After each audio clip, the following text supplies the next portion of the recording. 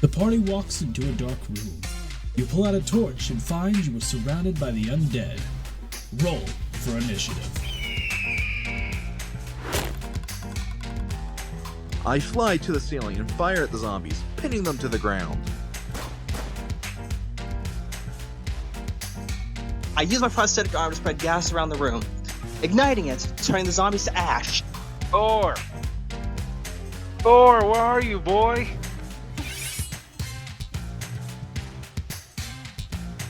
I cast Guiding Bolt, striking the scoundrels with the power of God! I pull out Betsy and fire a piercing shot.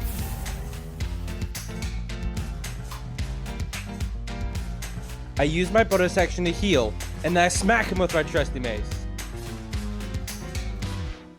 And then I smack him with my trusty mace.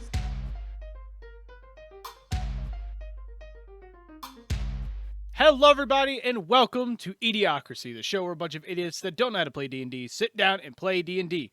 Once again, I am joined by the boys. Excitement. Excitement.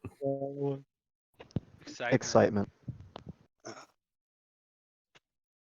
Well, that was very exciting. With that out of the way, it's time to hop into today's episode, which is episode 27, as we are going to be returning to the group in the city of Board. So, last time we left off, as soon as the music starts, Morgeth and Orilo decided to go on a quick little journey to the middle of town, right to the town square, and attempt their little antics of trying to get the ritual sword out of the altar. And unfortunately for them, Morgeth was already robbed of his items from a bad choice, and Orilo was there trying to ensure that he didn't die. And because he wanted the sword. I think it was more because he wanted the sword, but we're gonna say that for good sakes, it was also because he didn't want Morgeth to die. And so, as they lost that and Orilo has to drag Morgeth away, Morgeth is now unconscious, robbed of his items, robbed of his dignity, and robbed of his son and best friend, Gore, who is now missing. So we return to the tavern where Orilo has just arrived with Morgeth carrying him. I don't know. How do you want to be carrying him, Orilo? Like a baby? Sure, bro. Oh, okay. What, you don't want to carry him like by the foot, dragging him on the ground? Well, then he would ruin my shirt. But you're illegal. Well, carrying him. Point. So, you arrived there. It's about, it's almost 3 a.m. It's not quite, but almost. Maybe like 10 minutes to 3. And you go in there and you see that the place has, it's still got a few people in there. There's a little bit of, there's a little bit of like people talking and all of that, but but there's not that many. It's probably maybe like, I'd say 10 to 12 people left hanging out in there.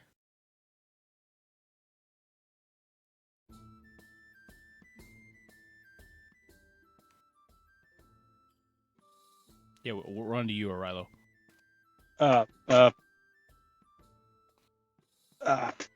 Damn. Guys, where was the room again? Morgoth needs healing. Vanessa looks up and is just like, "You guys went, didn't you? After he got his shit stolen, you guys still went." Yeah. Okay, set him down, please. I would. So, Vanessa like goes closer. Has Orilo set him down yet? Yeah. Okay.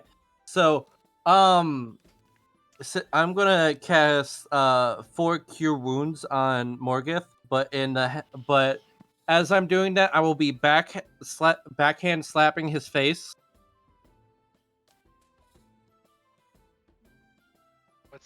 What's the health you're giving me? Yeah, let me just. Okay, let me Do the character. We'll do the character stuff in a bit. I just want to get the numbers down first. Okay. Should we just say full or? Yeah, we can. Yeah, that's fine. 7. 6 plus 7 plus 12. And then 13. 13 plus 12 plus 13. Okay. So that'd be. Wait, what? Wait. 6 plus 7 is 13. Yeah, plus 12. Plus 12 plus another 13. I rolled them individually. Plus 12 plus 13. So that's a total of 38. 38. Okay. That's fair enough. Anyways, as she's doing this, she's just like, wake the fuck up! Fuck! You complete imbecile. You still went after you lost your shit, and also, you could have fucking died. Good morning, Vanessa. Don't good morning me. At this point, I kind of wish that javelin would have killed me. Yeah, I know what I did. Okay. I would have thought you were smart enough to not go in just a t-shirt and underwear. Yeah, look, I was not in the best headspace when I decided to do that. Okay. I lost my kid, my stuff, my dignity. I'm kind of not in the best state of mind right now. Okay. Vanessa, I understand. go finish what you were saying. I was like, I understand you're mad at me. I'm very mad at myself too. I shouldn't have done that, and I shouldn't have went into Arilo's position. I shouldn't have put Arilo in that position either. And thank you for saving me, Arilo, by the way. When Morgeth mentions Arilo, Vanessa just kind of looks over, like glances over, and then when Morgeth was done speaking, she's just like, Arilo, you need healing. Sure. Cast. By the way, all the cure wounds were first level. But Vanessa's gonna cast Cure Wounds at the 3rd level for Arilo. And that is going to be... If it'll give me the number.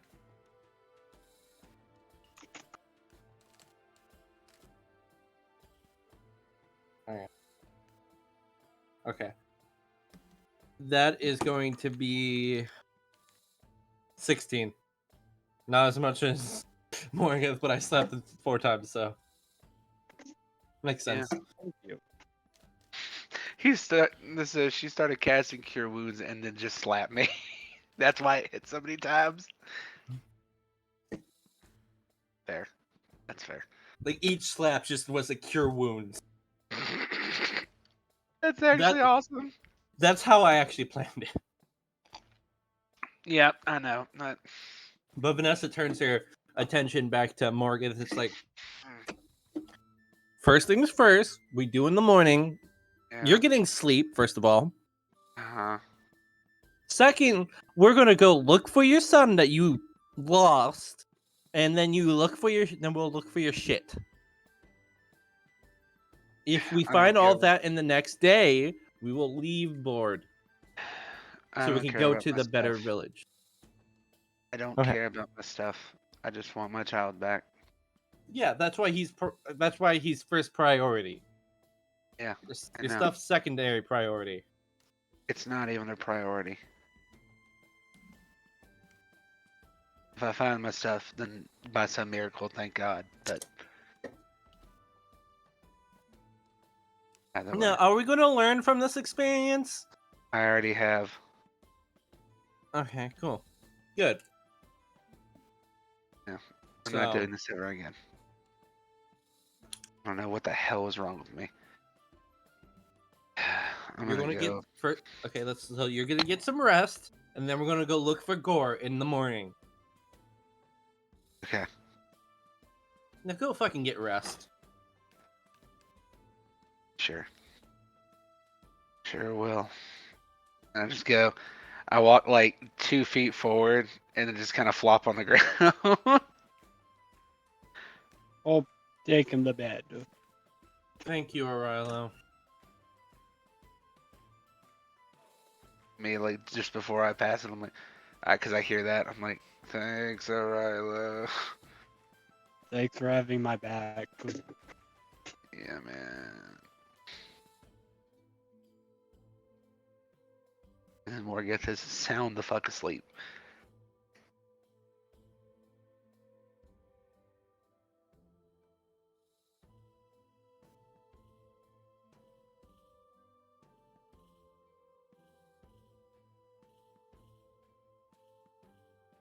And now it's dead ass quiet.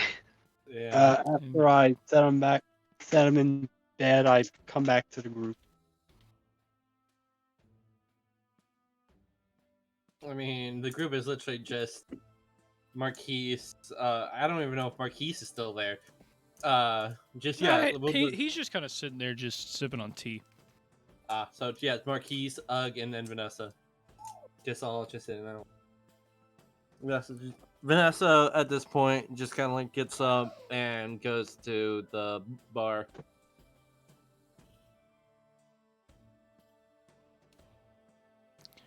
As you walk up to the bar, the bartender, there's no one sitting there. The rest of them are like at tables nearby, though, and the bartender is just sitting there wiping down the counter, and like they're sitting there wiping down the counter, and the bartender turns and just like, so, you get everything settled with your friend? Yeah. Can you give me something strong, please? Something strong, of course, coming up. And you see him turn around, and he grabs one of the bottles off the top shelf, and he grabs it, and he quickly pulls off the cork. You see that it's you see that there's about maybe like a quarter of the bottle left, and you see him pull out like some shot glasses, and he pours you a shot glass, and is like, just one. Probably 2 or 3. Of course, and he pours you a second one, and he kind of just leaves the bottle sitting there next to the shot glasses. How much would it cost? He's like, we'll worry about that in a minute. Typically, every shot is gonna be about 5 copper. How much for the bottle? You want the rest of this, or you want a brand new one? I'll take the rest. Don't want you to have to bring out a whole new one. Okay. Well, I mean, altogether, what's left in there? So I'd say it's probably about 5 silvers worth. Wait, no. Yes, 5 silvers worth. No, my brain was working. I'm like, wait a minute, 5 silver, because I was thinking of like 1.5 silver, because like 5 copper. I thought I was only giving you 3 shots worth, and I'm like, he just used 2 of them. What the fuck? Yeah. Vanessa just slides over a gold coin. It's like, keep the change. I'll just take the. She just kind of like grabs the bottle and shots and makes her way back to the rest of the group. Yeah. As you hand it over, he quickly, just puts the gold coin in his pouch. He tips his hat a little bit, and then you end up walking off. And as you like walk back to the group, Marquise, who is sitting there sipping a tea, he finally finishes, and he goes, Well, it seems like tonight has been pretty eventful. Eventful. I think I am going to get a little rest. So all of you have a very merry night, and I will see. I guess I will see all of you in the morning. Of course, Marquise. Have a good night. Of course. And you see him like kind of walk up to the room, but you can see him on the balcony somewhat above you. He just kind of like stops there at the railing. Vanessa's just like, hey, Riley, you want a shot? Sure. Vanessa just like slides up one of her shots to him. Gonna need one after tonight. Two. Luckily, you were there, or else Morgeth might have actually died. I guess I can say the same. Luckily, Morgeth was there, or else I would have died.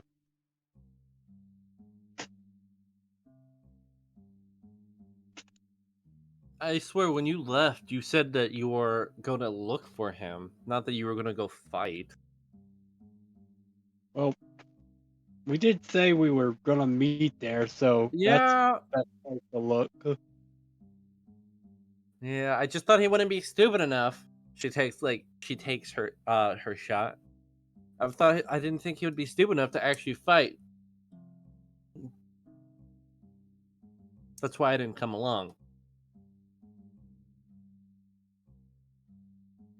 Well, you should have known that we do stupid things. So.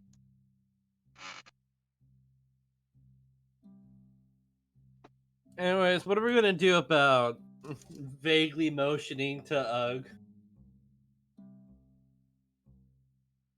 I don't know. I was hoping we would have found the answer that Hestia. Take a huge Anyway, gulp in the shot to slam it down. you think we should take him up to the room? Because Marquise isn't gonna use it, so might as well put Ugg in as well as Morgeth. Let them get their Sure, why sleep. not? Be for the best. Yeah, I'll let you do that since you're Goliath. Obviously, I'll refill your shot right before you come back, though. Heck. Come on, Ugg. Let's bring you the bed.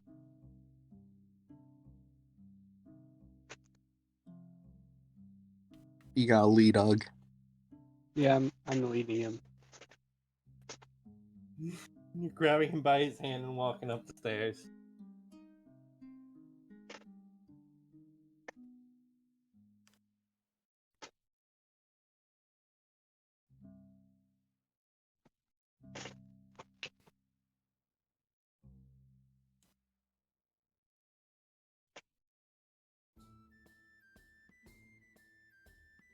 I'm assuming he says it's dead quiet. We're just gonna say that Ugg's already upstairs and Aurella's coming back down, just to not leave a lot of silence.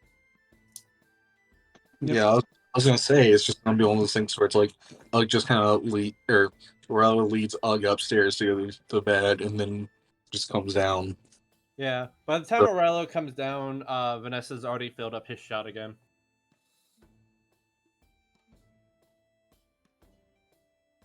Very good. Another shot of ale.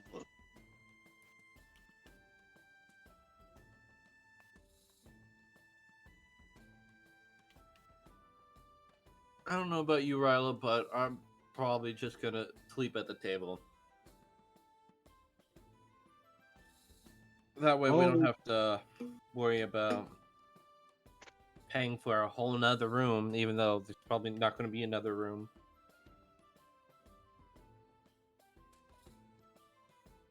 Plus, I can just blame it on my drinks. Yeah.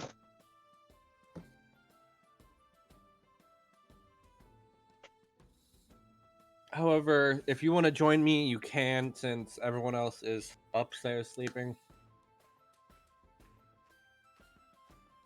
And I'll probably leave another gold coin for the barkeep for letting us, if he lets us sleep.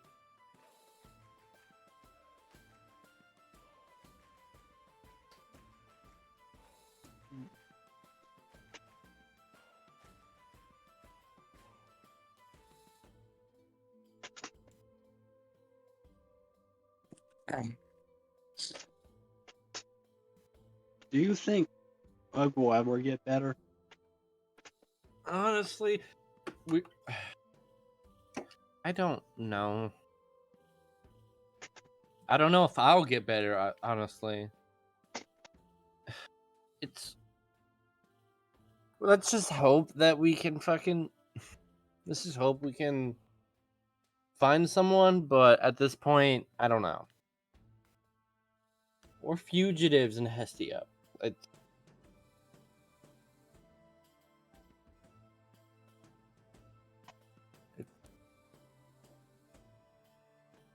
Maybe there's a magic place around here, bro. Maybe, but first things first is finding Gore again. Yeah. Anyways, I'll see you in the morning. She then just lays her head on the table and then goes to sleep. Oh, good night.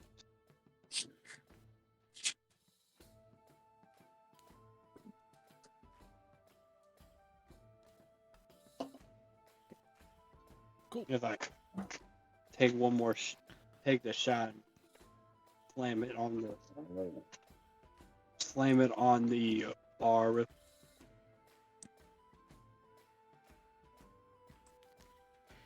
You mean table since we're sitting at a table, not a bar? Oh, at a table. He's always looking for a chance to use bar. He is. Do you not understand? He's always looking to get a drink, man.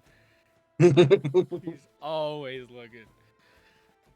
Okay, so that's pretty much everyone asleep, right? Yep. Yep. I don't know where Okay. I was going to sleep, but yep. So, Riley, you're gonna sleep at the table, right? No, he's gonna sleep at the bar, Johnny. Literally just stands up from the table, walks over to the bar, passes out. He just goes to sleep. No, he literally crawls up onto the bar.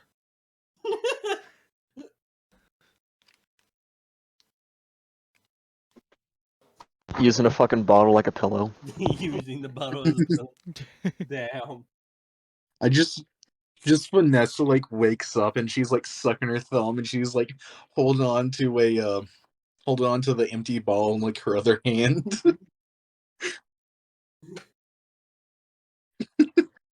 Just when she wakes up. Okay. So, well, with everyone asleep, essentially, we're gonna take a nice little long rest for everyone, I guess. Morgeth, you're not waking up in the middle of the night, right? Nope. Okay, cool. So, cool. It looks like rest it is. yeah, long rest for everybody. And let me check. Long rest. Y'all went to sleep about 3 a.m.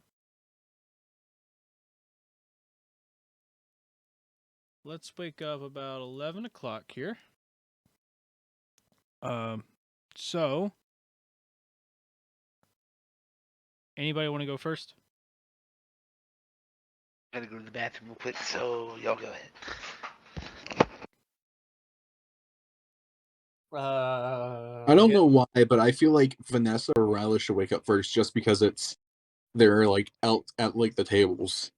Yeah. I was about to say, like, I guess Vanessa or Riley can wake up first.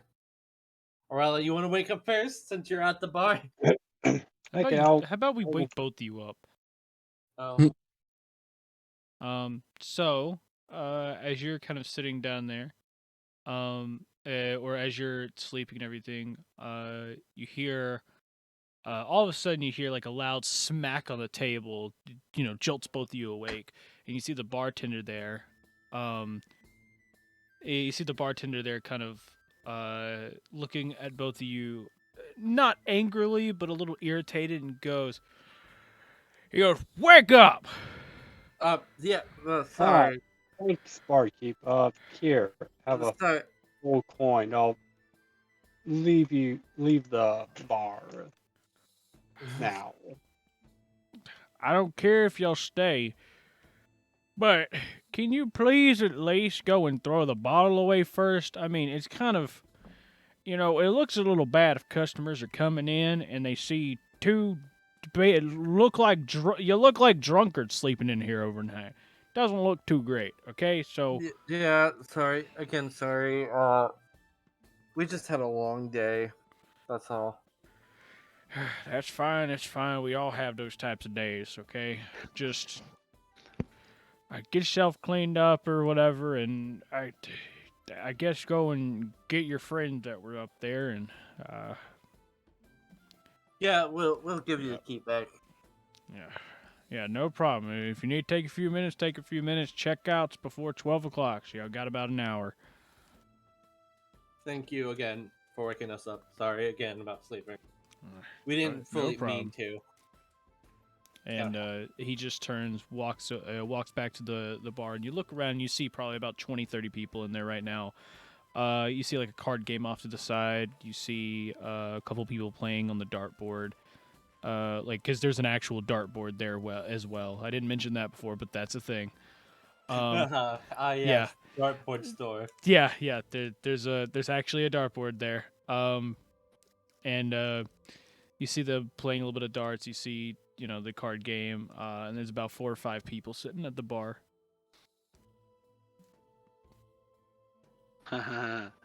We had a long day. Vanessa kind of gets up and then goes for the stairs. Like, hey, Riley, you want to help me wake them up? Sure. Well, at least, hey, you want to do a favor and just vigorously shake Morgeth awake? Okay. And then I will wake up,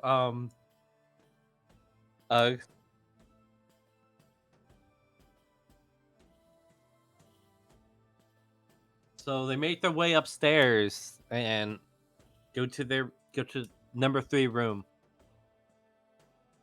I had to think for a second.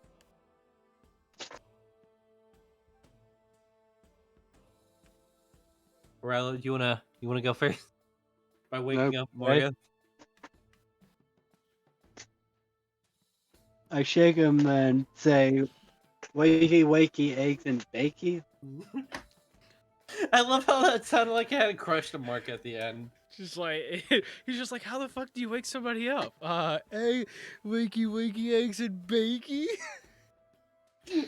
And Vanessa just slightly shakes awake, if it even wakes him up. Morgeth, now being awake, looks at Arala and goes, "Achy, you say? Well, don't mind if I do." And so I get up. Like, well, fuck. When they woke up, was Marquis still sitting at the railing? No. Okay. I was just wondering because they would have had to walk past him anyways, right? Yeah, they would have had to walk past him because he was basically outside the door.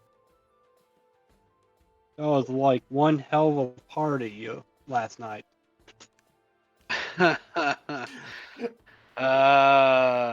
I'm still dealing with the hangover from that party. Yep, one big whack to the head can do that. And a javelin to the back. That could definitely do it. Question is Uggo awake from Vanessa shaking him? Yeah, Okay. he's just kind of staring at you. Vanessa, Big come ol'- on, we're getting up for the day. Just does like a rooster crow.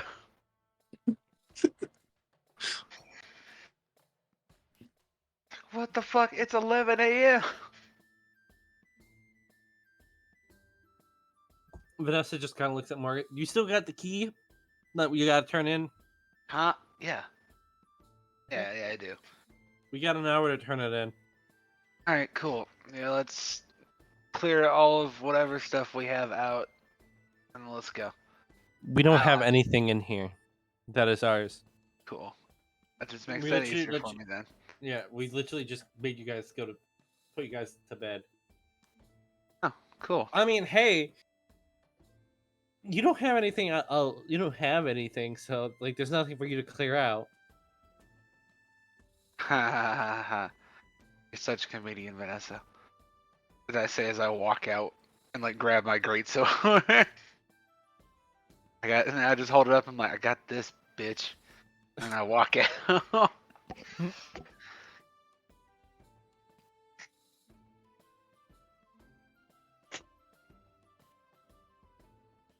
Vanessa just kind of like follows him out hopefully with Ugg in tow. Yeah, Ugg is kind of following Vanessa because she woke him up. Ah, yes. Not because Vanessa's Ugg's favorite, which kind of has been the implication, but just because she woke him up. I will be right back. I gotta go to the bathroom. Well, dang. Now I can't have any good talks with Vanessa.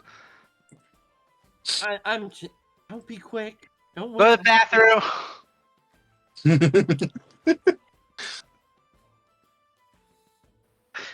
Insert intermission music here.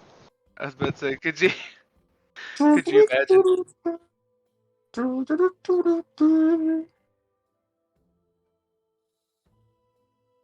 That's all I'm doing of that. Yeah. All right. Well, I mean, I guess Morgeth doesn't have a fucking copper to his name, so can't really do too much with that. Yep.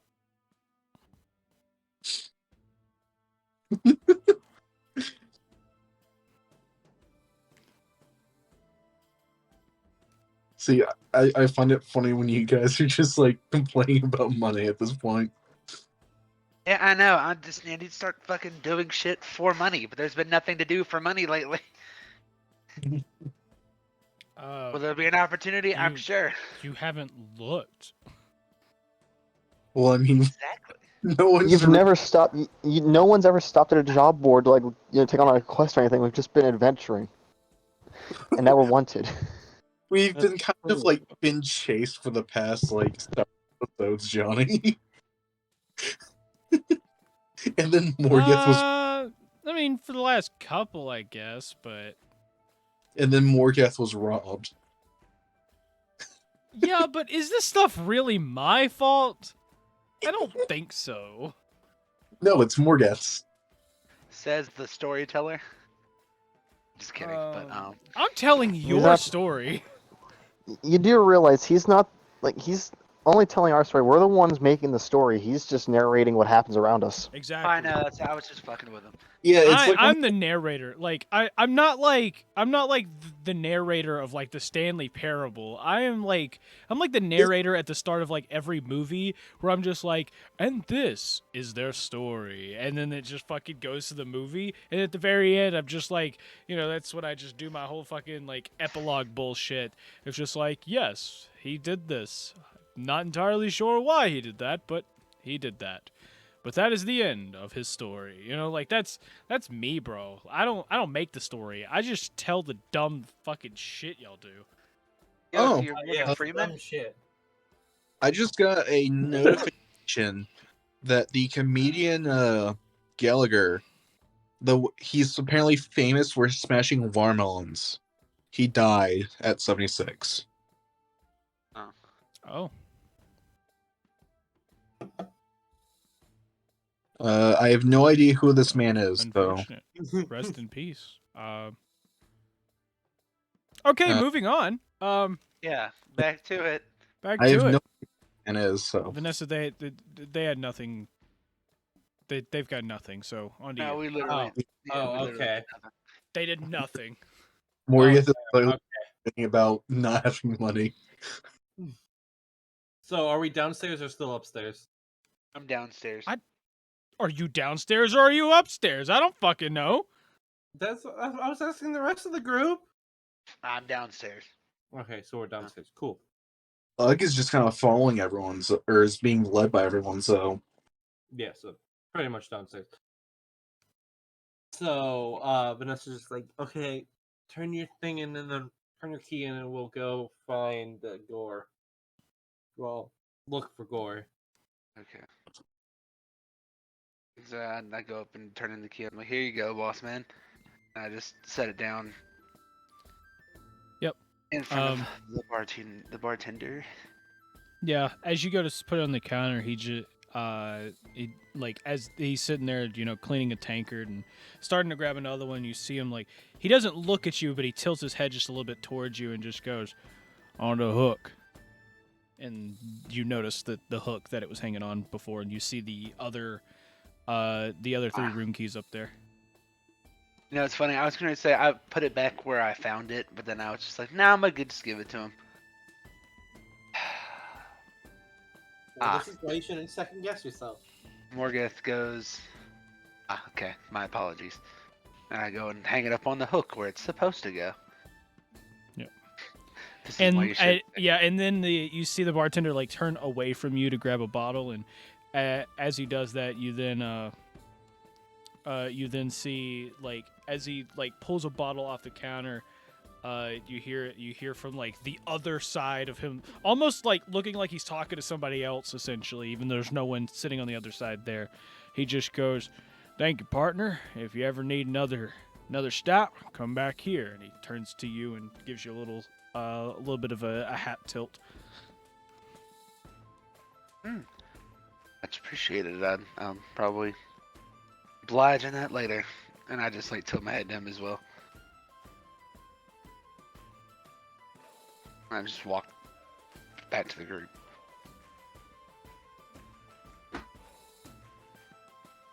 As soon as Morgeth gets back to the group, Vanessa's like, okay, does everyone got everything that they came here with? Except Yeah. Morgeth.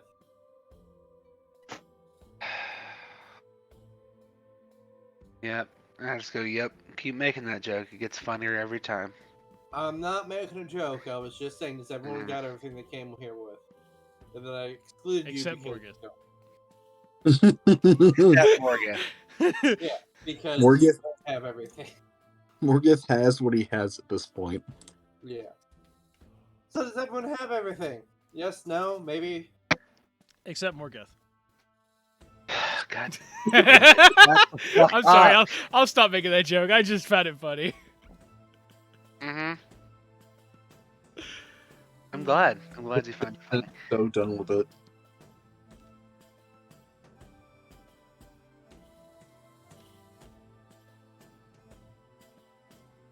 So does everyone else say yes? No? Maybe? I don't know. And everyone else, Morgan doesn't have shit, so come on, people. Yeah, I'm good.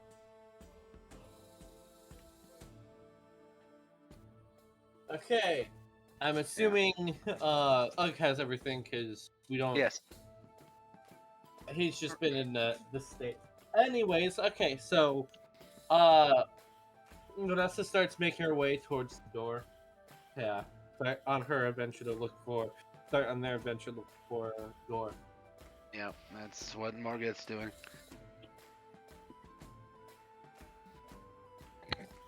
Okay. So, on your adventure to look for Gore. Yep. So, you walk out of the tavern, and just as you get outside, you look around a bit. You see, you don't see many people really walking up or down walk up and down. You see one person coming down, and you see it's not the trader you saw yesterday, but it was a different kind of trader, sitting with sitting down with a little carpet, like a little rug out with a few, clothes and stuff like that. Kind of like what you saw before, but it's a different person doing it this time. okay.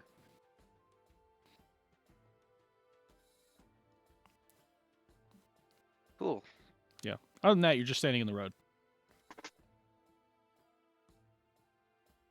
Is a wagon coming by? Okay, so Oh no, so it can hit me. No, I'm just kidding. Morgeth, do you remember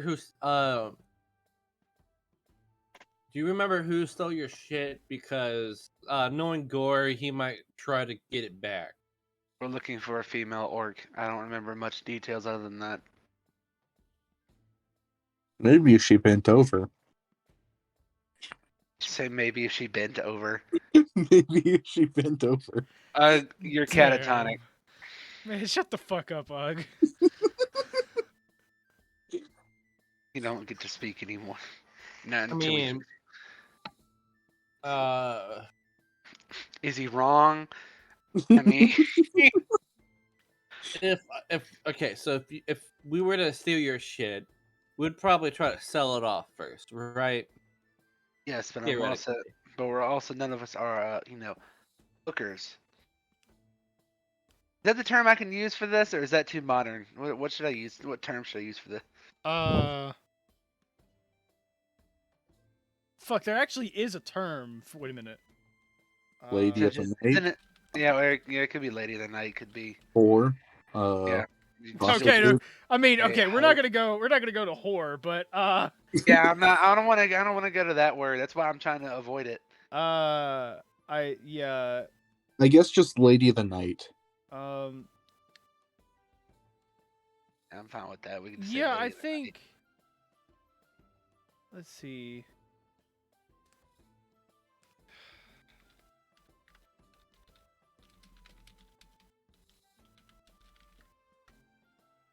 Let me see. How does he just I feel like a good way I'm of trying to putting find a Yeah. good like. I mean, what? Like, what do you want to say? Like a streetwalker or something? Like. I mean, I guess I'm just. Cause I'm trying to find like an actual like medieval. Name a harlot. Yes, that. Yeah, there we go. I was thinking of that. I was like, it was on the Yeah, I tip was of my like, tongue. I was like, fucking shit, bro. I'm like, bro, it was, dude. I was sitting here thinking, I was like, fuck, I know it. This is a word that's popped up in so many fucking places. What is this fucking word? And you're like, harlot, and I'm like, yes, but no. Okay, continue on. Yeah, either way. Yeah, but I'm not a harlot, so I don't know where they would go. Well, our best bet would probably be the market. Okay. Because at least knowing around here, as much as we do, since it's not the best, they'll probably accept stolen. Yeah, you're probably right. I think we should probably head there first. If we're real lucky, we can run into Gore arguing with a shopkeeper. Don't give him my deeds. He's not gonna go for. It's not really an argument if they don't understand what he says. What the fuck is this purple thing saying to me? He's a monster! Hey, yo, Orkaroth, this purple thing speaking to me. I don't know what the fuck it's saying, but it's saying something. Yeah, that's why I said for our best bet, our best hope is to find Gore arguing. Okay, But- yeah. Either way, let's do it. Let's go look for him. Just an old timey stoner like looking at Gore while Gore's like talking to him. Hey man, you seeing this too? The stoner unlocks the ability to fucking speak abyssal. Yo, this slime's spitting some real game right now, bro. Yo, Change the world. we should like elect him as, the mayor or something. The war chief. He knows what's up. This dude should be the war chief or something. He knows what's up. Okay, I know Gore's in this small, but I just imagine like a tiny purple slime with arms reaching out, like on a countertop, just berating a poor shopkeeper who doesn't know what the fuck is going on. Oh gosh. Okay, continuing on. yeah, what the we're fuck are y'all doing? We're going to the market. Going to the market. I've already said this. Okay, going to the market. Well, you said we're going to the market, and then y'all got shit going on. I'm like, I need to confirm this. I was like, I said one thing and then they Yeah. spiraled it. So okay, so y'all are going to the market. Where? Morgeth looks at Vanessa like sternly. Probably Town Square, since that's the only like market-ish that we know. We're Okay, in so you're gonna go to Square. Town Square? Yeah. Aren't we in Town Square? No, you're still in front of the tavern because I don't know where the fuck you're going. So I Town thought the Square. tavern was in Town Square. No. Oh. It's like 5 minutes down the road from it. Okay, well maybe I am just stupid. All right, let's go. Yeah. You theoretically can see it from here. Okay. It's well, then, just yeah, that let's it's go. down the road. All right, let's go to the marketplace in Town Square then. So, you walk for a few minutes, and then you end up there, and of course, once again, you see the crazed orcs, goblins, and orogs climbing at the top of that freaking tower in the middle, beating the shit out of each other. And as you're doing that, you notice there's a wagon coming pretty much like it's driving toward you guys, like kind of like away from the tea shop. It's not like it's not bearing towards you. It's just driving towards you, and you see on the front of it, sitting next to a goblin who's driving. You see a familiar face, which is your good friend Jackie. Oh, hey, Jackie. How's it going, Jackie? I just want to say this. Vanessa, you just saying "Hey, Jackie" just sounds like you're just about to break. Like Just the her way eyes like twitching and shit. Just like, oh hey, Maggie. I was mainly getting Dominic's attention. Oh, look who it is. It's a rabbit. but the way you said it, just perfect. He lost his Xbox controller. Bruh. Oh my gosh! He can't do anything. Now he found it. Okay, there we go. I want to make a joke about where he lost it. Where'd I lose it? He lost it up his ass. Oh, shut up. I was gonna say up your button around the corner, but anyway. Anyways, Jackie's here. Jackie. Say something, Jackie. Do something. Excitement. A comedian, this one. Very fun. So you don't tell the wagon driver to slow down or anything. He just sees us and keeps driving. He's like, Hey, listen, I forgot the last 5 seconds, You just see okay? the party and it's like, keep going. I don't know. Maybe I can clear my name and get it away from that.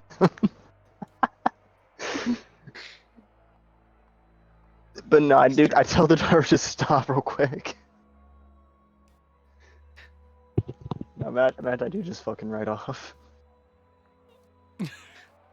turns over to the driver. Get me the hell out of here. He just starts riding by as he's just like, "Hi guys." Turns around, "Bye guys."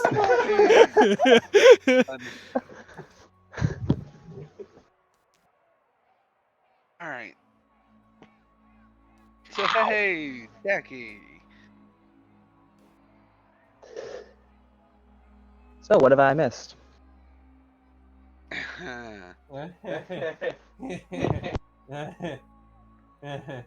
Honey. Let's not talk about that right now. We're looking for Gore. Okay, more? Uh-huh. Where are your pants? Where's your pants?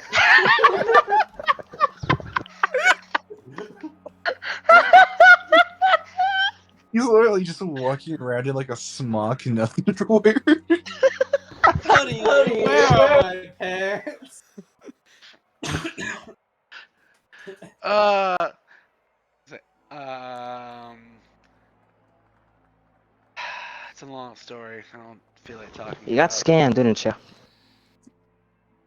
it. Worse, actually. You got robbed. Mm-hmm. Yep. Yep. I pulled a you guys for once and did something stupid. For once? Yeah. What do you mean, for once? Last I checked, you're the one with the highest bounty. Mm-hmm. You do be spitting facts, though. Wait, Last Jack time I still- checked, you guys got scammed by a scammer. So you know.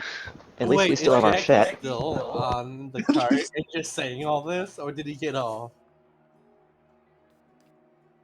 We're just gonna say I did say at jump least- off. No, I feel like he'd still be on the wagon because he would, because he could simply just tap on the goblin's shoulder to get him going. Yeah. He's still on the Yeah, wagon. I'm just still on the dangling wagon, his just feet back talking, and forth. Goblin just... That's bold claim for a man who's still sitting on the fucking wagon. You know what? Fine, I'll get down. And I proceed to jump off the wagon. And is that better? Yeah, what's up? And then like, yeah, no, well, at least I didn't get scammed by a scammer, and now we can't go to a tavern in Hestia anymore because you guys decided to not know how to do money. You can still go there, we just can't get any favors. Yeah. No, he still accepts our patronage. Whatever. I'm over this stuff. Let's just go find my child, please. And so Morgan just starts walking off. It's like, we're good to see you, Jackie, but I need to good get find my see you. child. Realize off to the market. Oh, Morgan's already walking. Like he's just fed up with everything. Yeah, Vanessa said that and just like started following. Anyway, so the market. What the fuck are you talking about, Vanessa?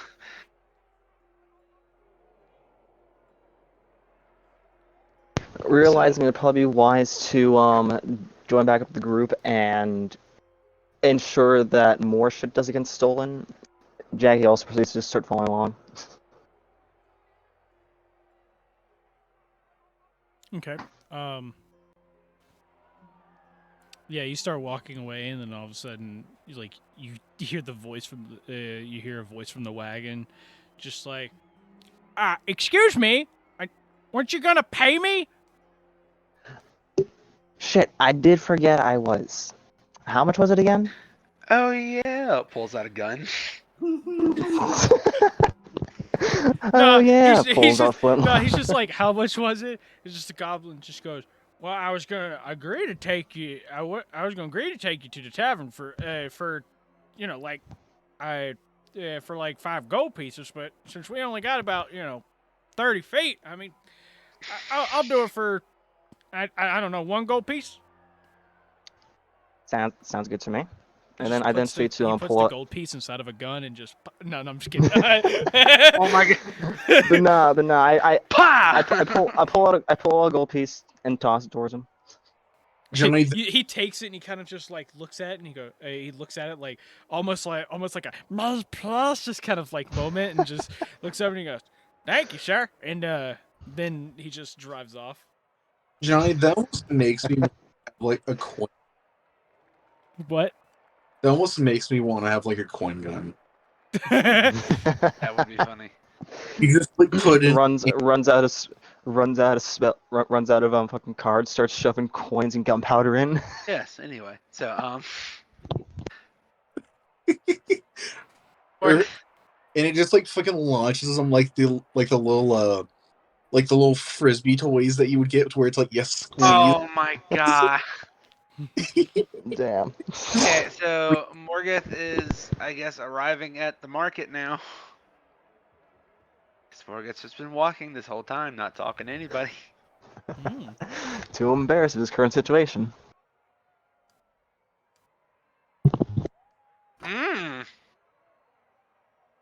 anybody else arriving at the market? I mean, Yeah. the whole group is. Yeah, we were all with you. You're all Okay, standing. cool. You were all standing in town square. Yeah, Okay, cool. Yeah, we were all we together. were all here. We still are all together. All in this together. Okay. Da-da-da. Okay, we should probably go to the blacksmith then. Okay. Because Blacksmith. yeah, I mean, where else would they like kind of Uh. sell some of your stuff? Yeah, I guess you're right. Let's go. I mean, general goods stores do exist. And so Morgeth makes his way into the blacksmith. He starts to look around to see if he can find his armor. So you head inside. You know just look around and everything. And as you look around, you see like a goblin and an orc. You know, both rush in like right behind you, almost knocking you down. And they quickly run in there. They grab like some of the shittiest freaking weapons that they could find and just toss some gold on the counter and just run straight out the door. And what? Is there like an archery shop or something like that nearby? Just a question. Question: would Ugg see it? Perception check? No. Would Ugg see it as in your? Because you're fucking Catatonic. yeah, you're catatonic. Does he need glasses? No, he can see things just fine. It's just the fact that like he seems like he's in a daze all the time. So would he see it or would he just be in a daze? He would see it like if he like looked at it, kind of thing. But he's not like specifically looking for it. Like, do we pass by it or like is it? You kind of here? do. It's on the other side of town square from where you like. So when you come in, it's to the left and it's across town square essentially, sitting next to the board game shop. Okay, if it's across the town square, no, he does not see it. Yeah. That's why I was asking about that. So, like if like I was gonna say, like if it was like a couple shops over, then yeah, of course he's gonna see it, and he's gonna like try yeah, to like. it's not on the side that you guys are on. The side you guys are on is where like the blacksmith, the tea shop, and the fish shop is. So there's a couple other places there, but none of them look like shops. But yeah. So Morgeth, you know, you almost get knocked down. They run out into basically the battlefield into town square, and you look around and you don't notice you don't notice like any of your stuff, but you do notice that like the entire time the blacksmith guy, he's kind of just sitting in a chair behind the counter. He hasn't even grabbed the money off the counter. He's barely even paying attention to anything. And you see him kind of just reading a book, and every once in a while he'll glance up. Okay. I'm gonna walk up to the guy at the counter. So as you walk up, you know, you see this kind of decent sized Orog sitting there reading a book, and he looks up. He looks up at you and then back down at the book, and he just goes, "Anything I can help you with?" Yeah, I'm looking for chess pieces. Anybody brought in any like specific looking chess pieces at all? Like any decent looking chess pieces for like a trade or something? He looks up at you for a second.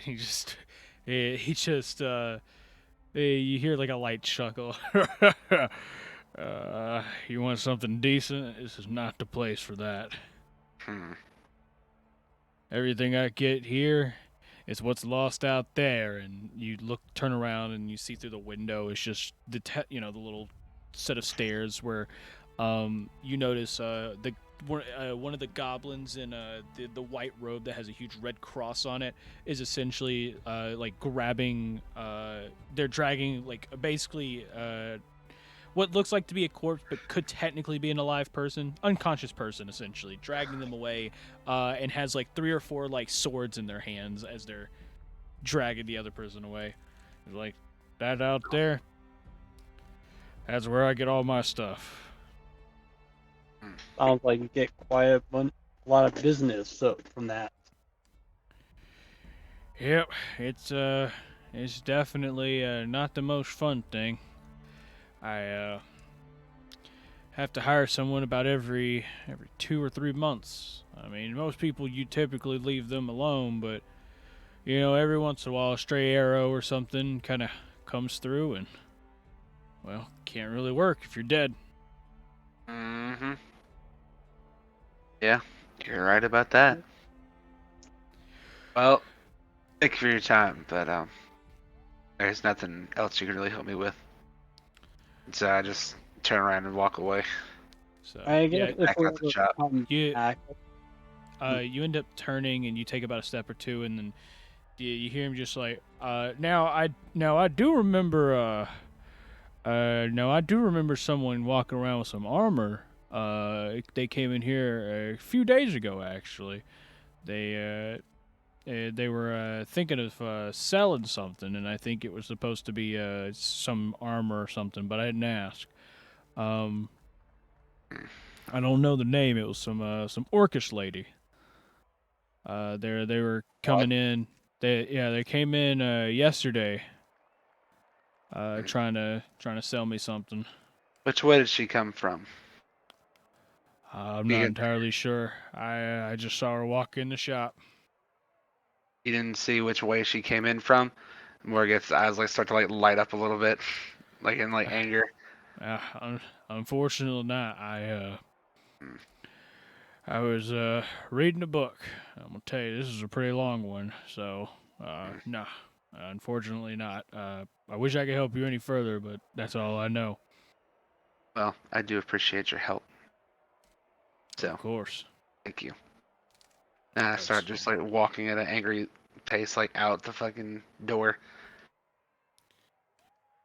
And as you're starting to step out the door, it's you hear him once again. It's just like, wait a second, and then you see a pair of pants fly across the room and just hit you right in the chest. It's like, that's on the house. I nod my head to the guy and just to say, thank you. I greatly appreciate it. And then I put the pants on. About damn time you put pants. Yeah, okay. That was Whatever out of you character, say. by the way. Ah, okay. If that was in character, I was like, okay, Vanessa, whatever. I act like I need pants on with these thighs, and I just start showing off my thighs.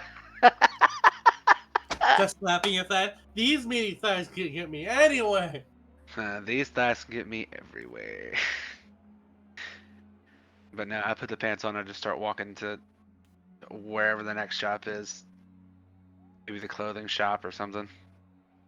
Vanessa just just kind of chimes in. It's like, hey, I'm gonna see if I wants to go to the archery shop since he's, archer.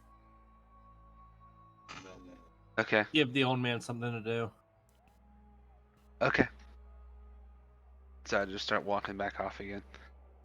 And Vanessa just kind of leads to the archery shop that they saw earlier. Well, yesterday. Okay. So you walk across the town square there. Walking around the huge fight, and you walk into the shop with the huge bow on the front, and as you walk in, you see a goblin. You see a goblin sitting there behind the counter. He's got a bow kind of on there, and he's kind of you see him. He's got a knife, kind of basically carving it.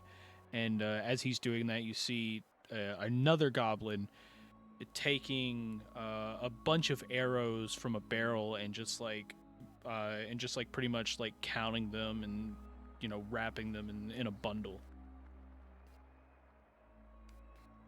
Upon entering, kind of just walks over to the bundles of arrows and picks up two of them, and just kind of hugs them dearly. Okay, so you want to buy those arrows? Just kind of like shakes his head a little bit.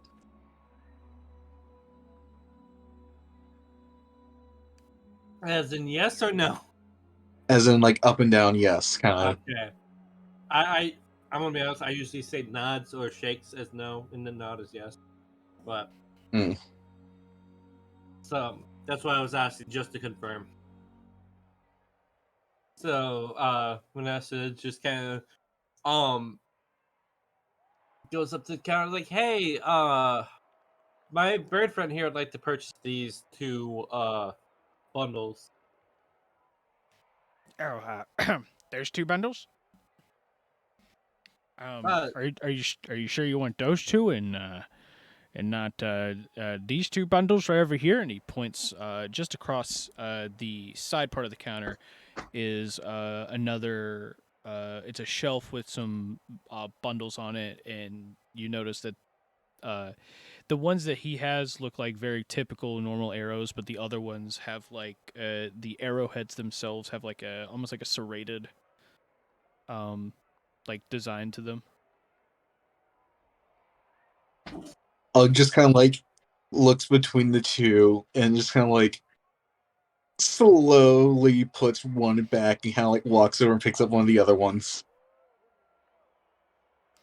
But he's kind of like he's just kind of like constantly looking back at the other or the normal arrows though. But he's got one bundle of those serrated arrows and one bundle of the normal arrows at this point. It's like Vanessa's like, "Yeah, my bird friend would like one of the serrated arrows, I guess." He's a bit old. I can see that. Yeah, he doesn't talk. So, how much would both of those bundles cost? The normal one that he's got, that bundle is going to be 1 gold piece, and the other one that he's got is going to be 3 gold pieces. Quickly like just kind of like grabs like 4 gold pieces and just kind of like shows Vanessa like, is this enough? Vanessa nods and then goes to grab them.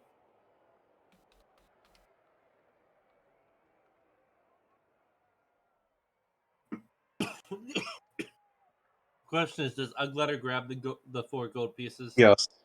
Okay. She then sets the 4 gold pieces on the table. It's like, this is enough, right? Yes, yes, that'll be enough. And he quickly grabs those and shoves it in his pouch. What should I add for the serrated arrows? Just a +1. Oh, cool. So 20 +1. Yeah. Yeah. So I'm at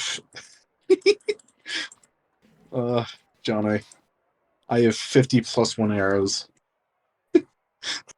I didn't use any of the last ones. Like just has He's like just been collecting them. He's been collecting like Pokemon cards. It really is.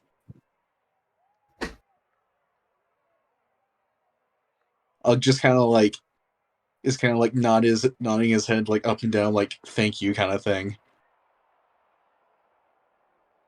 Well, she just kind of gives him thumbs up. It's like, yeah, they're yours now, buddy. And just kind of like tucks him in his bag or his backpack, or just kind of wherever he's his arrows. Yeah, wherever he stores his arrows, we don't know. Yeah, we don't know. He just like he just tapes them all to like the right under his feathers. I mean, usually you would store them in quiver, but That's what he's doing. That's what he's doing with the arrows. He's throwing them in his feathers like Marquis. Oh my god! like Marquise. Maybe every once in a while you'll find a corn chip in there. We never know. I could just imagine someone like violently shakes him and just a bunch of arrows start falling out. He goes for an unarmed strike and just magically accidentally just fucking decapitates someone, and he's like, what the fuck? And then it's just like he remembers that under his feathers with his wings, essentially he's just got it full of arrows. He gets like pat down somewhere, and it's like they found like a teapot. they find like a whole bunch of like just like tea bags. You know, they find like arrows. Gosh.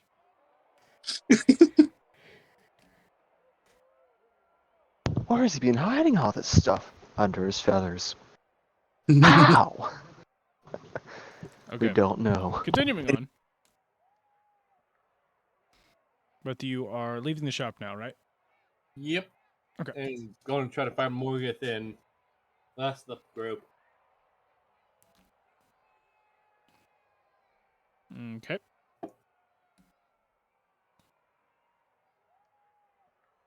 So, you walk out. I mean, it's super easy. You find them, essentially.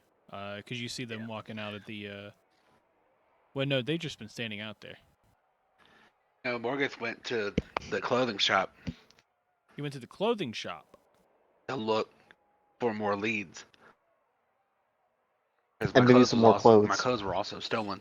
You mean Not just armor. You mean that clothing, like, stall person that was near the tavern? I don't know. Is there any clothing people in the town square, or is it just that one place? It was just at one place. Okay, well then never mind. I guess. We see him walking back to the fuck to get more clothes. He walks across the street, goes to like this random person's house, knocks on the door. Excuse me, have you seen a lady come in here and try to sell off a bunch of like armor? And Why did you give Morgeth a country accent? I don't know, man. Okay, shut the fuck up. He likes his sweet tea. I like my sweet tea. Okay, shut the fuck up. Okay, Morgeth. It's ironic because like I actually don't like. Well, I like sweet tea, but not that much. I love sweet tea, man. Every time Granny goes to a restaurant and gets unsweetened tea, and they screw it up and get sweet tea, she brings it straight down to me. Hell yeah. Yeah. Okay, moving on. Yeah. They meet up with the rest of you. So how did it go at the archery shop?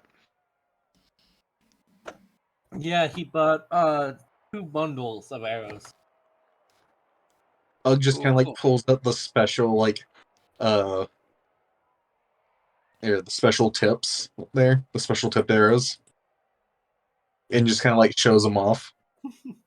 He pulls out the special tip and shows it up. At least they didn't say he pulled out his special tip. Exactly.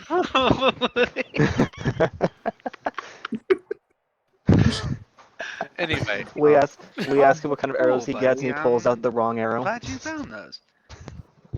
Anyways, and I just start like sort of pacing back and forth. This is like I don't know where the fuck I'm supposed to go because I'm in a confused rage. Hey, I'm Morgeth. So, where should we go next? Where do you guys think we should Hey, go next? so Morgeth, have you you guys want to go to the clothing clothing stall near the tavern again, or? Am I being ignored now? Hey, Morgeth, I think you're annoying Jackson. Am I annoying Jackson? Why am I annoying I said ignoring, not annoying. You. I said ignoring. You said annoying. Ignoring? Yeah, ignoring. I can't hear a word he's saying. If he's saying anything to me. Yeah, he's. Can you hear me now? Yeah. Has anyone else heard a thing he said? Because I have not muted him. Yes, he's very fucking loud. Did you You've just mute been him? talking over me. Am I muted? No, I haven't muted him. Why am I not hear him? Who do you not hear? He doesn't hear. Yeah, Justin can't hear Dominique apparently. Yeah, Dominique, can you hear Justin? Can you hear Justin? Yeah, I can hear him. Okay. I can hear him. So Justin can't hear you, and Justin, you did not mute him by accident. No. is his user volume up? Let me right click. Yeah, it's all the way up. Yeah, he's not muted. Why don't you And you leave? can't hear me. Yeah, that's what I was gonna say. Cause That's what I was gonna say. there Gone. he is. Okay, now I can there hear we him. go. Now you hear me? Yeah, now Okay. I can hear you. I'm like, I'm not purposefully ignoring you, my friend. Oh man. You were like, Yeah, no, I, ignoring like he was Jack? trying to Like, talk to you, and the entire time, you just kept talking and talking. I'm like, did Justin the mute best- him or something? Like, did he the annoy best him part is- that much when he left? Like, holy The, fuck, be- man. the best part is I said am I being ignored in character? I'm being ignored. Because he was still talking you were talking No. in character, so in character I'm just like, am I being ignored right now? Oh, Jackie, I'm not Anyways. ignoring you. I just wanted to hear you. Apparently, I really couldn't was hear in me. a confused rage. anyways, back in character. So Morgeth, have you tried checking at a general goods store yet?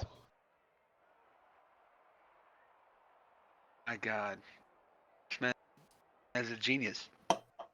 Say, I meaning it, but also with like a smirk on my face, just because, just to piss him off a little bit. Like, yeah, no, that's a good idea. Let's go. See if we can find a general goods store. Can I roll for insight to see if he was so I can figure out if he was being genuine or not? Like her character wise. Yeah. What the fuck? I literally said I'm being genuine, but just with a smirk. Yeah, the joke here is you're like using a smirk, so therefore. Okay, well. Yeah, Morgeth needs to roll persuasion. Okay.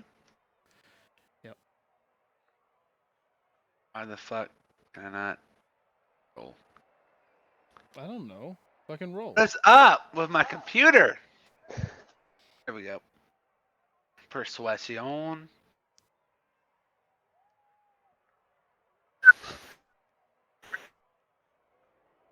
Well, good news. I can see that you're being genuine, even if you are trying to annoy me. So therefore, I'm not annoyed at all. Okay, cool. That's good. That was a dumb Anyways, interaction. I mean, we've had dumber, so I can't really. Yeah, that still comes Not close from though. you. And not from you. I'm just saying, like in general. By the way, so I guess I'm gonna start looking around for a general goods store. Or just like a general store. You know what I mean? Got to roll for that, or Gore's our top priority. Oh, let's find my stuff first. I think the conclusion was. I think the conclusion. I'm pretty sure the conclusion that Vanessa came up with was, we're trying to find out where his stuff is at to see if we can find an angry slime yelling at people. That's exactly what she said, and that's what I'm going with. Oh, okay. Because I feel like Yeah, Gore I would be a true homie and do that. Yeah, I think they're expecting Gore to be somewhere. So. Okay. Jackson doesn't know what the plan is, so he's just like going along with just going with going on, trying to figure out what's the plan. We don't have a plan. We're looking desperately for my everything. Desperate. You are desperate. Yes, Morgeth is desperate for attention. You're desperate. I'm desperate for attention of the very fun variety. Listen, this is how you got into this situation to begin with. Oh, I know. Desperate. He is gosh darn desperate. So fucking Alright, anyway. desperate for attention. Okay, so he's gonna go look for a general goods store. Yes, I'm gonna look for a general goods store. Yeah, so you're just gonna walk around the area until you find one? I mean, I said, can I roll to look and see if I can see one? I mean, are you gonna see if you can see one right where you're standing, or are you? Yeah, gonna from walk right. around? Yeah, from right where I'm standing. And Well, if I then you can't don't see it, one. Okay, I'm He needs to a walk around. He needs a sign he cannot see. Okay, Right. you're gonna walk around. describe walking where. I mean, you're walking around town square, of course, but like, I mean, know, I'm just looking everywhere where- to see if I can find either a general goods store or if I could find a purple slime just sitting somewhere. nope. Neither of those. Unfortunately, not. Neither. Neither things. Nope. The only stores you see are the fish shop, the tea shop, the blacksmith shop, the Fletcher shop, the board game shop there, and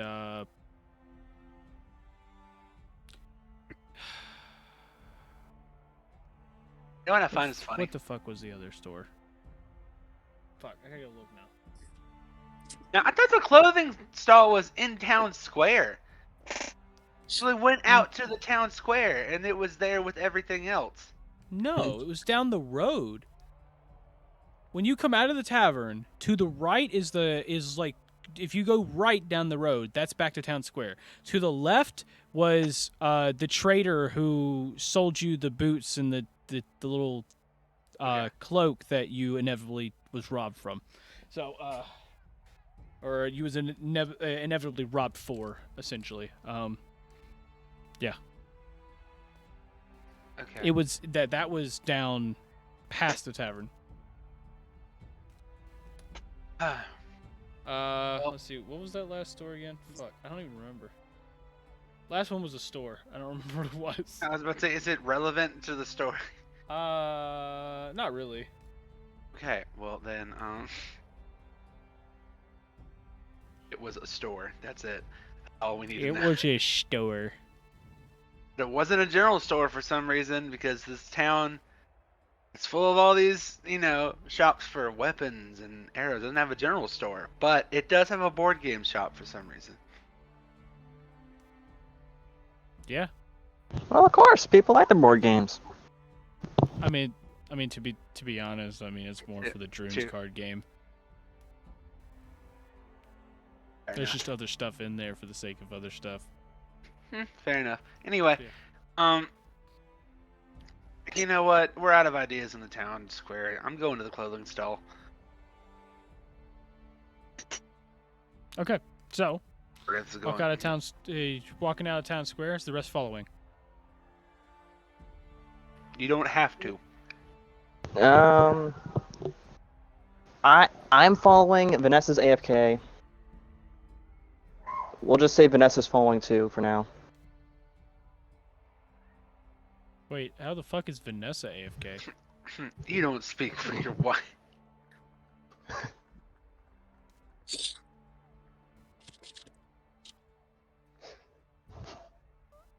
I think the funny thing here is I said Vanessa when I meant to say Travis.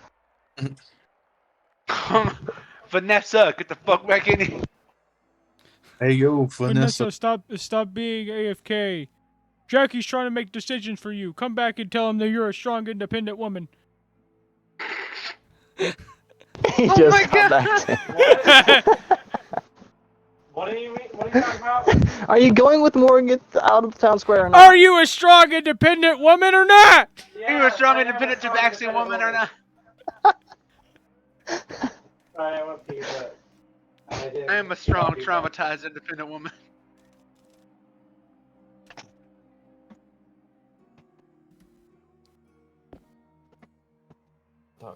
Okay. Cool. I'm back. Cool. Are you following character. Morgeth out of town square? Yeah. Okay, cool. So it looks like everybody's following you out of town square. Is there anybody? Does anybody object to following Morgeth out of town square? Okay, cool. Morgeth, you're going out of town square, and you start walking down the street for a bit, and you hear a voice from behind the party, just yell out to all of you, "Hello, friends! How are you?" And as you get a glance behind you, you see Marquise kind of standing in front of the tea shop, just like waving to all of you. hello. Well, Vanessa waves back. Oh, hello, Marquise. did you catch what me and Morgoth did last night? And he walks up and he goes, no, I did not. I remember seeing both of you coming back very hurt. And he points to Morgeth and goes, and you, Morgeth, you almost dead. Yeah. Yesterday was not a very good day for me. Uh, I see. I rode off the high of some fun shopping and got a little too carried away. So, Yes, and yeah. unfortunately, your slime friend disappeared. So, I bet you are not in the greatest mood right now. I am not. By the way, have you seen him at all? Like, any sign of him? Nope, I have not. I have not seen anything of that or where your clothes have gone because for some weird reason you did not have clothes for a while. Yeah, that's also part of the story. I don't want to talk about it. Okay, rightly so. Well, where are y'all off to? To the, ironically enough, the clothing stall to see if we can find my stolen items. That is good. And if not, then let's find you some new clothes because this Yes, this is di- not working for me either. So if we can yes, find somewhere, it does not seem that it is definitely not working as this is not this my this I style. shirt mean, does not fit you well. And I I mean, don't like the at least pants. he's got pants on now. At least he is. He does have pants on. I do see that, and he like quickly puts his arm like around Morgeth and starts leading him along. It's like, where did you get those pants? Orog guy from the blacksmith shop. I see, I see. Well, I hope you thanked him. I very much did. Okay, well that is good, because I know him, and well, I have to say that he doesn't really take too kindly to some people, but since you were able to get some pants from him, just you know, if he gives you any sort of armor or clothing items, it means he actually likes you. So Oh, take that in the good. highest regard, and he gives you a hard pat on the back and goes, "Well, on to this clothing stall you were talking about." Yes, sir. So Morgeth keeps heading to the clothing stall. Yep. You walk down a bit, and then you end up passing the tavern, and about 40, 50 feet down the road, you see the clothing stall where you see a goblin sitting there, looking around, and there's another person who's just like standing. It's another one. It's like an orog, just kind of standing there, in front of the stall. Kind of like stroking his chin and just like looking at some of the smaller clothes, essentially, trying to decide something. Is there anything you would like, or I'm just I'm trying to figure it out here, okay? Just look, it's my daughter's birthday, and I'm trying to get her something, and I'm not entirely sure which one of these. I mean, should I get her something that just shows that she is a strong warrior, or should I just go ahead and get her something girly? I haven't figured that out. Well, either ways, you're holding up my customers, and seeing all of you walk up. Hello. Anything I can help you with?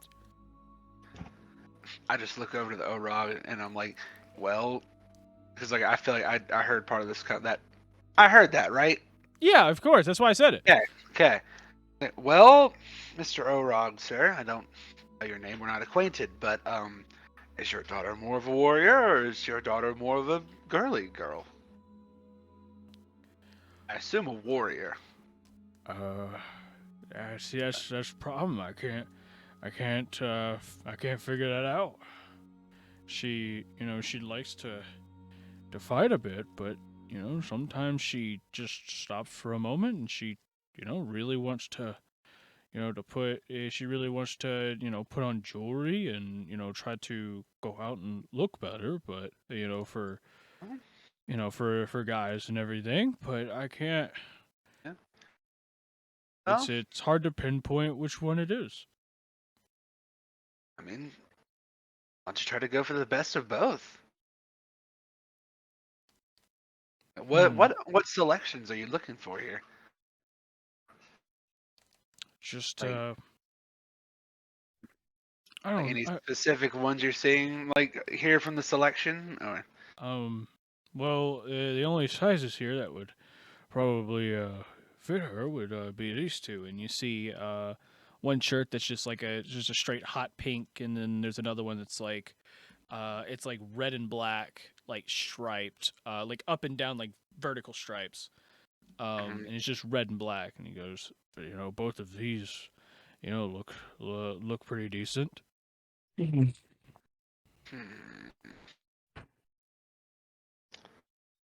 So you said one's a hot pink, and then I heard the red stripes, but It's a red and black vertical stripes, stripe. Yeah. I kind of want to see Morgeth wearing hot pink. It's not from Morgeth. Yeah, this is not from Morgeth. Morgeth's not making the selection here. I'm trying to help this Orog out. See, on one hand, like I don't want to make him choose the hot pink because I don't want to seem like a basic bitch, but I also don't want to make his daughter look like Freddy Krueger.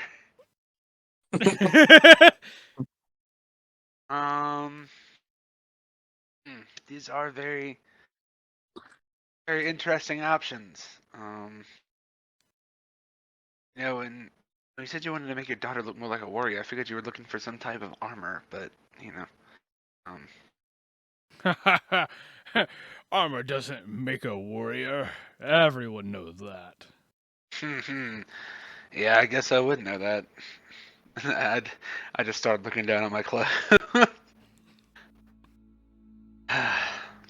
Well, I don't know. I think if I had to go with the choice, I would say maybe try the hot pink. You think so?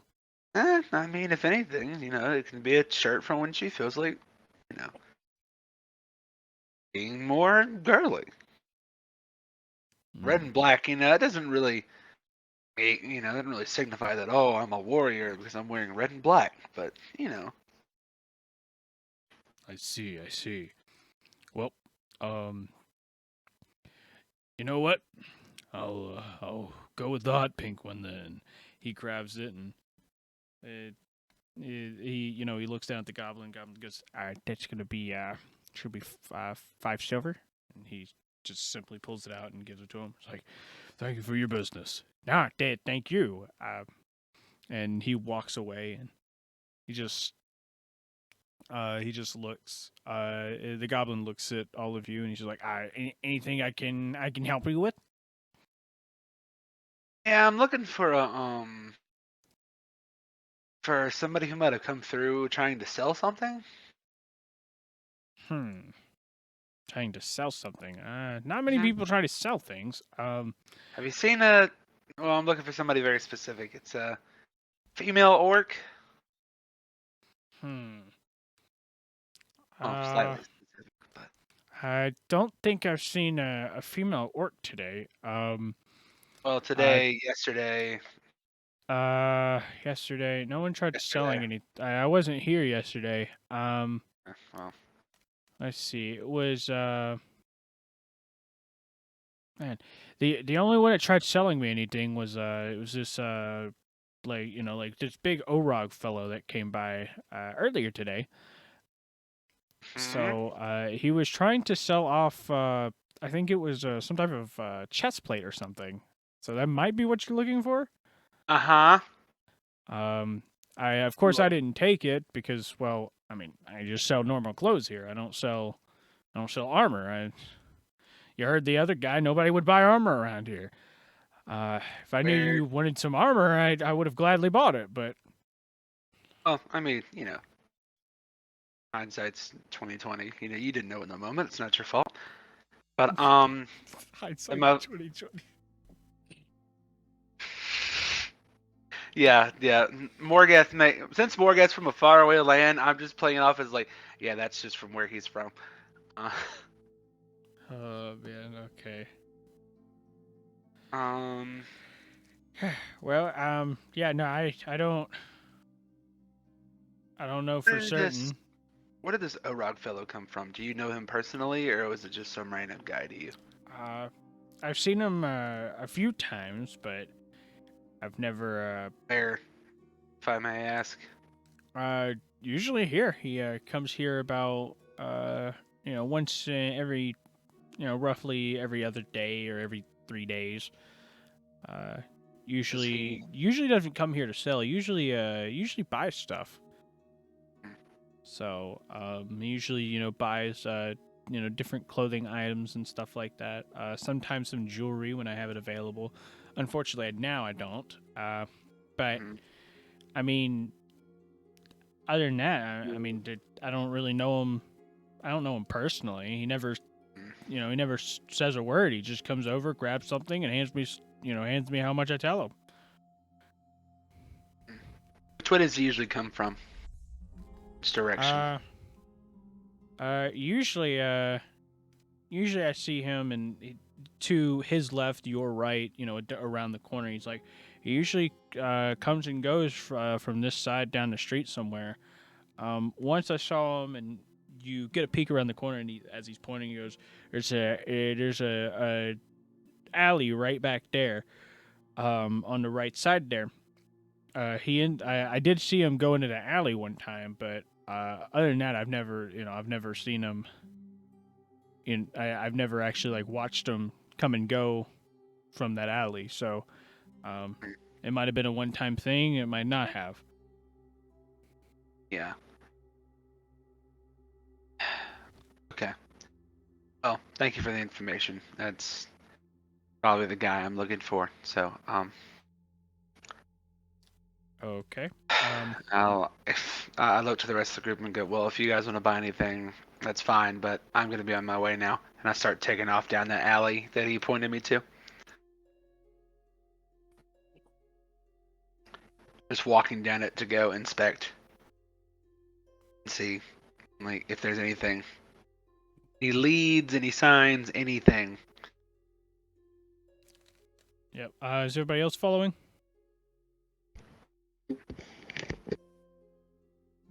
Is anybody going to buy anything? Everybody else following? Everybody else beside the catatonic one is now muted. Oh, never mind. There comes Shafts. And there comes Rilo. Yeah, I'm coming. Okay. Same here, and I got confirmation that Vanessa's also following. Okay. So y'all end up following, and so Morgeth, you're going to the alleyway, right? Yes. Okay. So you end up walking up to the alleyway, and you see that the alleyway doesn't go that far. It goes back about 15 feet once you go there, and you see a door there, and on the door is one of those. It's one of those doors with the little the sliding door on it. So you look at you're looking at this wooden door. It's got a metal frame on it, and it's got a little like a metal sliding door essentially. And as you're as you look at this, you then see in the door itself, you see a slight little carving that says 23. It says 2300 or 2300. Mm-hmm. But it's it's kind of faded into the door.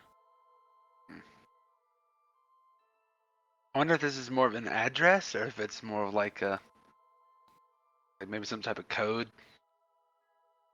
Or maybe it's the time that it's open or something like that. But we're just gonna go up and knock on the door. You go and knock on the door, and nothing happens. I start knocking like super hard and super loud. Nothing happens.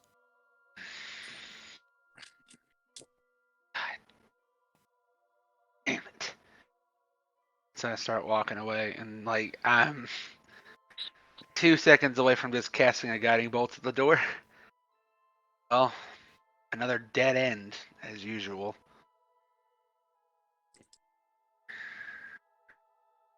Fuck.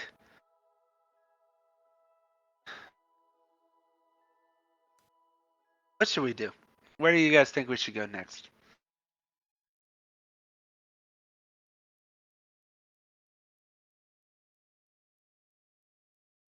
Hearing zero answers from anybody, Morgeth just starts taking off and just wandering around, looking through every nook and cranny he can find. Okay. Just to try to find gore at this point, because he's like, fuck my stuff, I just need gore.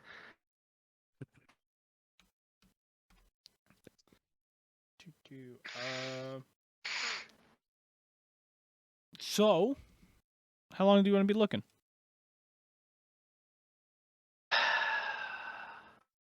How long does it take to go through an entire city? Going through the entire. It's gonna take you a lot more time than you think. Yeah, I'm assuming like a day. Probably more than that. It'll take a while. Yeah, well, I spent 7 hours searching around the town square area, so I guess I need to go find somewhere else.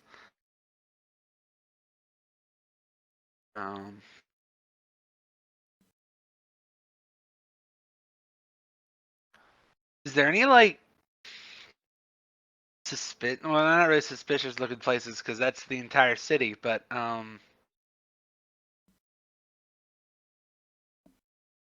is there? Yeah, they're like dark alleyway looking like doors or whatever that could be like secret blah blah blah like hideouts or like marketplaces or something. Anything?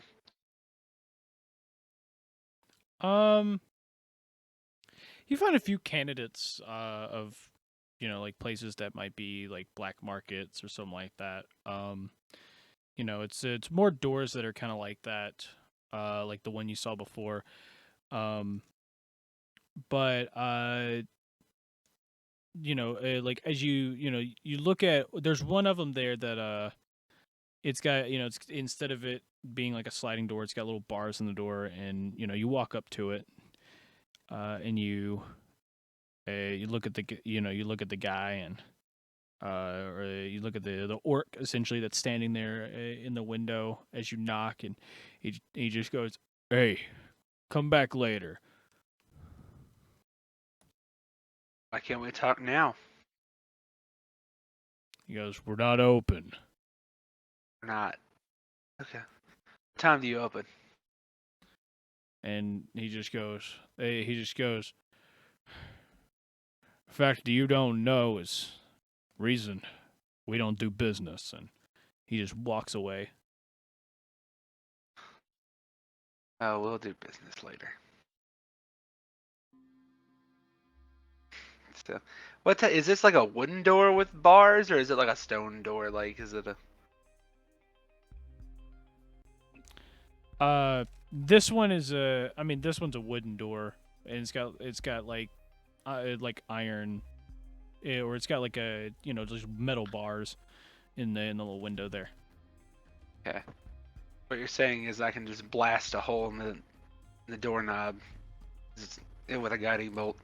You said I can make a small hole with it, not a massive one though. I mean, you can surely try. That's funny. That's what we needed. I mean, as long as it hit. Morgeth casts guiding bolt precisely. Like right at the fucking door. I basically just put my hand on the knob and just like cast guiding bolt. You just cast it like 5 times. Oh my god. I'm not gonna lie. Yeah. This is just making me. This is just making me think of he casts Guiding Bolt stealthily. I wish I could cast Guiding Bolt stealthily, but That'll be impressive. it would be. But just go fine. We'll do business later. And so I go walking around checking more doors just to see if I can get anybody to talk to me. Nope. Every other door that you find that's similar to that, you find 4 others in total, besides the 2 I told you about. Each of them looks slightly different, but you don't get answers from the other 4. And but the only thing that you have noticed so far is that each one has a very faded carving in there that says 2300 on it.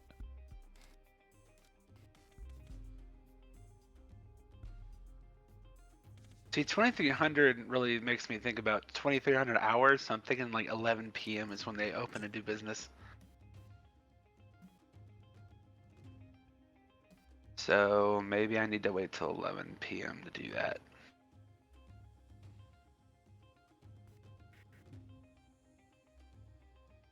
By the way, we'll try the shady shit later.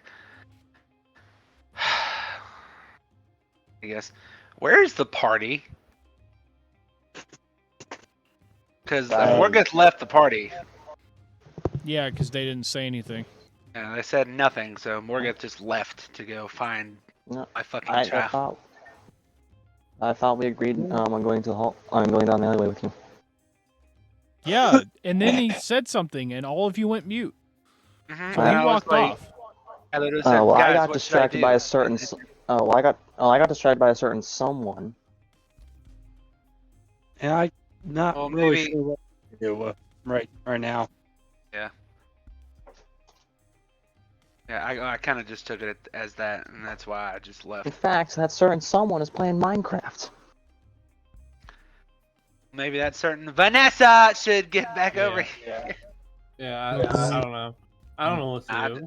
I'm just kidding, but I kind of wouldn't follow more, honestly. by the way, I guess I'm just gonna keep perusing the town to go find my child. If I can just search through nooks and crannies and alleyways and streets and taverns, bars, whatever building I can get my fucking feet in. How long do you plan on searching? Let's give it a good like 8 I say hours. that like you The looking time around is it already now? too. So I'd say theoretically you've been looking around for about an hour or 2, so it's probably a good like 1 o'clock. I will search around the city for. You know what? I'm gonna search till 11 o'clock at night.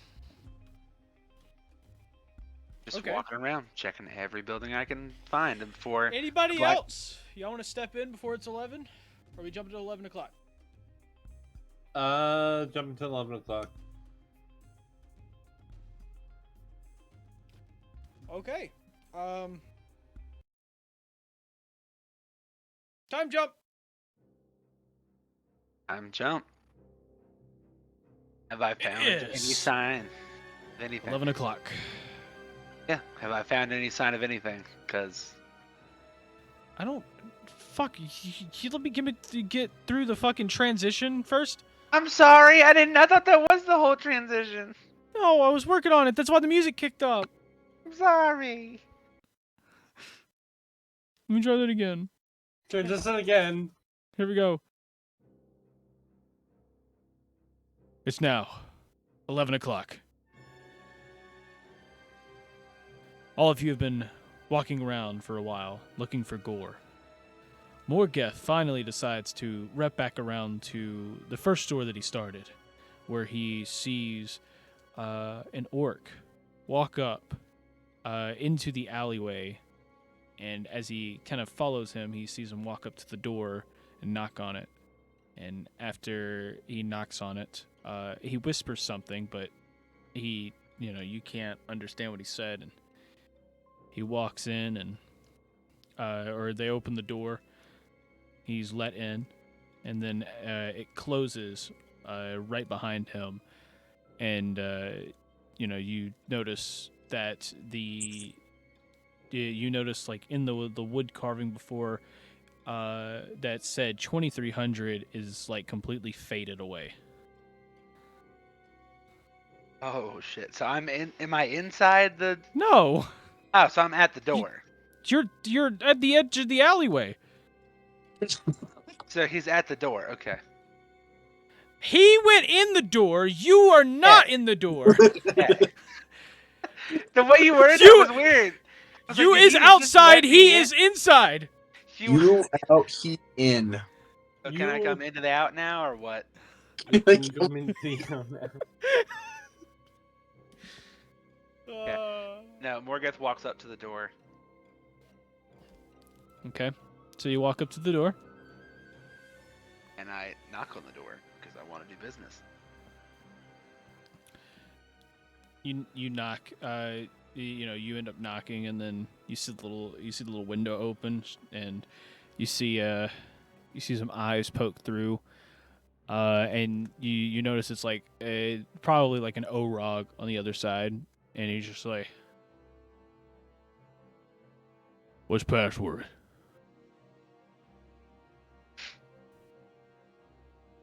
Why did I feel like that was coming? Out of character. The first thing I thought was Joe Mama. Oh no. Okay, come in. No, I'm just kidding. Hey yo. No way that was. If No, but All I can think of now is just Who Framed Roger Rabbit when he goes to go into the club. Shit, I don't know. And it's just the gorilla in the monkey suit. Bro, I don't know the fucking password. Fucking what? Is there something I can roll to try to see if I can think of a password?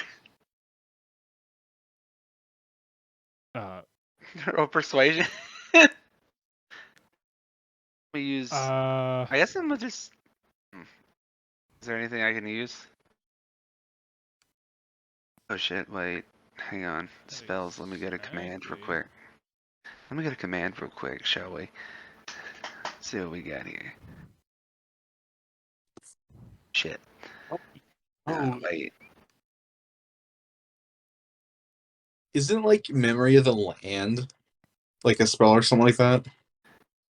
I didn't see it. No. I'm pretty sure it's like a druid only spell. Oh, well then, what does that have to do with me right now? It's just something I thought of. It would be a good spell though. Don't know me, but you know.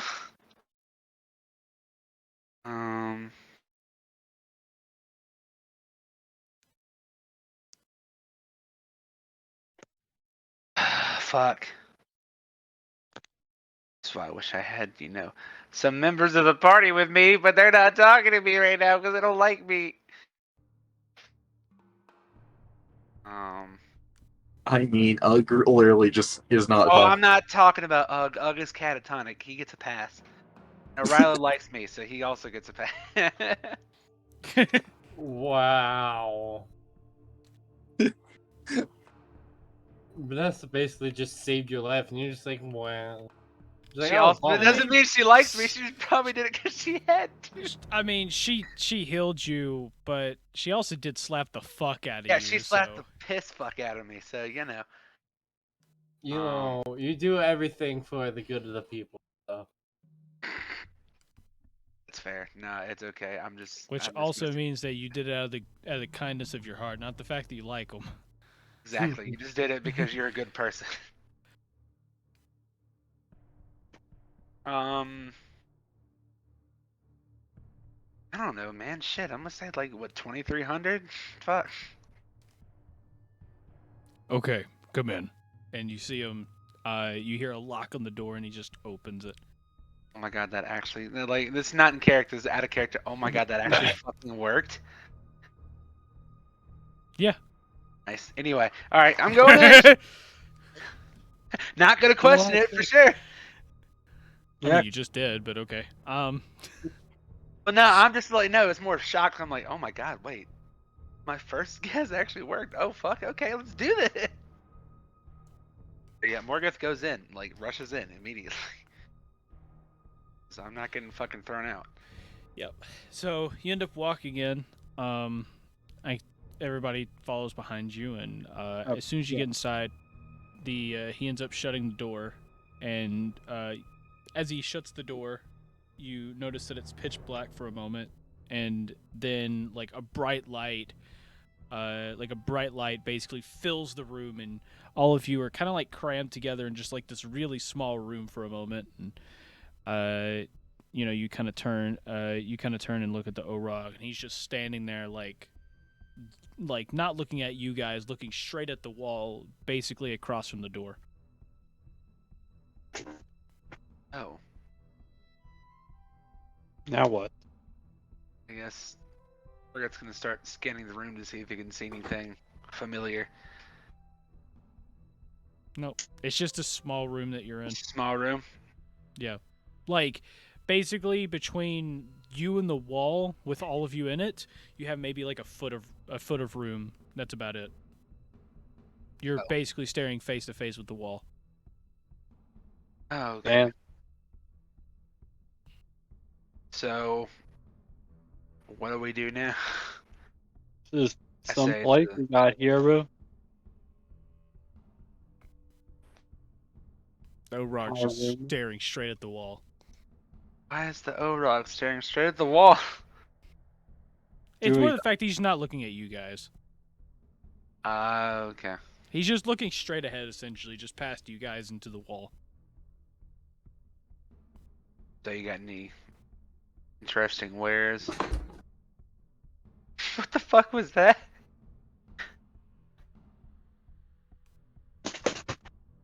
Oh, okay. I just asked the Orog, I'm like, you have any interesting wares? And he looks at you kind of weird, and then he just looks straight back at the wall again. Are we staring at the wall? Is there like something odd about this wall? Something? Hell yeah, is there anything like... It looks like a normal wall. I don't believe that. So I'm gonna start feeling up and down the wall to see if there's like a switch. You go out to touch it, and then you realize that your hand is going through the wall. Oh.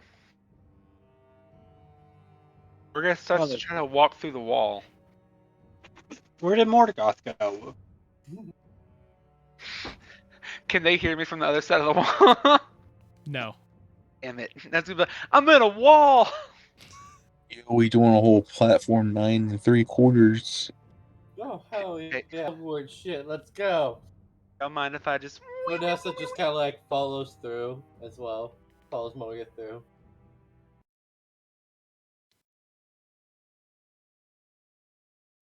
Come on, Ugg. We're going through that wall. Look. You kind of got you kind of have to push Ugg through. Grab Ugg and I push him through. It was Marquise with us? You make a good point. I'm gonna say he was with you until you walked in. Okay. And he just didn't walk with you guys.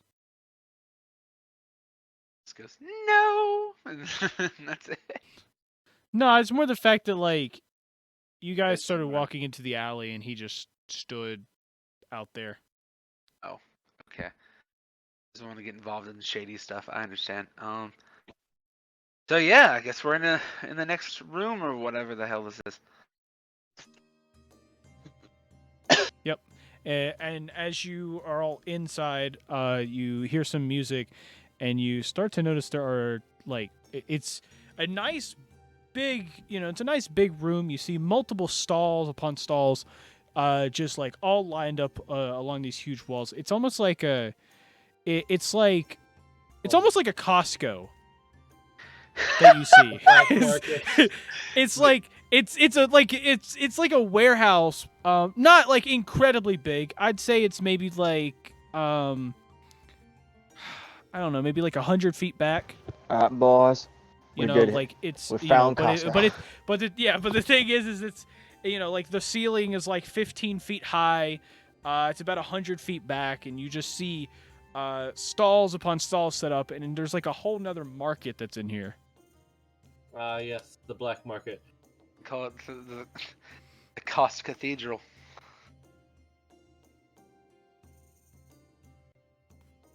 Either way, well, shit. I mean, there's a bunch of stalls and stuff. Morgeth's gonna first start by looking at the armor. Okay. If there's any So armor stalls.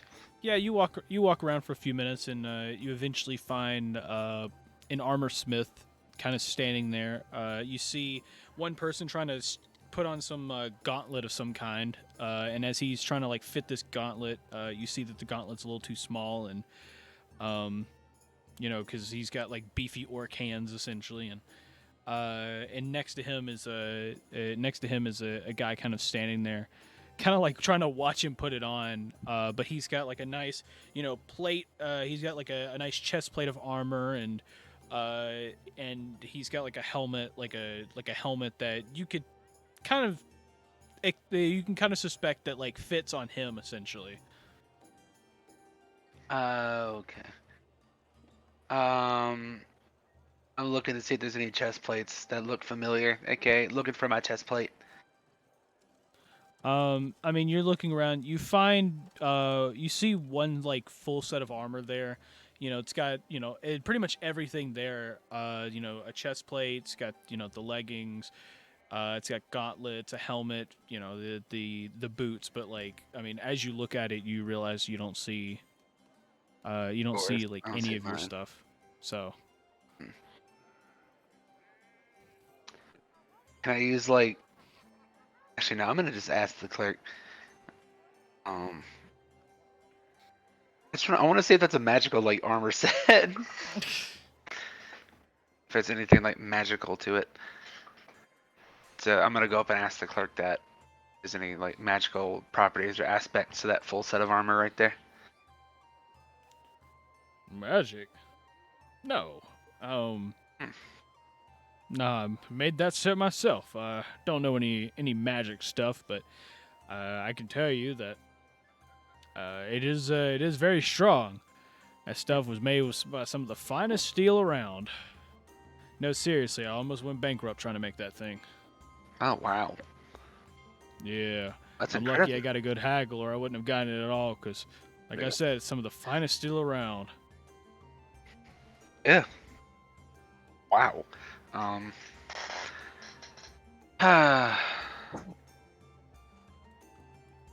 Well, shit. I guess. See, well, my armor's armor of like force resistance. So is that like a magical property, or is it just extremely resistant?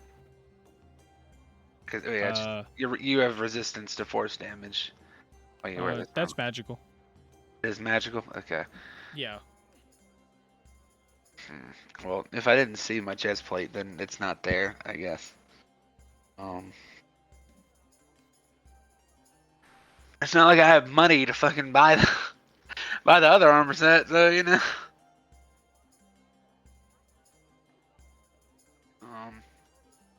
Alright, next I'm gonna go look. I'm gonna go look and see if there's any like weird exotic like pets or anything. Because someone could have kidnapped my child and put him in a exotic pets thing.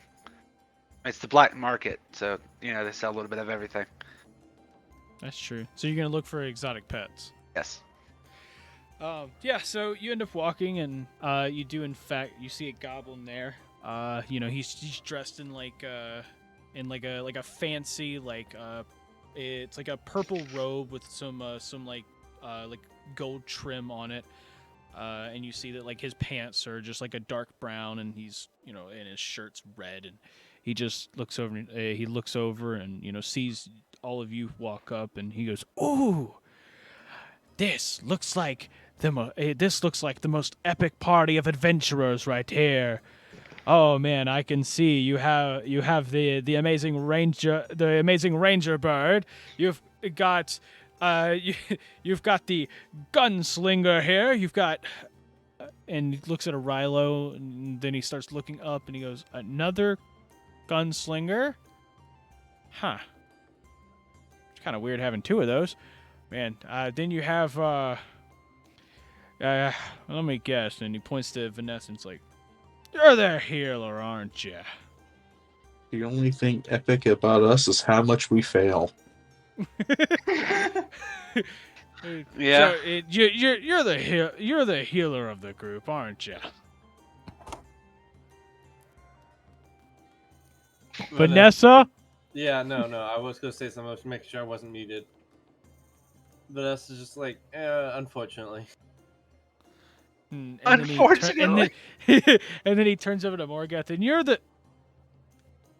And he looks you up and down, and it's just like,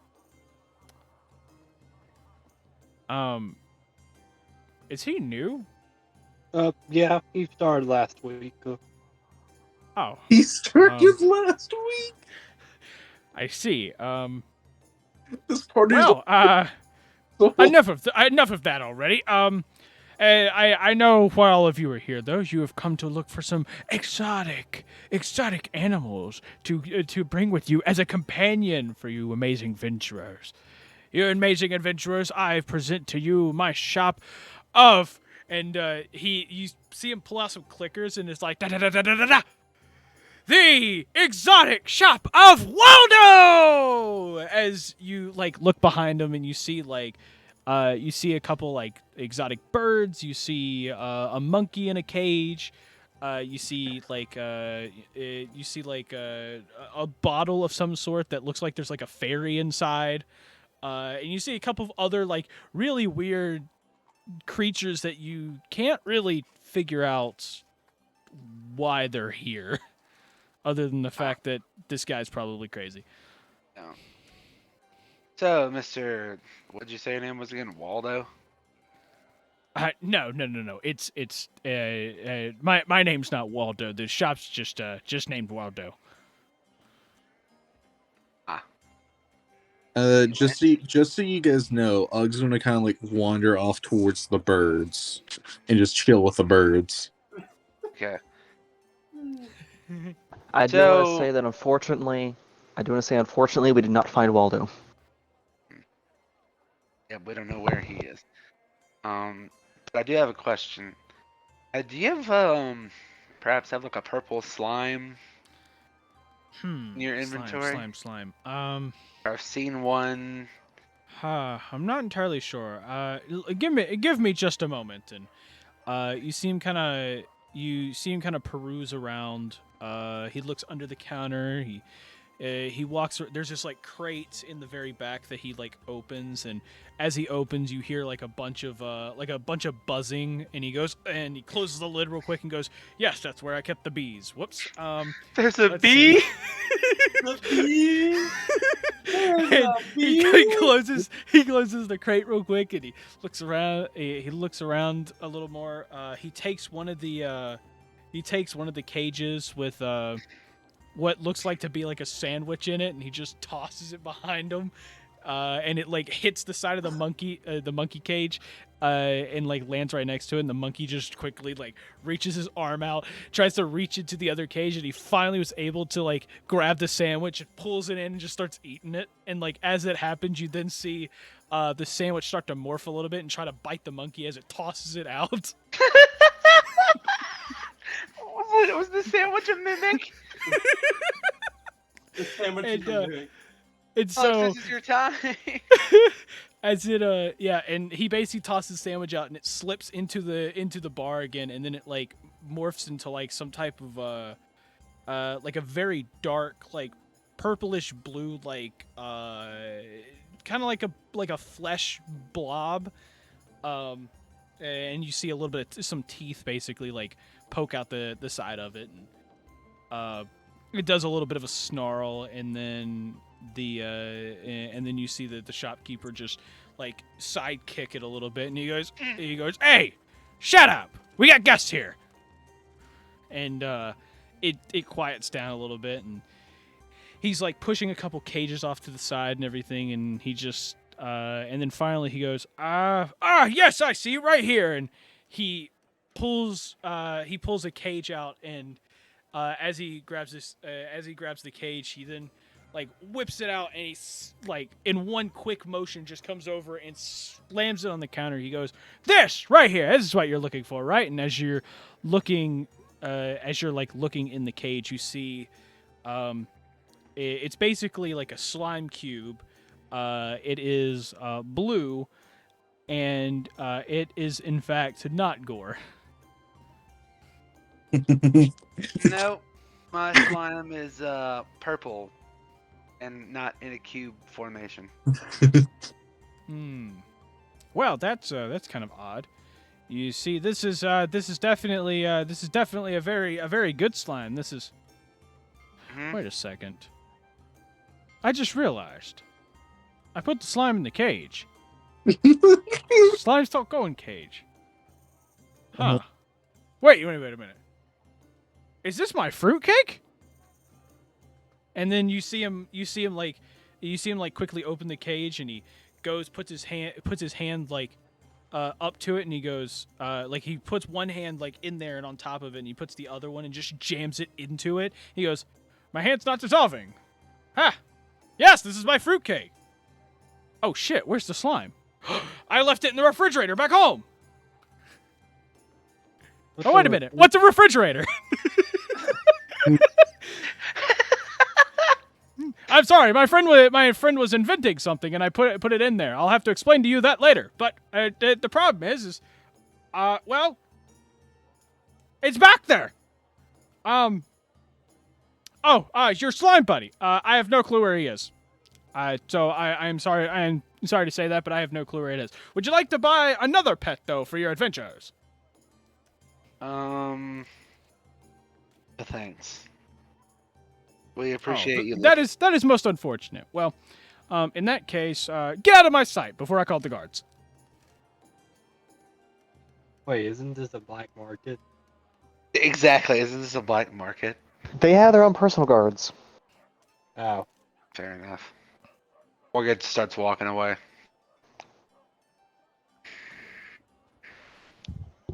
He's not in a good mood. He's fed up, tired of the bullshit.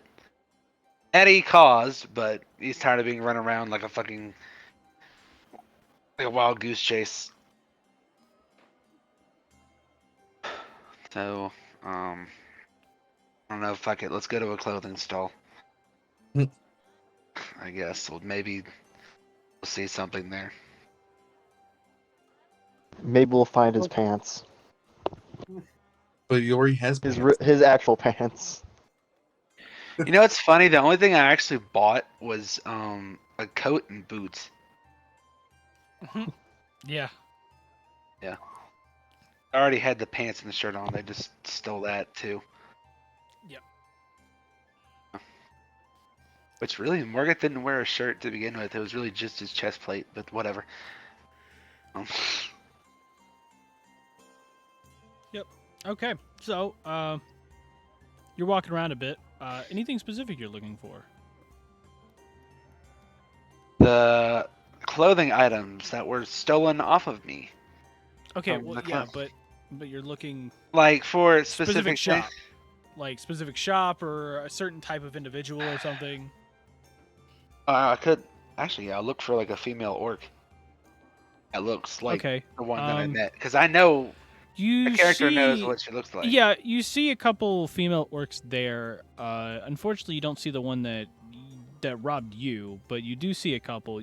There is even a moment or two where you end up walking up behind one because you thought it was her, and then she turns and you stop.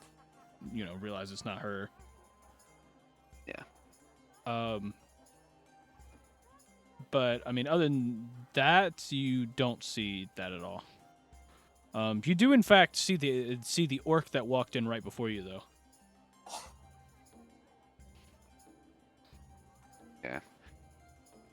I mean, I have no other option. I might as well just walk up to that orc and talk to him. I don't know what Okay. to talk about. So, yeah, he's basically he's standing pretty much right outside of a little. There's just one stall. There's no counter or anything in front. It's a simple kind of like a walk-in like shop, and you see it as like a mystical wares shop, and it's just an old lady sitting in a chair there, and you see him like standing right outside of it looking in, and he's kind of like looking in, just like looking around and everything. But it looks more like he's looking for something specific rather than browsing around, as he's quickly trying to scan everything.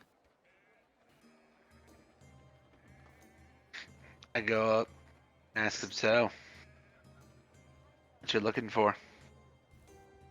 I'm not nothing. Nothing at all. And the old lady sitting there like interrupts him and goes, he's looking for a very special amulet for a special somebody. As you can see her, like, she's squinting her eyes the entire time, and he's like, wait, how you know that? I never told you. I know everything about you, sir. No, you don't. Leave me alone. And he walks away, and like he ends up like storming away essentially, and she like stops looking at him, slowly turns to you, and just goes, I know you. Huh? Someone special told me about you, young lad. And who might that be? It was a short fellow. He Short was fella?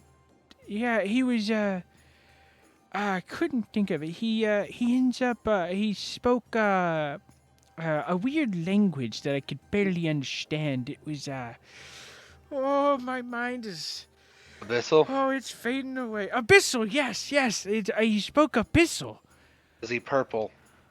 I'm not sure. I think he was more of like a pink, if I'm correct. Is there a slight greenish tint to him? Greenish? I'm not sure. I really think he was pink. Oh, sounds close enough. He told me about some of the adventures you two had, and What were they? well, he told me one of the craziest ones that y'all had, where you went off and rode on a dragon or something, and Oh my god.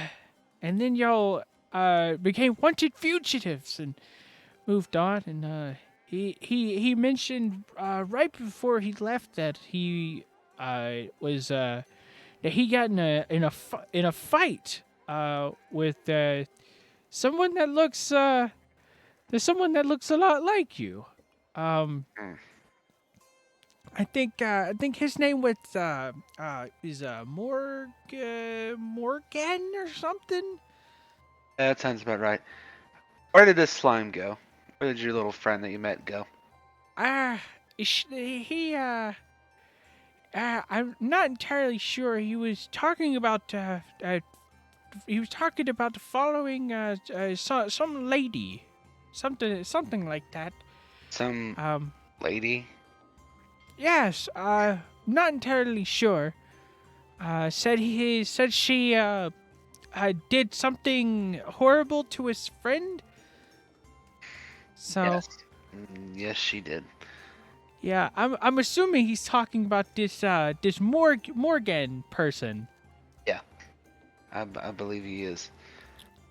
Which Yes, direction did he take off in? He ended up, and she pointed basically the same direction down the stalls that the orc went. And he goes, he was talking about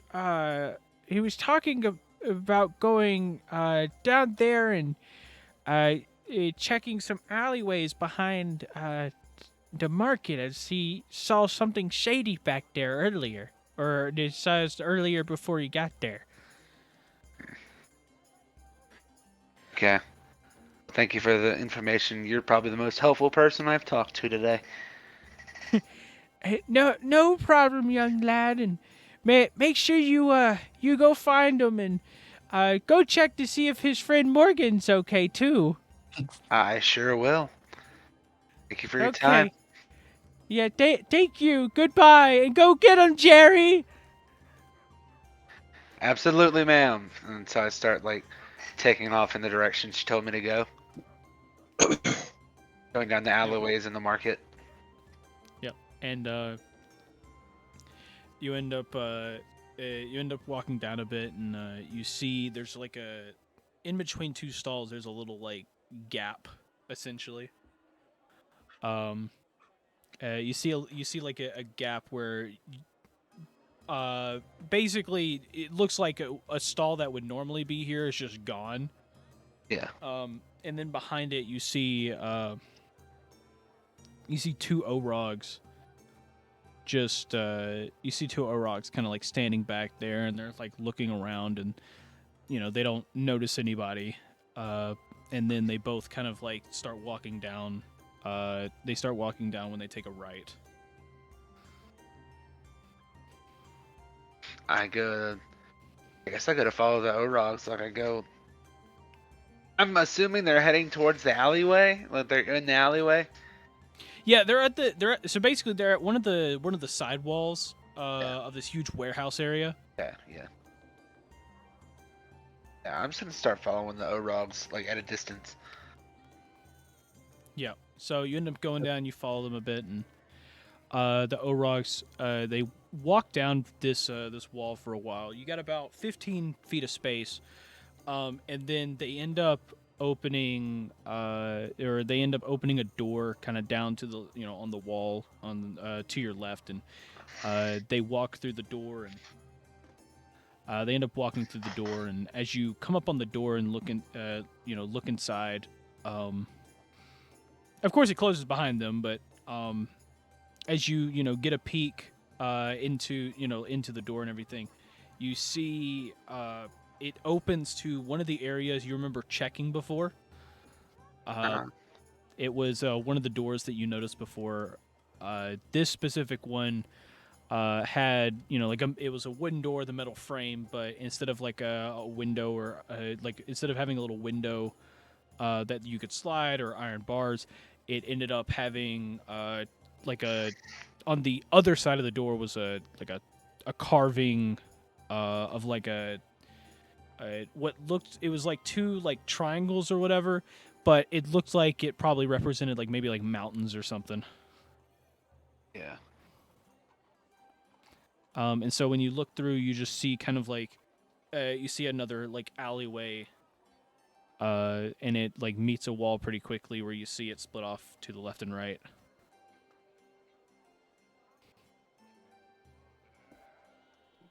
Well, I guess I go up to the door and try to get in to where the alleyway is. Yep. So assuming you go through the door quickly. Everybody else is still behind them, right? I guess. Yeah. Yeah. Okay.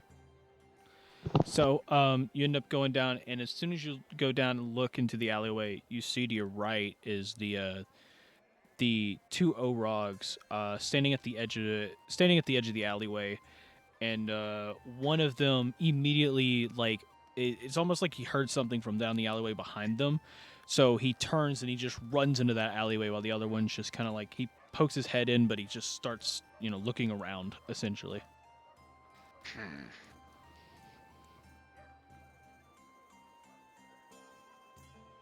Yeah, you saw that right.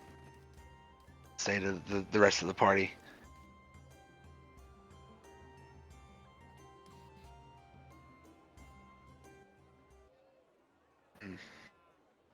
I guess I'll respond. Okay. Yes, Morgeth. What do you think? What do you think our plan of action should be? Do you think I should just go down there and follow? Do you guys want to take the left way and then I'll just try to go down the right? I mean, I don't think you should go alone, so. Well, So if you someone want, I really can go wants with to you. go with me. Yeah, that'll be fine. Be great, After all, the actually. most you Thank you. have, I mean, after all, the most you have at the moment is just a sword, really. Not much defense. Yeah, you're right. Hopefully, we'll change that. Oh, come on, Jackie, let's go.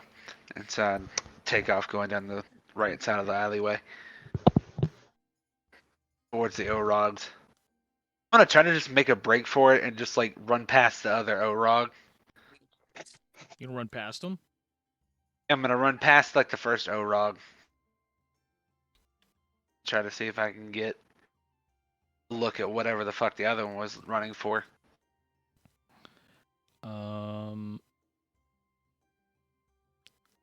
Okay. I mean, if two could fit in the hallway, then I could probably slip past. I mean, yeah, maybe. An attempt to. Maybe.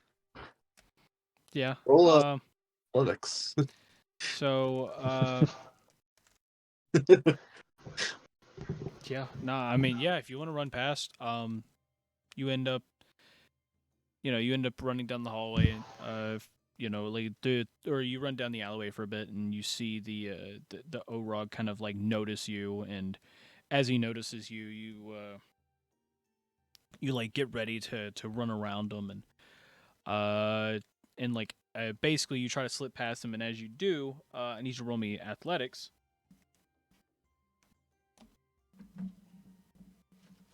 One. And I need to actually pull out the dice. Got a 21. 21.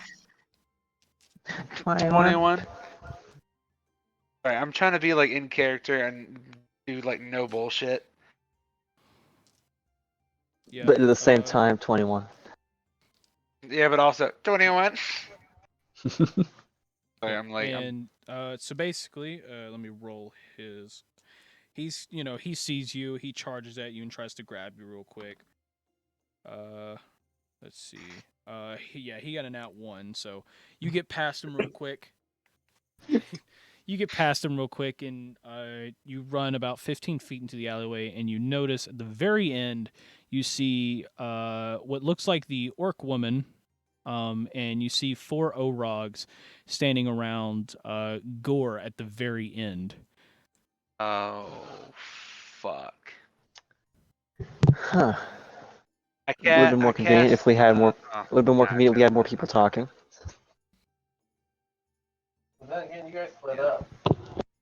Let's see. Let me grab these. Let's see. Jackie's at the end of the alleyway still, right? I think Yeah. if he tried to get Yeah, because you just started running, and before like I had a chance to like fully understand what the fuck the plan was. Yep. Yeah, I mean, my plan was to sprint down the motherfucking alleyway. Unfortunately, you didn't tell Jackie. Yeah, I did not. Yeah, unfortunately, I did not tell Jackie this. At this point, Morgeth has no plan. He's just trying to find his son. Yeah, like the most that I did do. Okay, is, like, moving on. Okay. So, you turn, you see, you see Gore at the end, surrounded by 4 O-Rogs and the what looks like to be the orc woman from behind, essentially, and you look down this alleyway, and you can see them at the very end. As All right. wait a second. 1 second here. Almost there. My finger's already over the thing. Unfortunately, I'm not. Where is it? It was right here. I had this ready. Everything was fine.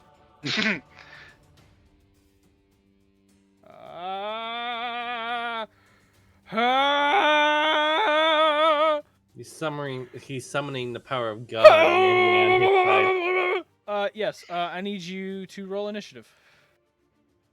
The One Piece is real. Actually, I need all of you to roll initiative. Oh, that's That's cool. 17. Uh, 21. I got a 15. Oh, Rilo. Yes. Yes. What the fuck? Okay, wait, hang on, I'm gonna play something for like 2 seconds. I'm gonna see if I can hear it. If not, then that's a good thing. Y'all hear anything? Sure. Yes. What do you mean hearing things? I'm playing music. Can you hear any music? Don't think so. Okay, cool. Why are you playing music? Listen to the battle music. It's fucking awesome. But I'm playing even more awesome battle music. Not really, 13. but Oh, okay. I'll listen to this one song, then I'll go back to battle 13? music. 13. I got a 17. 21. I have a 15. What? Oh. Vanessa's One having second, trouble. guys. Granny Vanessa's having can't trouble on open her end. her pretzel. Better pretzels. Yeah. Jeez. Did you like turn the wrong way and make it tighter? Like what the heck? Say what? Okay. Thank you very much. I appreciate it. Sorry for disturbing y'all. It's okay.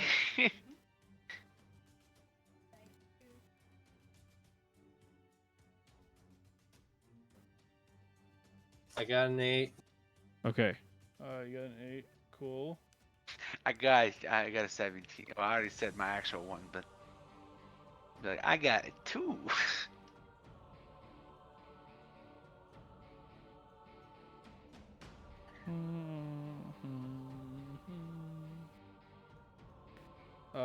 What did? Okay, wait a minute. Vanessa got a what? An 8. 8, and Ugg got. 13. Okay, it didn't update, so I had to go manual put it in. Okay. Well, with that, let's see.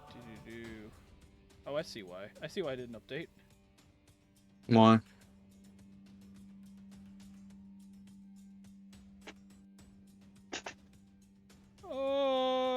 Cause D&D Beyond thought I already started it, even though I didn't. Oh, okay, there we go. It updated all of it now. Okay. I just had to go re-input everything. Or I have to just re-input the monster stuff. Okay. So, wait, Rilo got 21? Yeah. Mhm. Oh, damn. Okay. So, unfortunately, Rilo's not here. Let's see. Rilo, question. Do you notice Morgeth sprinting down the hallway? And or Jackie saying anything? Does Jackie say anything? I don't know. Does Jackie say anything? I mean, I didn't say anything at the time. Okay. Other than like agreeing with what he saw. Okay. Got it. Okay, so yeah, y'all saw Morgeth run down the hallway. Rilo, do you want to do anything about it, or are you just gonna stay where you are? I'm gonna follow. I'm gonna go down, see why he's sprinting. Okay. So we're gonna put you here. Cool. So you're going to run down, I guess. That's 30 feet. Anything else? Shout to Orog. What are you doing here, bro? You shout over to him, and like as he first was looking at Morgeth, running down the alleyway right there, but then he just, as he's looking down, he hears you and he turns, and then you see him like real quick, just ready his battle axe. Oh no, his great axe. He readies his great axe like immediately upon you yelling at him. Okay. Is that all? That's all. Okay. Let's see. Now it's on to Morgeth. All right, how far am I between here and the? Is that the orc woman standing at the edge of the hallway? Yeah, she's that center one. How far is that? That is 65 feet. Casting on guiding bolt. Fuck this bitch. Okay. Guiding bolt, second level. Actually, no, I'm not. First level. First level. First level? Yeah, first level guiding bolt. Okay. And a 10. That is a miss. Okay. You Yeah, end up, well- you end up throwing it. It goes. It misses. It hits it hits the crate next to her. It hits the crate next to her. Basically, like not breaking a part of the crate, but it ends up like pushing it, forward some, and she stops and turns like to you, and just she stops, turns to you, and then you can't hear what she says, but you could see her kind of like do a hand motion. She kind of moves her hand like back toward the others, kind of like what you can assume is just deal with it already or something like that. Yeah, I'm gonna say I use that one as my bonus action. I forgot to say it a second ago. I apologize, but I'm gonna cast a second guiding bolt at the first level as my main action. Okay, so you're using the sword for the bonus action. Yeah, I use my sword for the bonus action, and now I'm using this as a regular one. Okay. I mean, it doesn't matter which order you do it anyway. Oh my god, I got another fucking 10. Yeah, you do that a second time. She like basically tilts her head to the side and it smashes. You get a straight line, but she ends up moving her head to the side and it smashes probably like 5 feet above Gore, like into the wall above him. I took a dash action and move up 60 feet. You can't do that.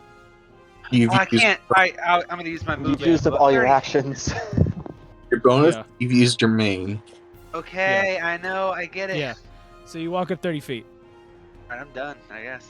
Okay. Right, this music is hyping me the fuck up. Yep. Moving on. Now it is Gore's turn. You notice Gore immediately, like the others start to like crowd, they start to get ready to crowd around him, and then you see him split up into 5 more versions of himself. Each one of them basically swinging. You see each one of them like kind of like swinging at the O-Rogs. As we're gonna go. Okay, so the first one here swings at this left. That is a miss. The top right one swings at the top right guy. That is also a miss. Bottom left swings at the bottom left guy, which is a miss. And the bottom right swings at the bottom right, which is also a miss. And this center one, I mean, I guess he readies. So... but they're all basically swinging. They're like blocking and dodging some of the hits and everything. And with that, is Ugg doing anything? Where is Ugg? He would be. I mean, you would start right here, but you're basically like around the corner. Like back here, technically. Sure. Let's throw Ugg in there. Might as well. Okay. Ugg is going to go. Wait, Jackie, what did you get? Well, for your initiative?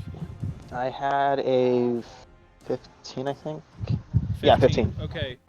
Yeah, something happened and it didn't put you in, so I'm gonna have to add you in. Jackie. So Jackie would go before you. I thought about that. I'm like, wait a minute, where's Jackie? I thought he had a decently high one. So here, we're gonna add him. Yeah, there we go. He's right after Gore. Because Gore also got a 15, but I'm letting Gore go first. Okay. So, Jackie, that would be your go. Okay. I'm gonna go ahead and just like start basically attempting to follow Morris' lead and just try and run past the first Orog. Okay, so you're going to run. Okay, so you're going to run up 30 feet and then you use your dash action to run around? Yeah. Okay. Who the fuck? Okay. So you're going to attempt to run around here. Well, he kind of notices you here. Just so you know, if you run around him, you can run around him. No stopping you from that. But he will probably end up swinging at you. Unless I use a certain action known as Rapid Hop.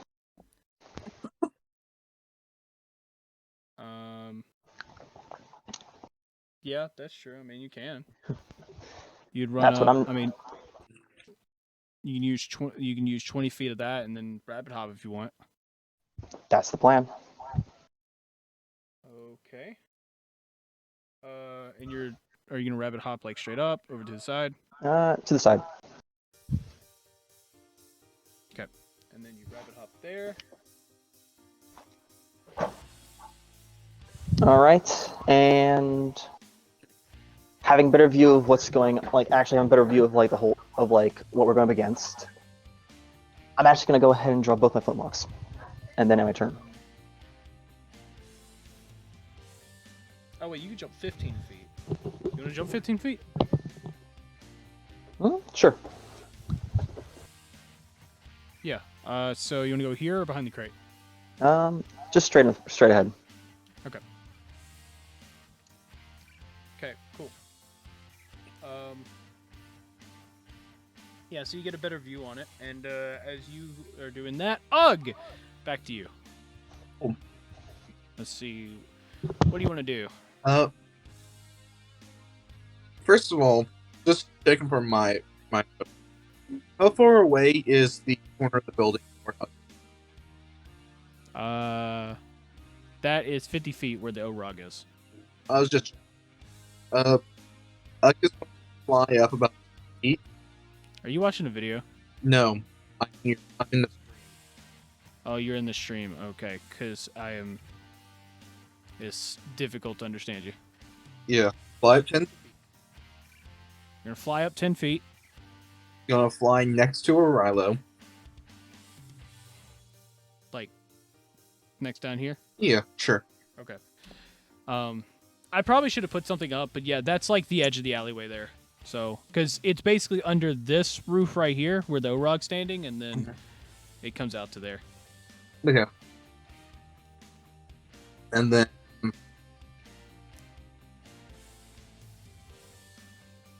you know what?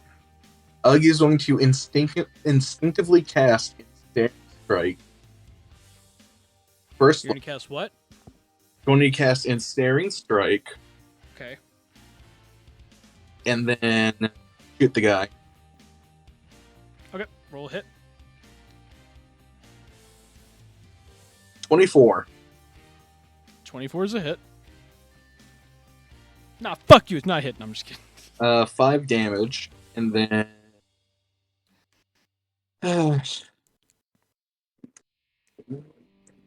you must roll a strength saving throw with the DC of 13.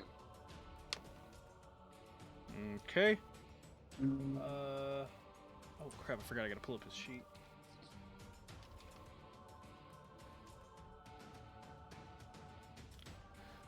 Let's see. Strength. He fails that. Oh, cool. At the start of each of its turns, it takes 1d6 piercing damage. Cool. Until it actually freezes. Until he frees himself. Or dies. Yeah, that too. Yeah. Anyway. As my second attack, I'm going to attack with Sharpshooter. Oh. Yeah, I've got that. Well, shit. Roll with advantage, I guess. Oh, with advantage, that's fun. I mean, yeah, he's ensnared. Yeah. So you have advantage. What's that? 14? 14? Yeah. That is a miss.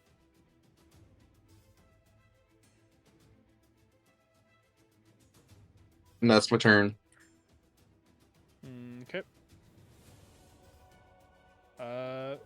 on. Now it is for the orc. The orc here is going to quickly, you see her pull out herself a flintlock, and she is going to fire it straight down at Morgeth.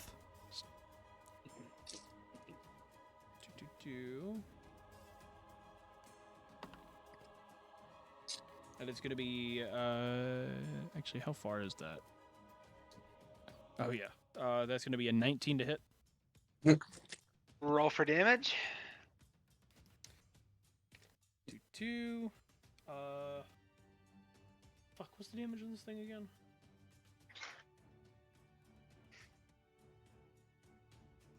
You know what? Let's look at Jackie's character sheet. Oh, okay, cool. And wait, where does that come from?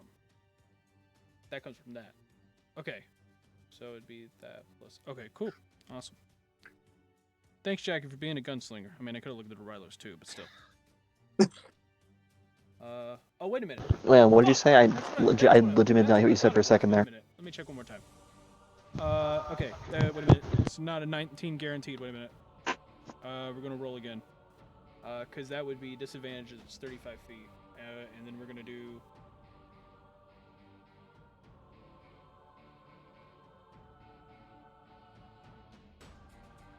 Okay, that would. Ugh. Fun. That would actually be. Wait a second. Where the fuck is this? Damn it. Look, man, this is not on her character sheet. Or she doesn't have a character sheet. I'm having to sit here and slap this. So give me a second. It would be that plus. Oh, okay. It's literally just that.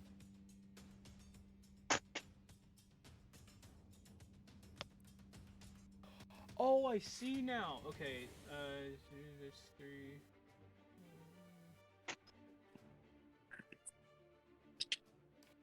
Okay, give me a second. The dice itself was a 9, but I gotta add the stuff. So it'd be.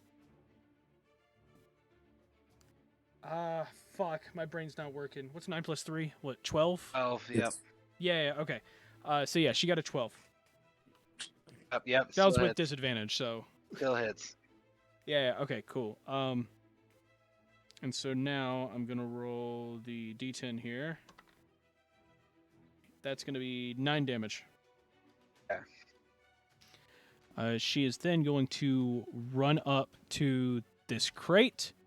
Kind of, she's going to run up to the crate, and then she is going to fire another shot at you.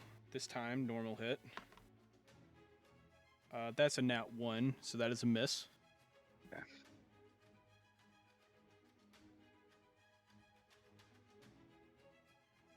And then we move on to the Orog's turn. So, all these Orogs are going to start swinging back. Oh gosh, this is going to be a fun one. Good luck, Gore.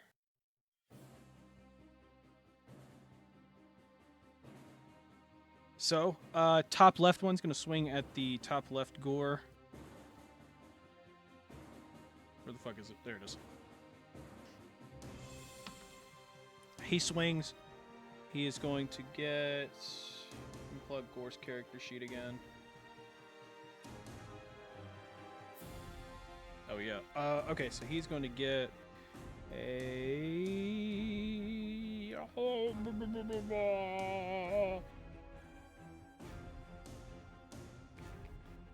He's going to get a 12, so that's a hit.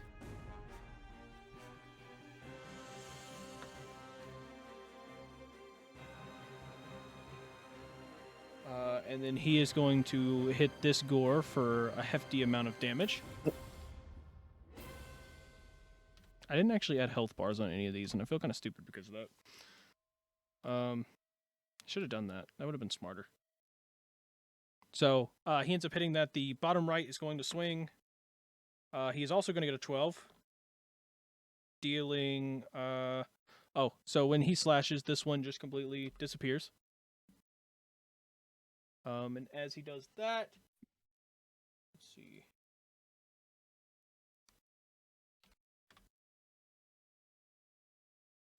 So he ends up taking out that gore right there. He is going to... yeah, he is then going to move up, which the other gore here is going to swing at him. Gosh, the amount of tabs I have open right now. What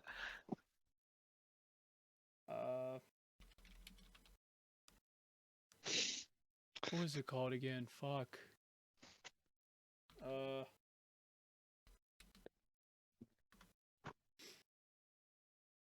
Okay. This other gore that's right here is going to swing at him because it readied its action. It's going to hit him with a nice pseudopod attack essentially.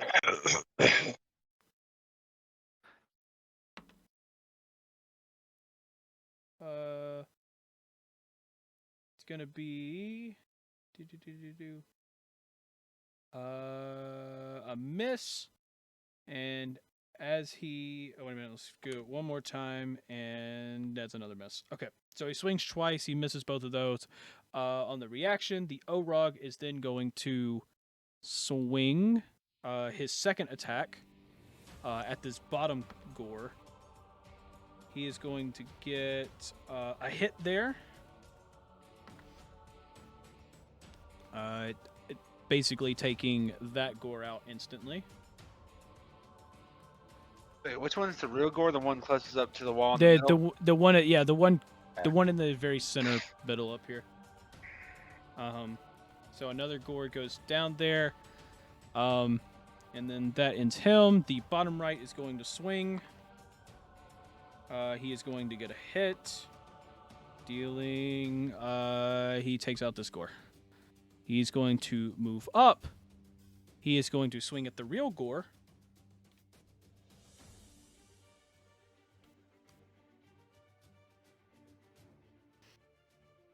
So he swings at the real gore there.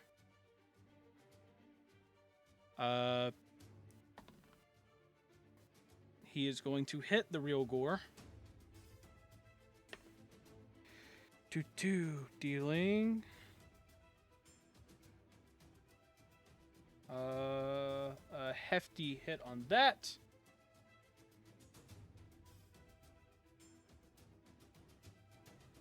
And then this top right O-Rog is going to basically swing, of course. Brain wasn't working there. He will get a hit.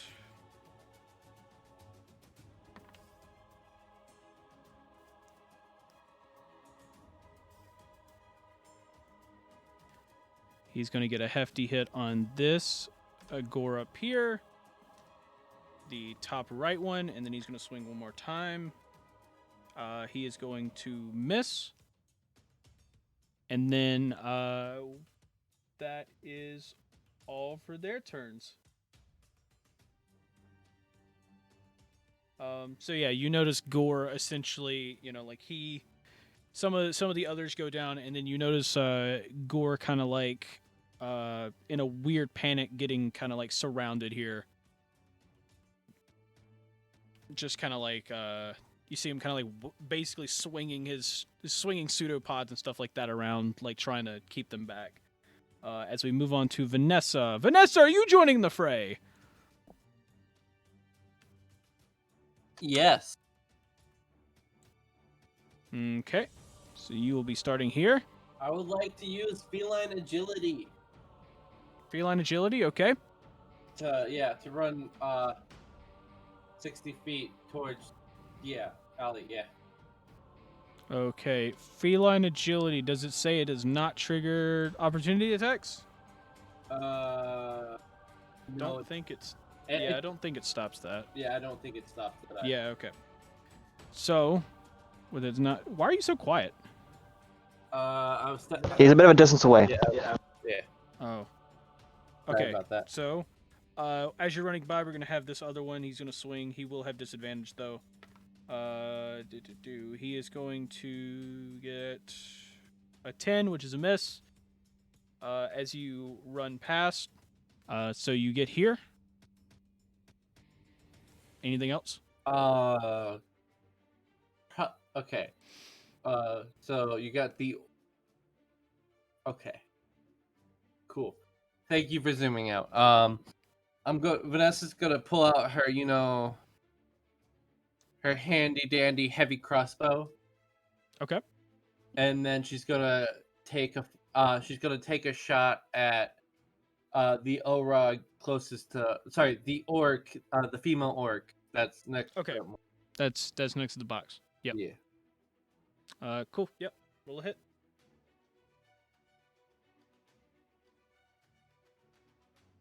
Oh damn, that's gonna be 9.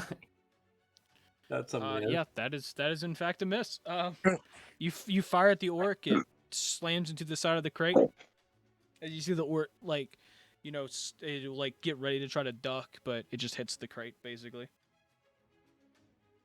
Yeah, that's that's all. Make one last check real quick. Yeah, I'm gonna cast with my bonus action. I'm gonna cast Healing Word on Morgeth. Okay.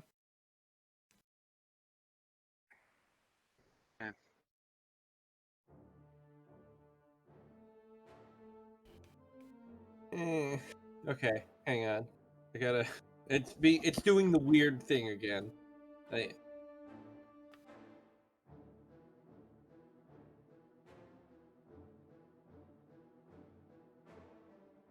Okay, so the Healing Word is going to be 8, and then I would like to end my turn. Okay. Onto a Rilo. Yeah, you. I walk 10 feet forward. Okay. I start blasting. Okay, yeah, roll for hit. 18. That is a hit. Actually, roll one more time because it's advantage. Okay. I didn't actually pull him out last time. 8. Okay. Well, okay. So it'd be the first one. What was that again? It was 18. Yeah, that's still a hit. Yeah, hit. So roll me damage. 14 damage. 14 damage. Whew. Yeah. You shoot this guy and he just falls over, dead basically. He falls. Basically, you shoot him and he instantly falls over. He falls over and everything, and you just tangled up in the vines. Anything else? I'll move forward another 10 feet. Just 10? You've got 20 feet of movement. I'll move 20 feet. Okay. So I should remember to make more fire cards. I'm down to this 4. But... Oh, wow. I'll keep that in mind. Let's see. On to Morgeth. Alright. I am saying, fuck the combat. I'm running up to my child. Because, dash action, fucking everything. Just running up to my child. Okay. So you use the dash action. You run 45 feet forward. Can I use a bonus action still? Yeah. I'm going to fire a guiding bolt at the Orog to the right because he did the most damage to my child. The one right beside you. Yeah, the one to my right beside me, yes. You do know that's a ranged attack, right? Which means you'll have disadvantage if they're within 5 feet.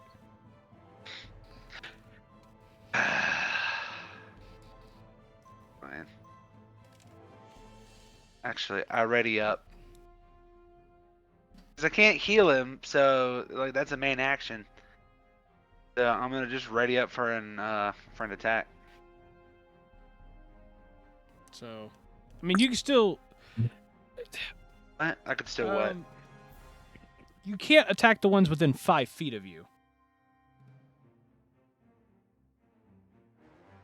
That's the only thing behind that. Oh. But I mean, you can. And then, well, since you know what, I have a plan if they try to attack me. Just leave it alone right now. I'm just gonna run up. Okay, so you're just okay, cool. So basically you run up. Like as you run up, you notice Gore's little both of the clones try to swing at the 2 Orogs next to you. The left one swings at the bottom left Orog, and then the right one swings at the bottom right Orog. The left one is going to miss.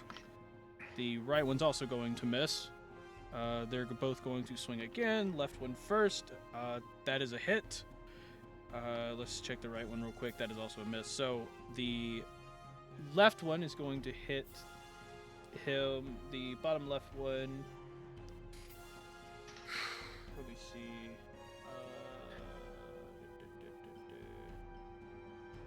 Yeah, here we go. That would be this one.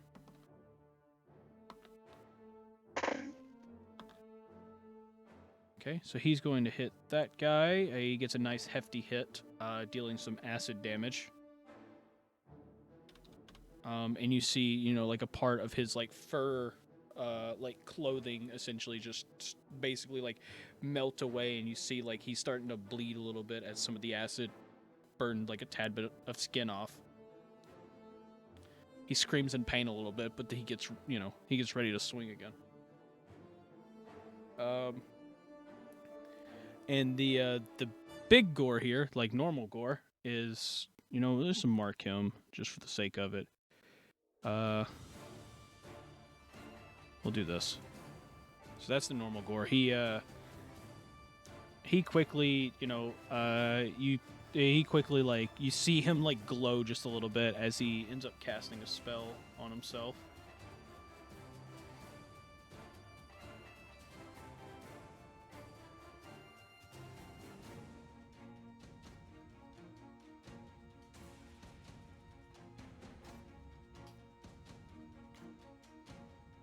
Oh, wait a minute.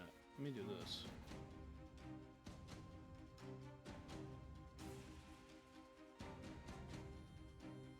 There we go. Okay.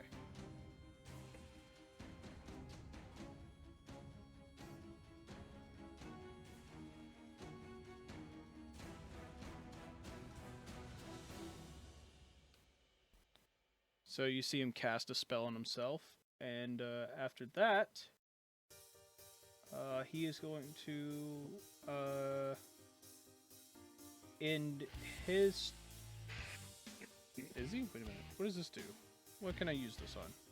Yes, he ends his turn after that. And now it's on to Jackie! All right. Jackie! Jack off! Jackass! Jackie! We get it. We get it. We get it. I'm gonna go ahead. Justin, your nickname's Trash Man. Fuck you. Anyways. See, now Josh hears this, he's gonna fucking freak out. I'm sending him this episode whenever it gets posted. That'll be next Friday. Yeah! Okay. I'm gonna run up to that barrel on the right. Okay, that's 30 feet. Get up to the barrel. All right, and I'm going to try and use disarming shot on one of the Orog bottom left of Gore.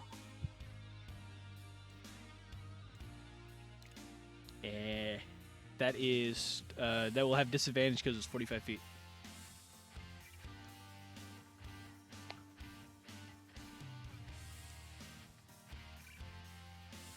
Yeah, I'm still sticking Just with so it. you know. I'm still sticking Still with sticking it. with it? Okay, okay. I'm still sticking with it. Why not? Yep. What's So, What's yeah. one shot? Yeah. Roll for yep. Roll disadvantage. Damn. Disadvantage. I ended up getting 16. Got a 16 with disadvantage. That is a miss. Well, damn. Yeah, Also, if you were here last episode, you would have realized these rocks are hard to hit. Hard to hit. No, I kind of figured they were hard to hit. Yep. Quick question. What actions is it to like reload again, just for future reference? Isn't it? Wasn't it like It's any of it. Yeah, that's To what I thought. reload. Yeah, to reload. Yeah. To reload. We decided that you could use any action, including a free action, to reload a single gun. So. All right.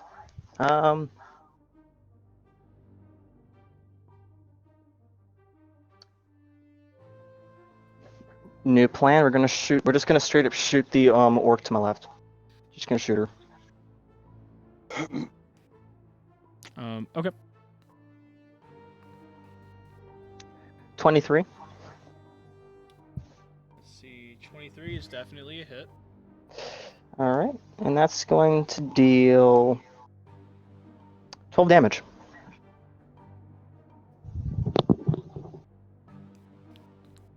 Okay. 12 damage. You get a nice, hefty. You get a nice hefty hit, dealing, 12 damage.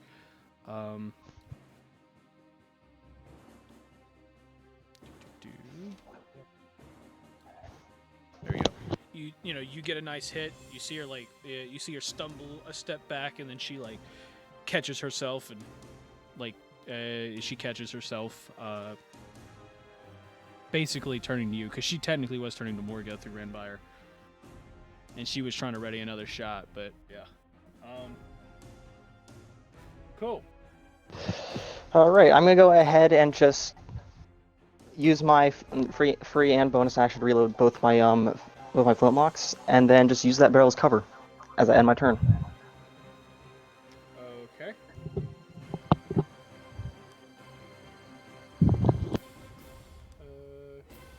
On to Ugg. Yeah, he is going to fly right behind Vanessa. And he is going to take some pot shots at the guys around Gore. So he quickly flies over here, and he is going to fire. Let's see, 90 and 100. Okay, so 95, 100. Which guy specifically? I'm going to fire at the guy to the left of Morgeth first. To the left of Morgeth? Yep. Okay. I'm also going to be using Sharpshooter and hoping that hits. Yeah, does a 22 hit? 22? Yeah, that's a hit. Let's see. The damage is 16. 16. Yep, you end up shooting at him. You hit him. You hit him in the back, or you hit him kind of in the side, and basically sending that guy straight to the ground. Can I see the guy that was right next to him? Can you see? Line of test. No. Okay. If anything, you might be able to see his great axe as it's in front of him, kind of. But I mean, you wouldn't be able to see him to shoot him. Can I move over to the right 5 feet and then use a Horde Breaker, or no?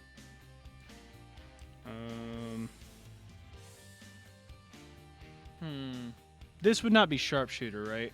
Yeah, I won't use Sharpshooter here. Yeah, that would. Could say you could probably hit that with disadvantage. Okay. So. I'll roll a... I'd say disadvantage. You can shoot that.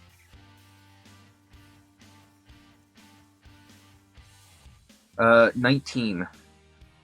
With disadvantage? Yes. Because Oh my gosh. I'm not using sharpshooter, so. Okay. Well, yeah, no, that's a hit. Roll me some damage. 10 damage. Okay. 10 damage. You get a nice shot. It sends him tumbling into the wall a bit, and then he kind of like gets his bearings as he glances down the alleyway to where you are. But, you know, he kind of focuses back on the clone gore. Cool. A little bit. And I would like to use my... Use what? I would like... Right of Morgeth. Something right of Morgeth. I would like to use my second attack to attack the guy to the right of Morgeth. Wait, what? I thought Hordebreaker was your second attack. No. Oh, that's the ability on... Oh, gosh. Okay. This is gonna be fun. Okay.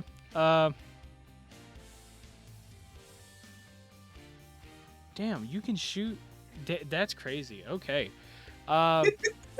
Yeah, I guess you can shoot at that guy.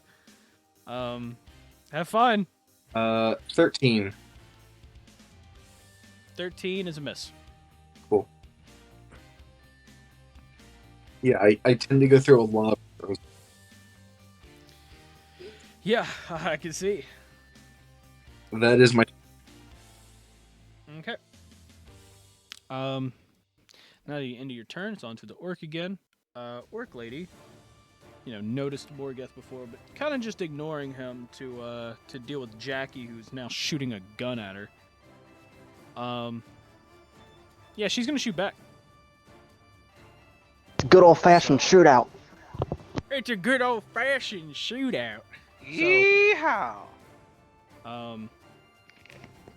Yeah, she's going to quickly, you know, reload and then shoot her gun at Jackie.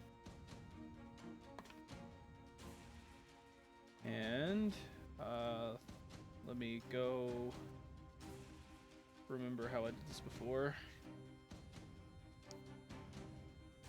That would be 3 on top of that. That's going to be a 21. Well, that is. Yep. So, and then she is going to deal 8 damage. And then as that happens, she quickly uses her other hand to grab a javelin. Not like a long javelin, but like a shorter one. You know, she reaches behind her back, and you notice that she had a javelin with her, and she takes it and just real quick chucks it straight at you. And it's gonna be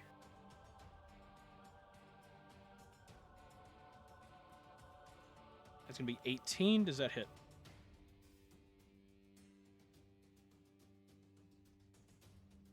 Jackie does an 18 hit.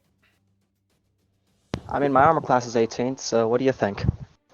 Okay. Well, I didn't know what your fucking armor class was. I actually forgot you forgot. So, yeah, and I can't see it on this page because it didn't add That's fair. you in, so... Yeah, that's fair. It literally tells me it's unspecified. So that is going to deal 9 damage. That's another 9 piercing damage. And then after that, she is going to run up. Actually, wait a minute. He's going to run up around the corner and over 10 extra feet. Noticing that there's a decent amount of you.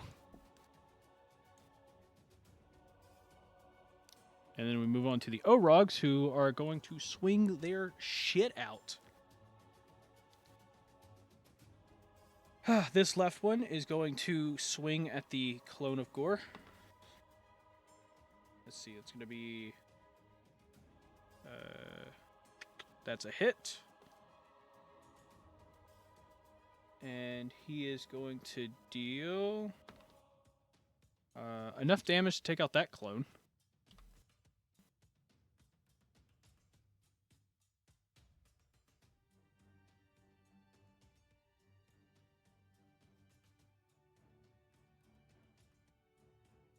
Where's Gore's character sheet? There it is. Gotta find Gore's character sheet, man. So many tabs here, bro.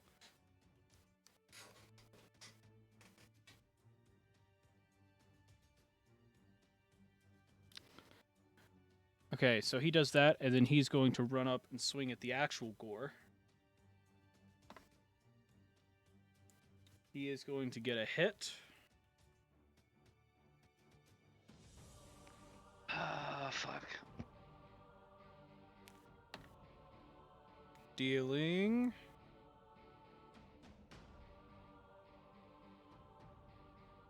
That'd be... Oh, that is the knockout blow. Gets a very, getting a hefty hit. Pretty much sending, basically he smacks him, hits Gore. Gore kind of like this big Gore kind of shrivels up as the other one starts to like dissipate and just disappear. Gore kind of like goes down. He goes down there and just kind of, as he's as he's down, essentially you see him like shrink down into maybe like a 1 foot like slime ball. And as he does that, we're gonna have this Orog next to Morgeth swing at Morgeth.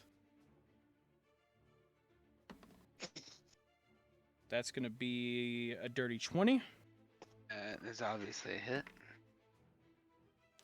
Dealing 5 damage.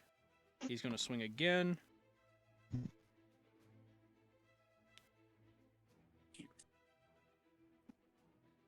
That's gonna be a 14. That is also a hit. Dealing 7 damage. Okay. And then this Orog's going to come up, and he is going to swing at Morgeth. That's a hit. It's a 19 plus. That'd be 25. Yeah. So that's a hit. Dealing 14 damage. He's going to swing again. That is... No. Whoops, I didn't want to flip it. I think that was a 9. It's between that or a 19. I'm going to go with the 9. 9. So, that's the dice itself. Yeah, 9. That would be plus... that'd be 15. Oh, well, still hits. The dice itself was a 9, yeah. It was either that or a 19 as What well. dice are Yeah. you using this session? This is the red one. Oh yes, red for blood. Yes. It likes Yeah. blood. It may or may not kill you, but it likes blood. Yeah, so that's a hit, and we're going to roll 3. That's gonna be another 7 damage. Okay.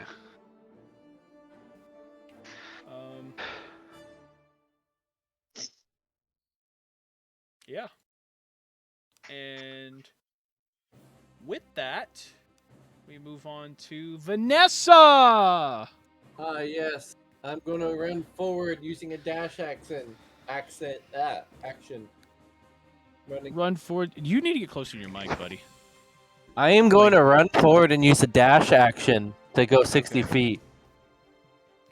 Like, I heard you, but the problem is that like the viewers wouldn't have heard you there because I have music on. So use dash action. You're running forward 60 feet. Yes. Okay. You don't have to fucking blow in the mic. Okay, and then I'm going to use Now you're super far from the mic. What the fuck? I'm going to use a bonus action for healing word on Gore. What the fuck, man? Are you like getting like far away from your mic? No. Damn it, let me just turn you up then. Like, I'm sitting normally away. I was on the floor earlier, but I'm sitting normally away now. Okay. Okay, so what are you gonna do now? Healing word on Gore. Okay. For how much? That is going to be...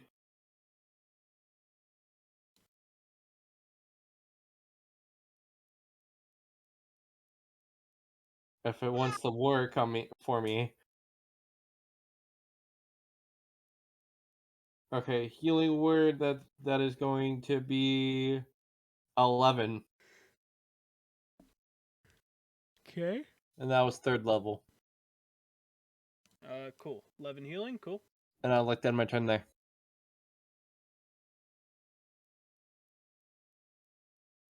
Moving on to a Rilo.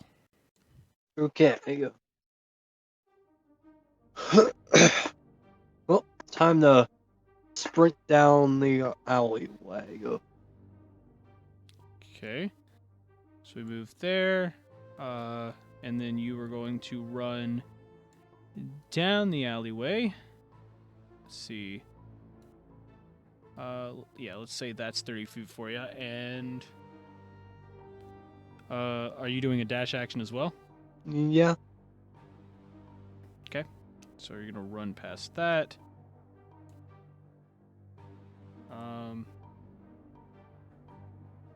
Can't end up inside.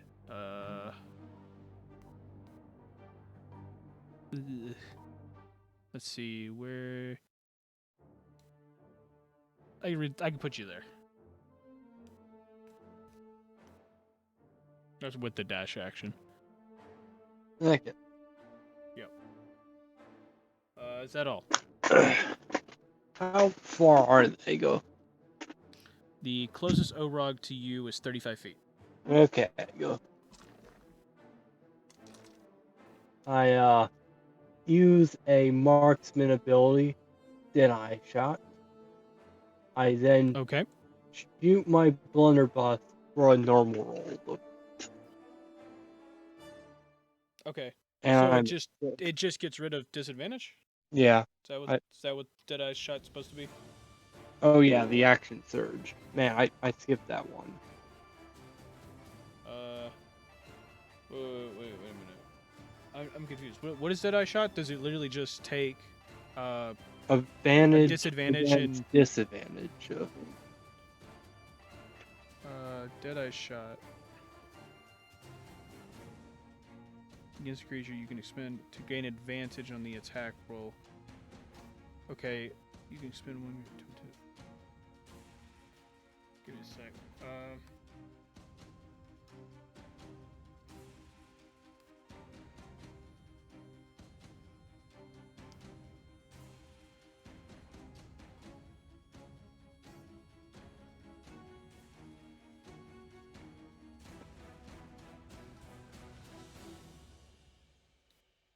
Okay.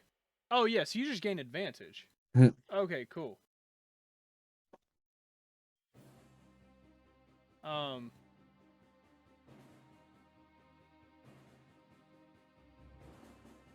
Yeah, no, I don't see a reason otherwise. Yeah, you just gain advantage. So, yeah, whatever you just roll again and take the higher number. Okay. So, 9. Just one more from the last one. So, I'll extend another marksman point to okay. shoot again. Okay. That's also a miss. So. Rip. Anything else? No, that's all. Okay. Morgeth! Yeah. Yep. What's up? Oh, yeah. Door is technically up. There we go. What do you want to do, Morgeth? Yeah. I reach out to get Gore, to pick Gore up. Okay. And I'll put him on my back. And, well, for my main action, first I'm going to use bonus action and cast another guiding bolt at that bitch around the corner. Excuse me. Okay. So you're gonna use main action or which one? Bonus action Bonus or action guiding bolt on the for orc guiding lady. bolt on the orc lady who was trying to run away. Yep. Okay. Yes. All right, let me roll real quick. Guiding bolt. 15. 15. That is a hit. All right. 14 damage. You hit her doing 14 damage. You hit her a good time. You see that there's a huge, it basically blast open the back of her shirt, and, leaves a good hit on her back. She stumbles a little bit as she's running, and, but you can see that she is still, running away. You hit her pretty hard, but, she's still able to move, to basically walk away. Yeah. So I grab, grabbing Gore, and I'm gonna run 30 feet back. Okay. So you grab Gore. 30 feet right there? Yeah, that's good. Okay. You grab Gore. And I'm gonna lay on hands pull for all 25 as my main action. Actually, not all 25. I'm gonna do 20. Okay.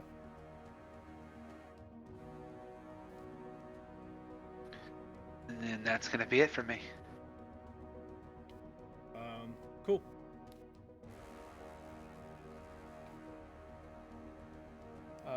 And then from there, we're gonna have Gore clone himself 3 times as he's on your back.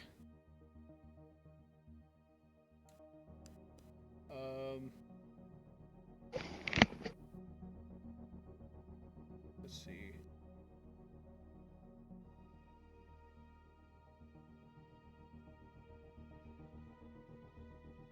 So he clones himself, and you can notice that he's doing this to kind of try to slow them down. Yeah. And you see these 3 basically. You see these 3 kind of ready their attacks. Jackie. Me.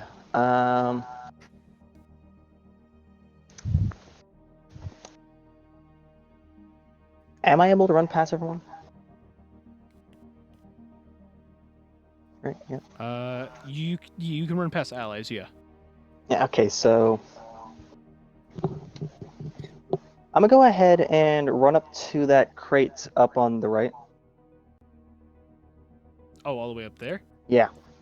Okay. I'm advancing. Are you okay? So you're running around, or are you gonna spin, or are you gonna jump over the barrel? Barrel gonna cast for extra. Yeah. It's difficult terrain, so you vaulting over. So basically, getting over it would be 15 feet. But honestly, I don't think it's gonna matter too much, anyways. It's still gonna be 15. It's still. Well, no, it'd be 10 otherwise. Yeah, you're right. I mean, either way, I'm only going 25 up. Straight up is. Let's see. Oh. Well, wait a minute. Going over the barrel. I mean, either ways, yeah, pretty much. Because this would. No, wait a minute. You would end up right under here if you vaulted. Okay, then just gonna go around the barrel.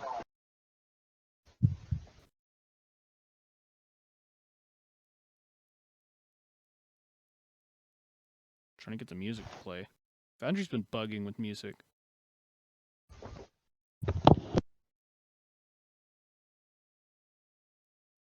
Okay. So you're going around, you run up, you get behind the crate. Gonna go ahead and shoot the O-Rog straight up for me.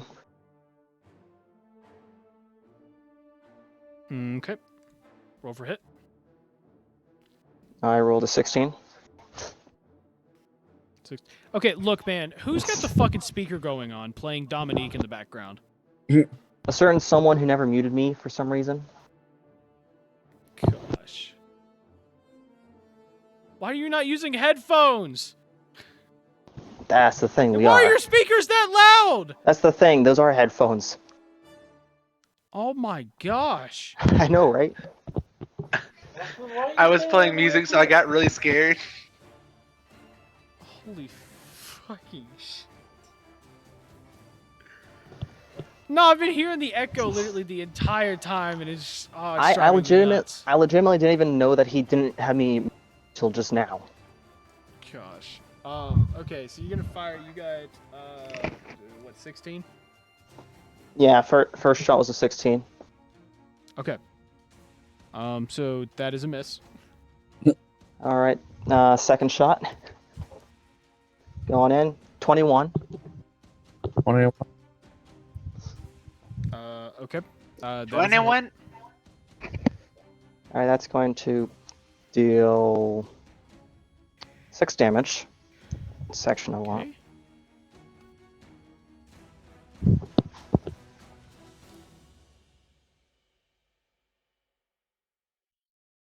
And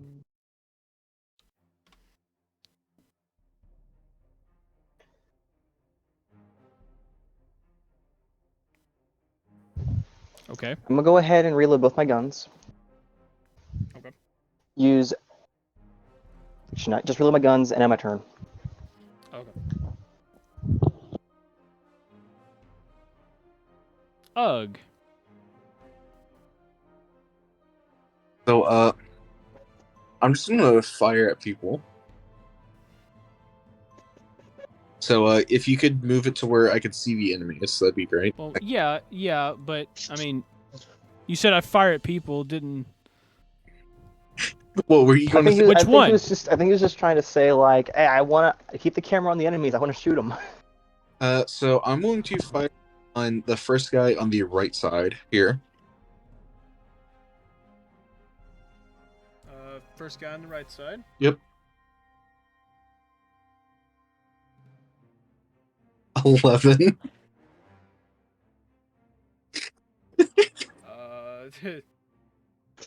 That's unfortunate. Horde breaker on the guy behind him. Okay. Dirty 20. Yeah, that's a hit. 11 damage.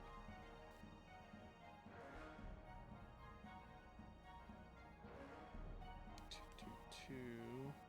Give me 1 sec.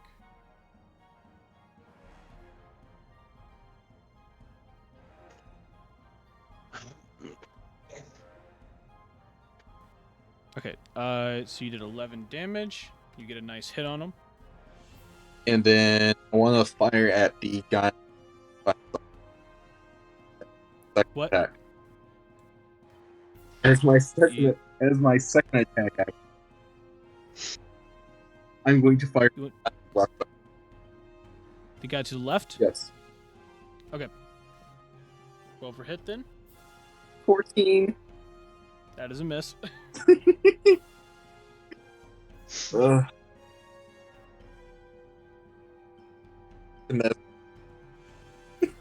Okay. Moving on. You notice none of you can really see this one anymore. Disappears. Fucking kablooshki away. And so, with them kablooshki awaying, we're gonna move on to the Orogs, who are going to turn, run. This one's going to run up. It's going to immediately swing at this first clone. You know what? Let's just move them all. Well, actually, no. We're gonna wait a second. Basically, what happens? One of them just like one of them. You know, like you notice, or at least the front of you notice. Ugh, can't fucking hear it. But the rest of you kind of notice that he just kind of like he kind of yells out, kind of yells to the other real quick to like it's like she said kill the slime, so kill it.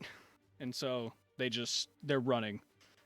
This one's going to swing at the clone here. Let's see. That's going to be a miss. It's going to swing again. That is a hit. Dealing. Let's see. That is. Okay, he gets a good hit on it. The next one runs up. So he runs 20 feet down here. He's going to swing at the same clone he just did. He's going to get a hit. He is going to take out this clone and then swing onto the next one.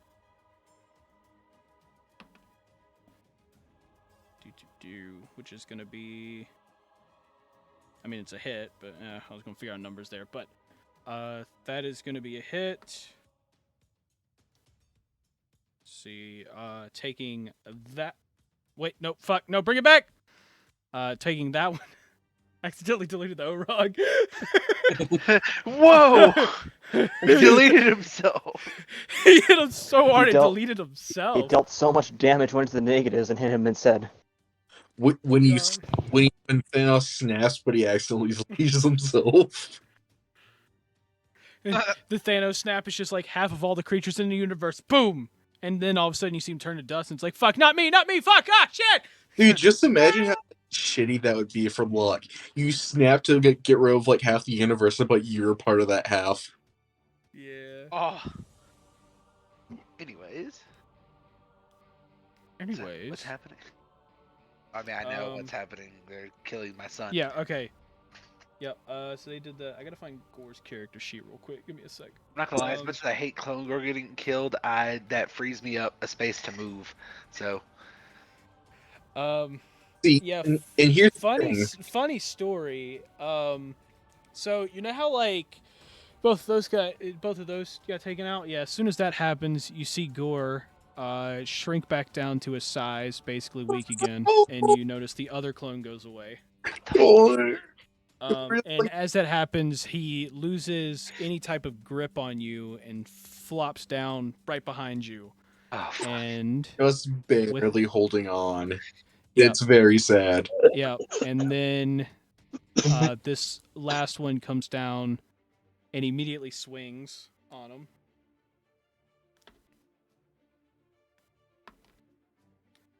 And that is a hit. First step one. He hits him.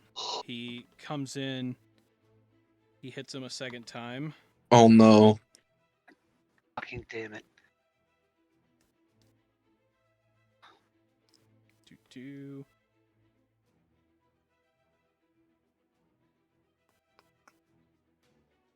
It's the Tony incident all over again.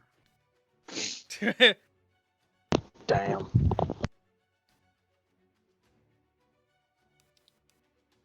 I'm checking one thing.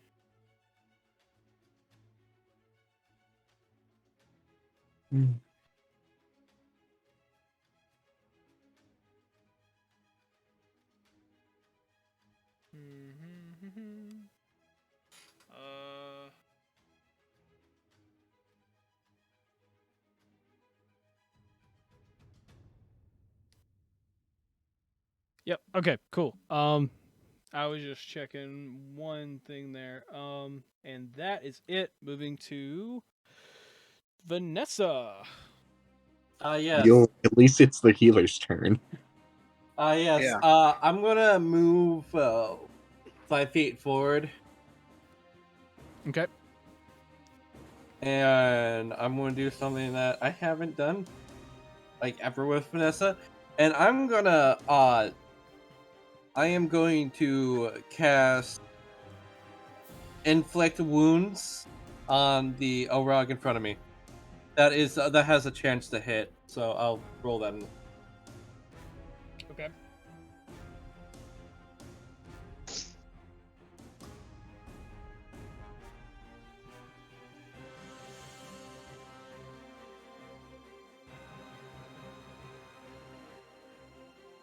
Damn. Fuck, if that was a 10.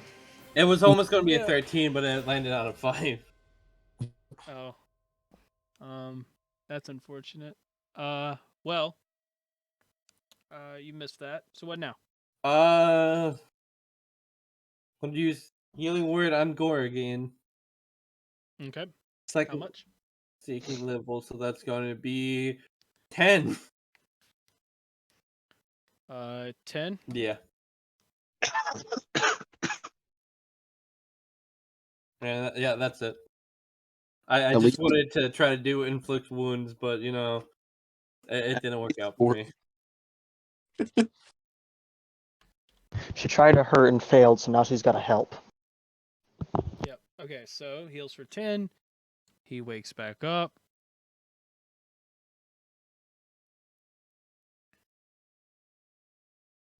Is that all? Yeah, I said that was the end of my turn. Oh, okay. Sorry. Look, man, I got a lot of shit going on. Hey, I'm pretty sure I'm the only one that can do one action, like one attack action per turn. So True. here's me with Yeah, but there's always other things you technically can do. 3 attacks. So, Railu. Okay. Yeah. Start shooting at the Alrog to the right. To the left? Left one? Yep, the left one. Okay. You can shoot the left one.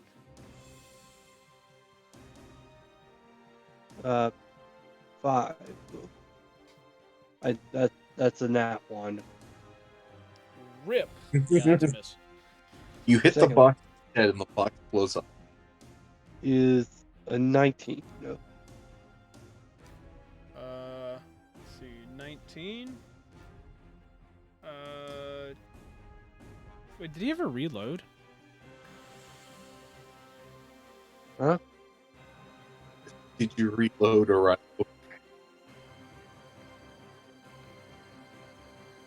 Do you ever reload from the other 2 shots? All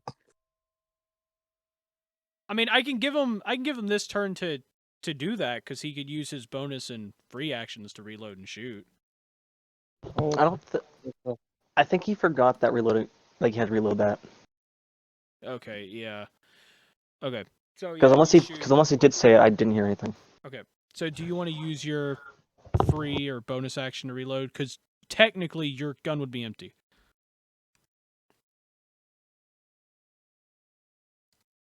Well, okay. Well, he missed the first shot anyways.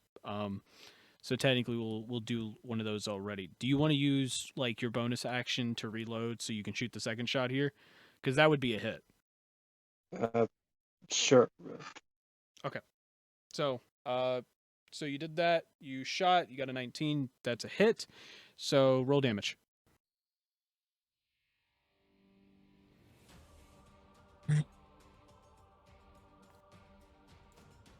11. Okay, 11. Do that. Ugh. You hit him pretty hard. But as you hit him, it hits him in the chest pretty hard. And you see him. He's about to drop his great axe. He gets his get his bearings together again though. And you can see that he is like barely keeping himself together. Is that all? I assume so, because you can't really do anything, but unless you did like an action surge or something. Your mother was a hamster, bro.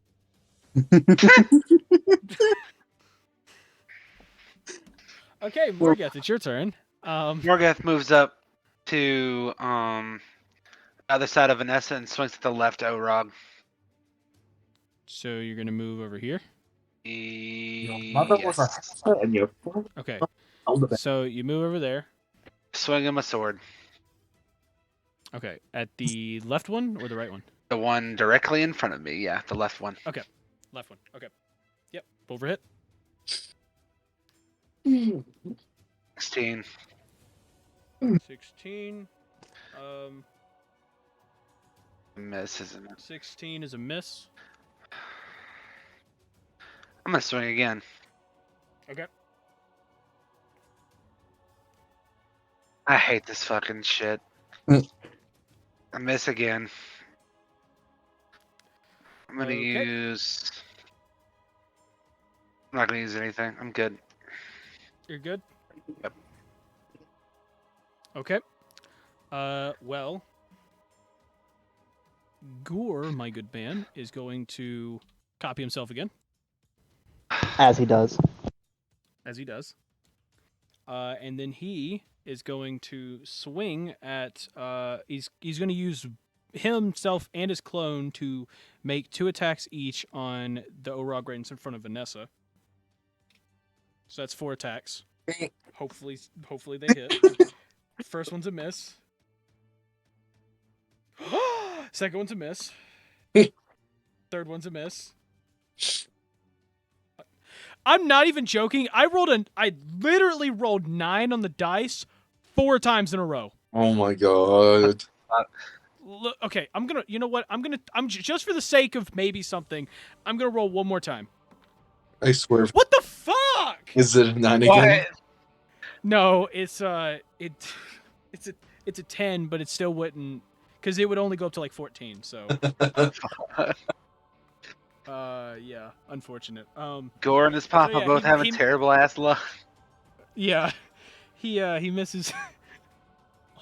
No, I don't care that he missed all 4. The part that I'm irritated about is I rolled 9 4 times in a row. Yeah, well, I rolled 16 twice, so like I said, it's inherited. You're sitting there rolling, and your dice is just like 9, 9, 9, 9. My God. So, yeah, he misses all 4 of those swings. And with that, move on to Jackie, who is standing right next to one of them. All right. 2 of them, actually. All right. Jackie's literally just standing in the middle of everything. I'm just standing there, just like surrounded by enemies. I'm just like, okay, this is fine. As I proceed to. I'm in danger.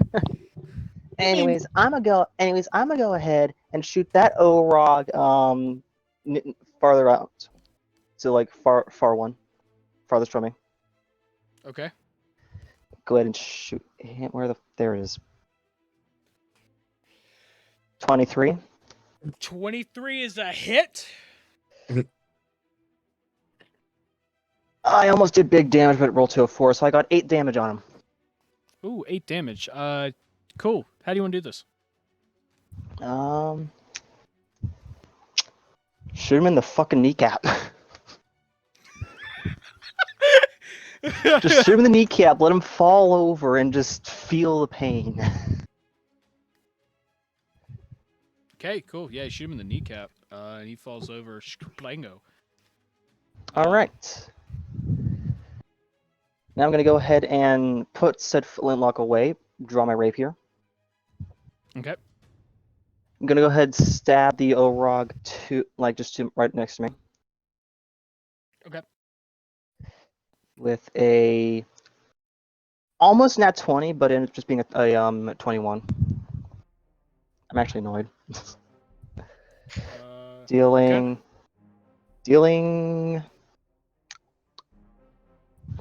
5 damage. Okay. You get a nice jab on him. You get a nice jab. He kind of hit him in the side. He tilts a little bit, and then he looks at you for a moment.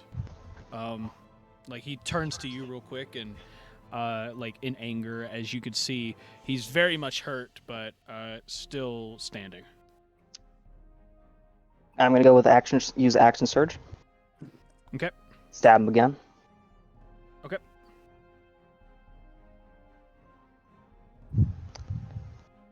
I'm actually annoyed by that roll because it got stuck in the corner of the screen. And I obviously missed that first strike, stabbing again. Okay, I missed both of those.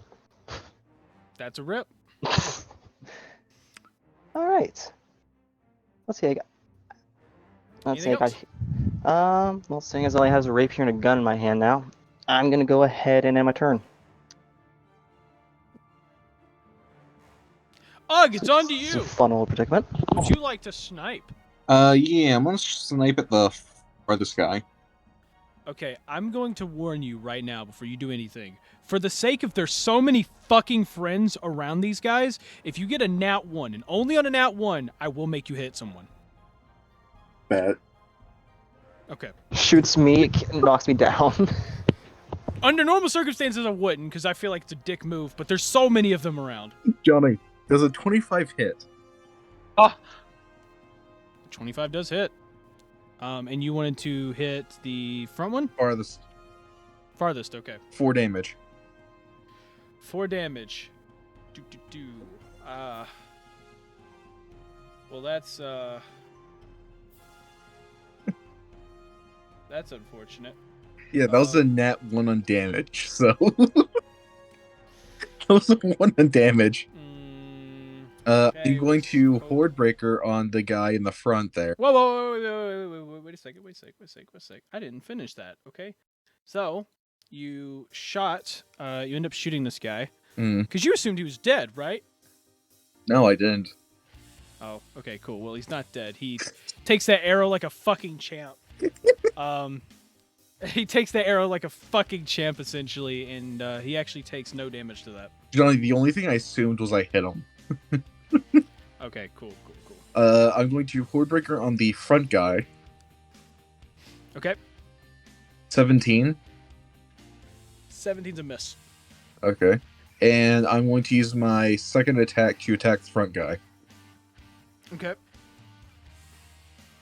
That is a miss. Johnny, I almost actually got in that one. Oh my gosh. That was a 2. That's my turn. Oh, okay, here we go. He almost shot us. Yeah, I did. He almost shot us. I probably almost shot Vanessa on the back of the head. Or if it's really unlucky on my end, you hit me. No. Oh yeah, I was just gonna roll to see who you would hit. Nah, knowing Johnny and his dice, he'd probably get me to shoot Gore. And just not. Okay, moving on. Go back to the Orog. This Orog here is going to basically shove Vanessa back.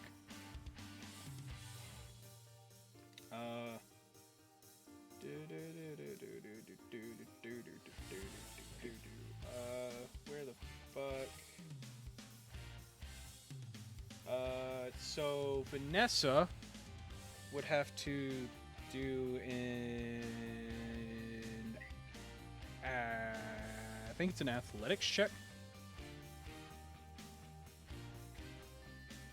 So I have to do an athletics check? Yeah. Okay. He's trying to push you back. So you'd have to do an athletics check against it. That's going to be an 8. Okay, he got 15, so he beats you there. He pushes you back 5 feet. He then moves forward 5 feet, and then he yells, "Captain! Captain, get him!" And the captain, looking angry at Jackie, quickly just runs over to here.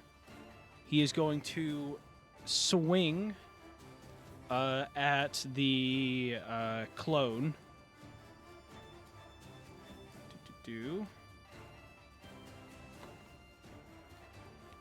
That is a hit. That takes out the clone. And as he does that, it knocks out Gore once again. Damn! And then... yeah. And then he is going to turn, swing at Gore. Which is definitely a hit.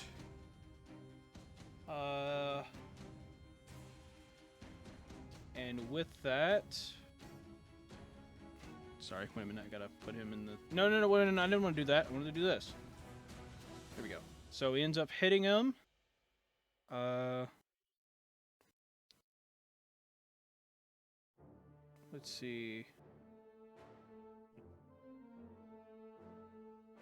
Okay. Yeah, okay, so he hits him there, and then he's gonna do his handy-dandy, cool bullshit thing that I added before this because I'm a fucking awesome person. And he's gonna swing one more time.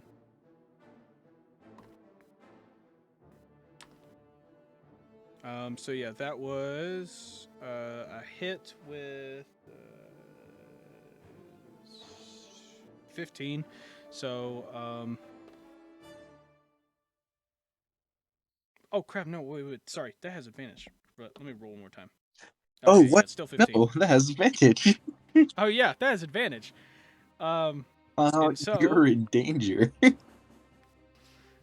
you're in danger. And he is going to hit him.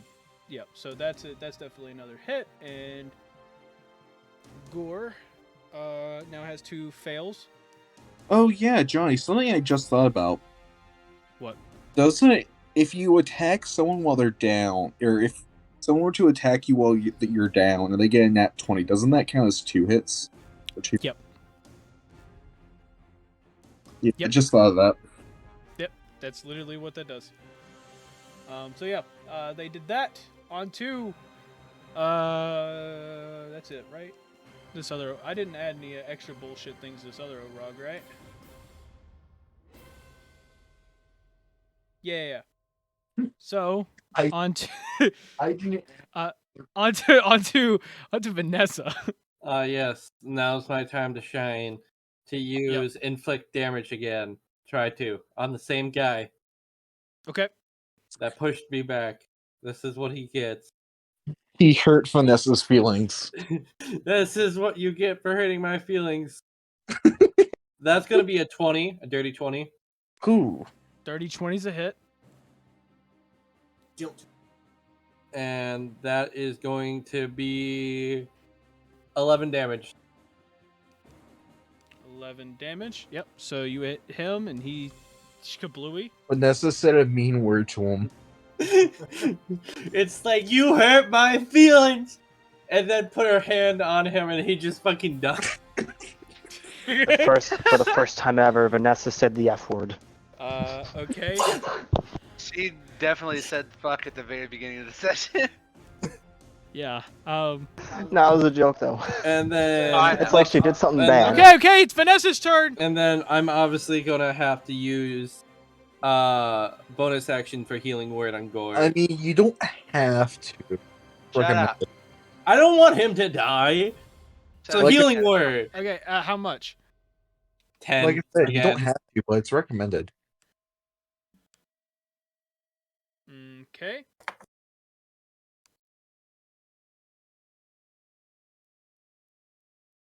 Well, he's back up. Okay. Yeah, and end my turn there because I can't do my. Oh, never mind. I was gonna say I want to move up 5 feet, but doesn't really matter to me at this point. Okay. Rilo.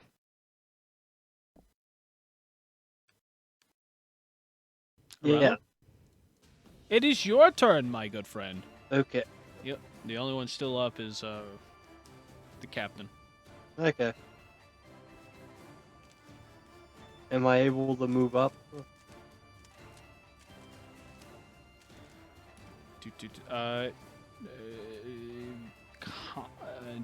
Not really. There's not enough space for you. There's not Sorry. enough space. Yeah, unfortunately, there's not enough space. Okay. You can move through friends, you just can't move into friends. You know what there is for? Vanessa. That would be called friends with Over benefits if to- you could move in them. Oh my god. Okay, sorry. What Wait, was that? don't halflings have the ability to like Rilo? stand in the same place as someone taller than them? He's not a halfling. I'm just meant like I was just questioning it. God damn it. Okay, Whatever. sorry, Rilo. Yes, I think that is one of their things. They can stand in the. Oh my gosh! Shut the fuck up! It's Rilo's turn! Not saying anything. Oh my gosh. He keeps stopping because he keeps getting interrupted. Rilo, on to you. I grab Vanessa and move her to the side.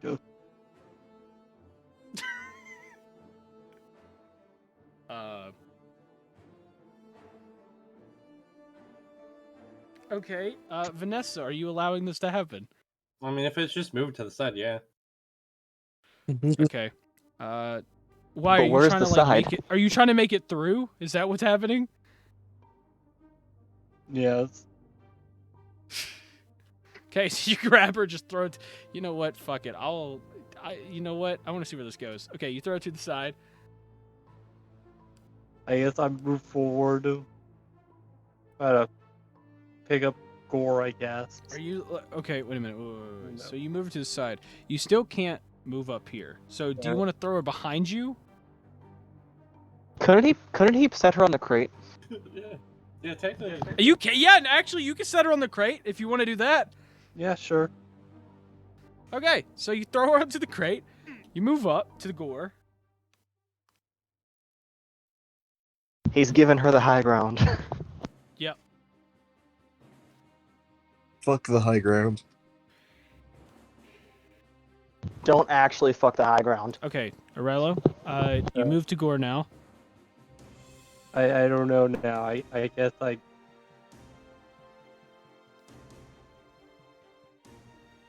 could move Gore, but then that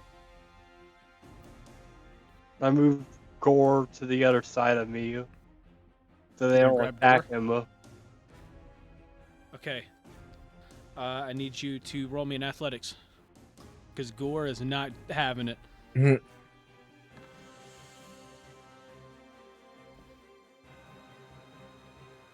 19. And Gore also gets a 19, and it goes to the defender. So you try to grab Gore. Gore just, he doesn't, he's not having it. And so, yeah, he beats you based on the tie. So he's sitting right there. Okay, I end my turn. He's like, well, I can't do shit, so I guess end my turn. Good luck. Well done, all. Morgeth, on to you. I'm swinging at the captain. Pissed Okay, off swinging at the captain. Gonna hurt my mother. You kicked my fucking baby.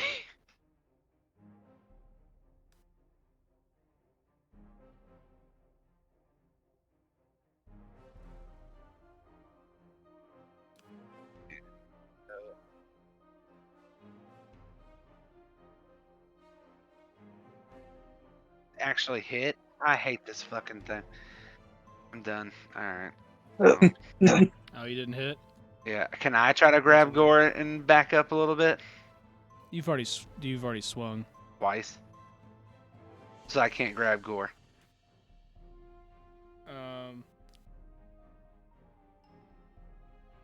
I mean, you surely could try. I mean, yeah, I'll try. Actually, no, you couldn't try.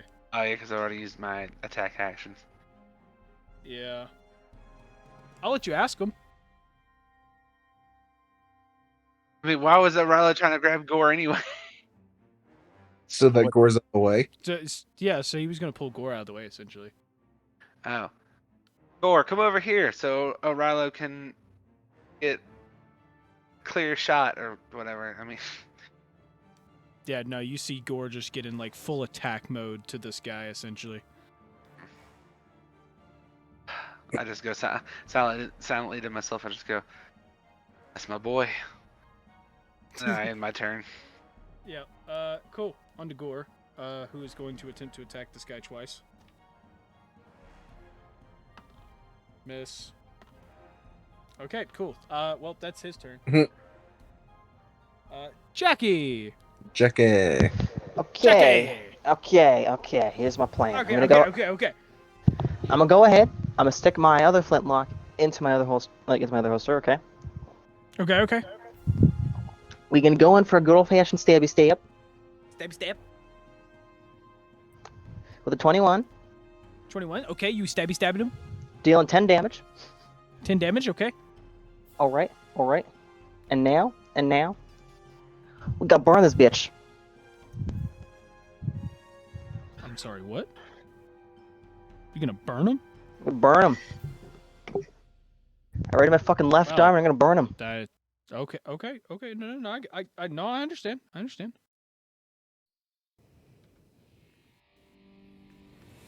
I'm genuinely pissed off. It rolled on nat 20 for so long, and then was like, hey, it'd be funny if we made it into And a it 2. missed. Yeah, Yes. it missed. Haha, take that, scrub! Sorry, that was mean of me. Haha, That was take for that, me. scrub! Oh well. Oh well. I stabbed him.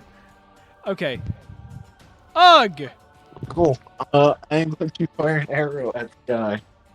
You're going to fire an arrow all the way up at this guy right here? Yeah, that guy right there. Okay. 23.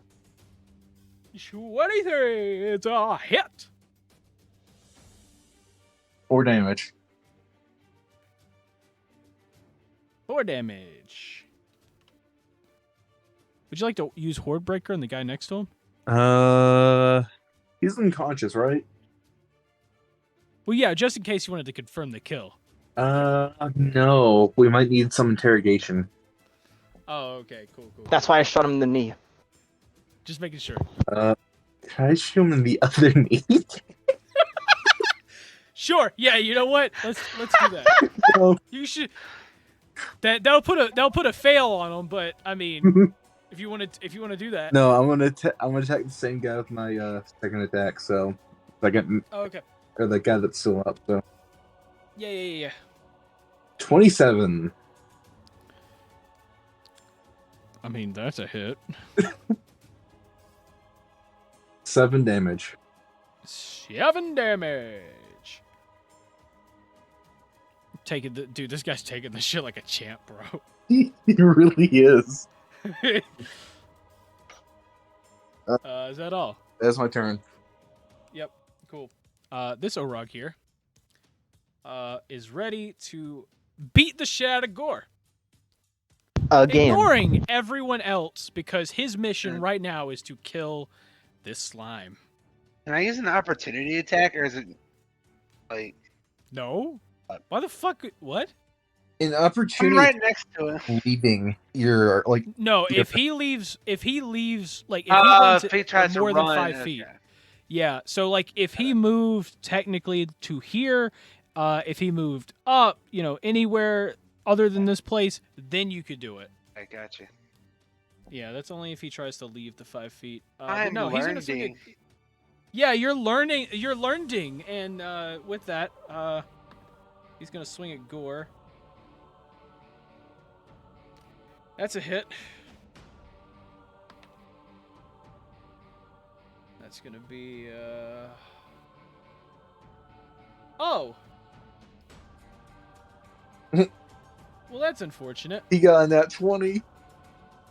It's not a nat 20, but, well, Gore's unconscious again.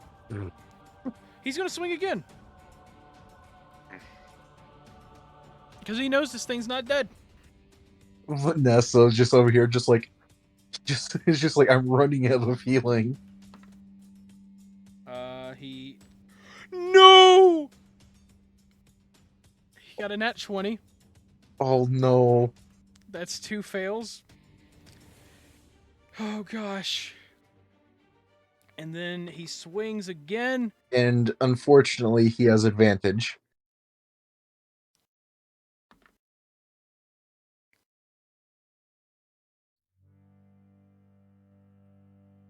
No. No. And when he swings, No. he sends the great axe straight into Gore.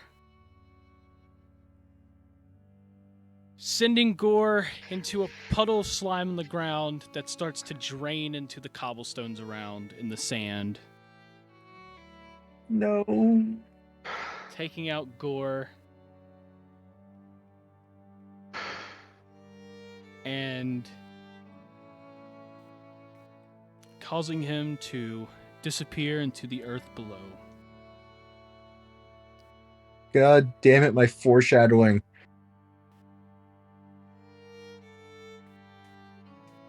Vanessa, it's on to you. How do you retaliate? I'd like to get down from the high ground and inflict wounds. Mm-hmm. And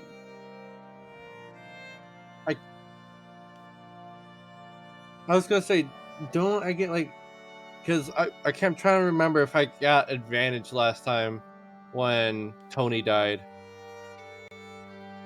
Nope. No, not this time. Okay. Well, you not this time. No. Okay.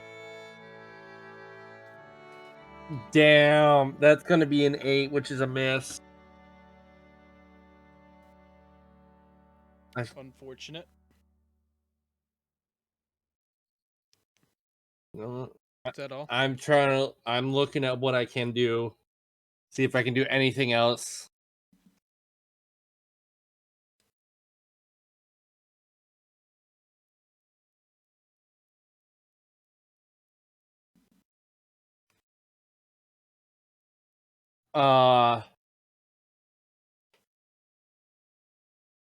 I'm gonna actually give Orilo Bardic Inspiration, since I'm pretty sure he's next up in line. And then I'm gonna move back up onto the crate if that's okay, and then end my turn. So that Orilo can move forward. Yep. So Rilo. Okay. I move up. I swing down my sword.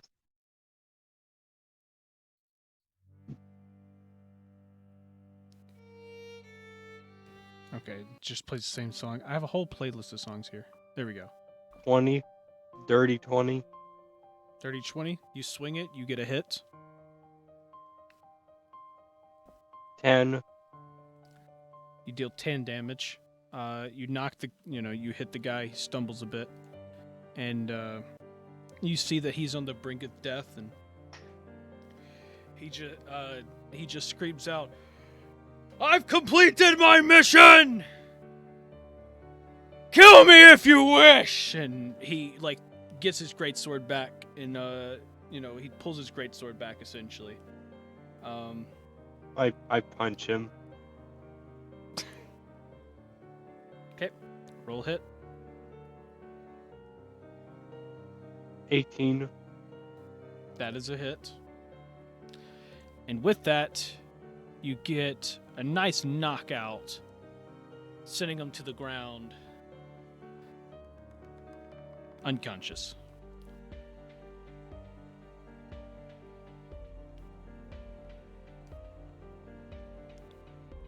And with that, you end the combat.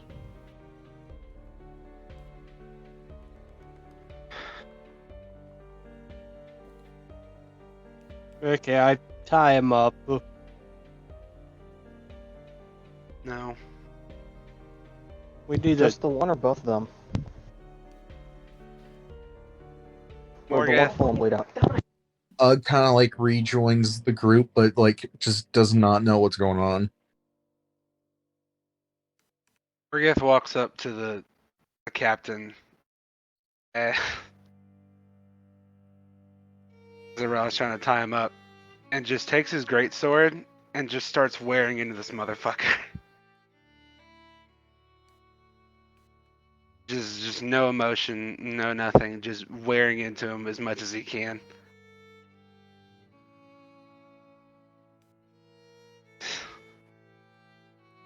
Just like quietly, like whispering, like sort of whisper crying to himself, just, my boy, my boy, and I just keep like fucking just slashing the shit out of him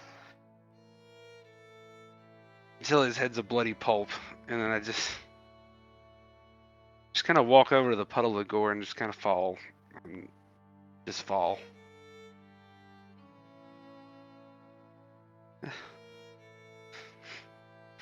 What?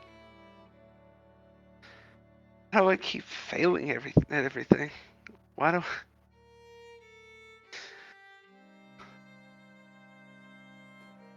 Everyone I love in my life is dying.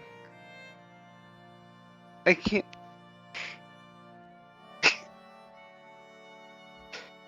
I can't protect anyone.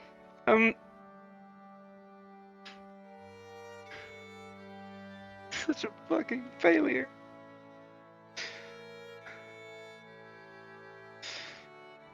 I'm sorry. I'm sorry, son.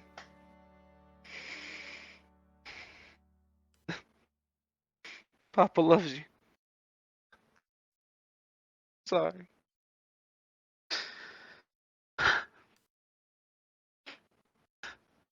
Morgan's just sitting there, just crying his eyes out. As Morgeth is crying, Vanessa is going to cast Prayer of Healing.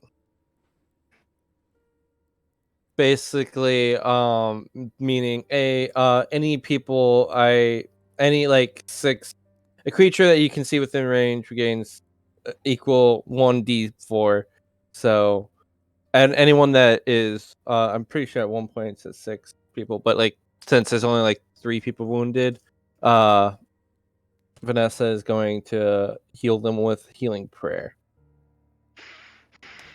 which takes 10 minutes, by the way. Okay, I'll put a 10-minute timer.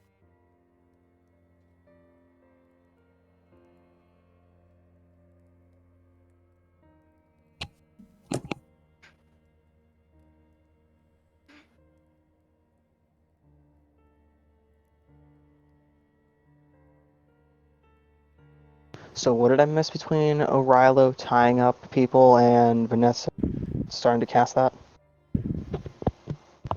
I beat the captain into a bloody pulp and I'm now mourning my child. Okay. I only asked because I got told to pull a pizza out of the oven. We get it. Yeah. That's fine. Okay. So you cast that. By the way, you get everyone who is damaged heals up 10. Okay. In 10 minutes. Yeah, right? in 10 minutes. Yeah.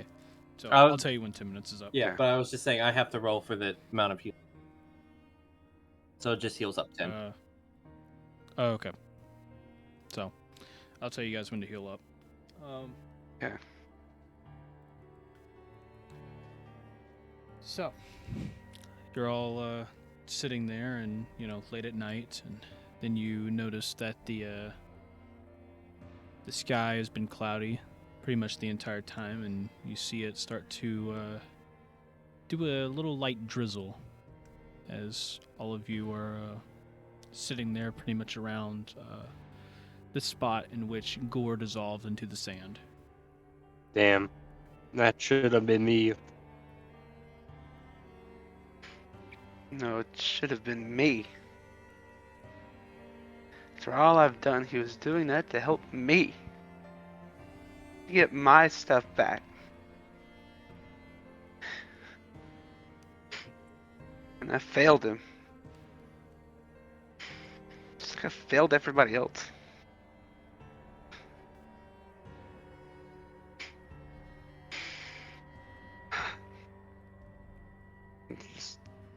He's just sitting there, just back to crying. I mean, it's...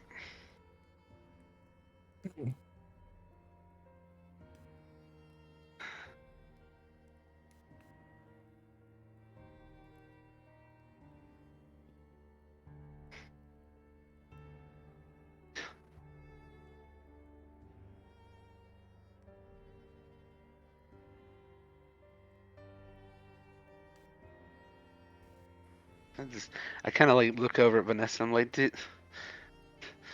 the gods hate me? Is this why this is happening? What?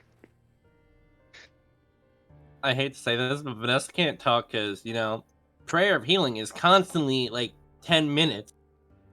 Oh, so she can't say anything else. Okay. Yeah. Yeah, well, I'm just kind of looking over at her just because. Yeah, I know. Dominic's like, Vanessa should say something. I'm like, I can't. Prayer of Healing. Yeah, that's fine. Yeah.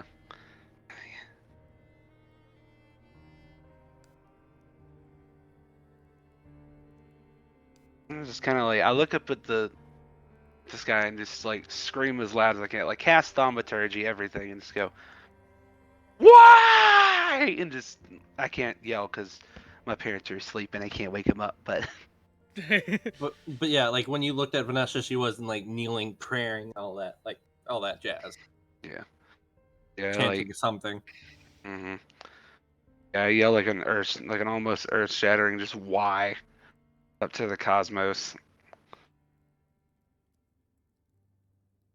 I stand up and I take whatever's left of the little puddle of gore, and I just kind of like smear it on the blade of my sword, just to like try to keep whatever I can of him just on me. And I just gonna start walking. Just walking, I guess, further down that alley where that lady was going. Jasmine's gonna fall alongside you and just say, I assume we're thinking the same thing, aren't we? And I kind of like, Yeah. I kind of look back at you and like, you can see like the electricity of like a guiding bolt, like sort of like flaring up in my eyes, like basically telling you to stay the fuck back. And nobody follow. And I turn around and go back to just walking.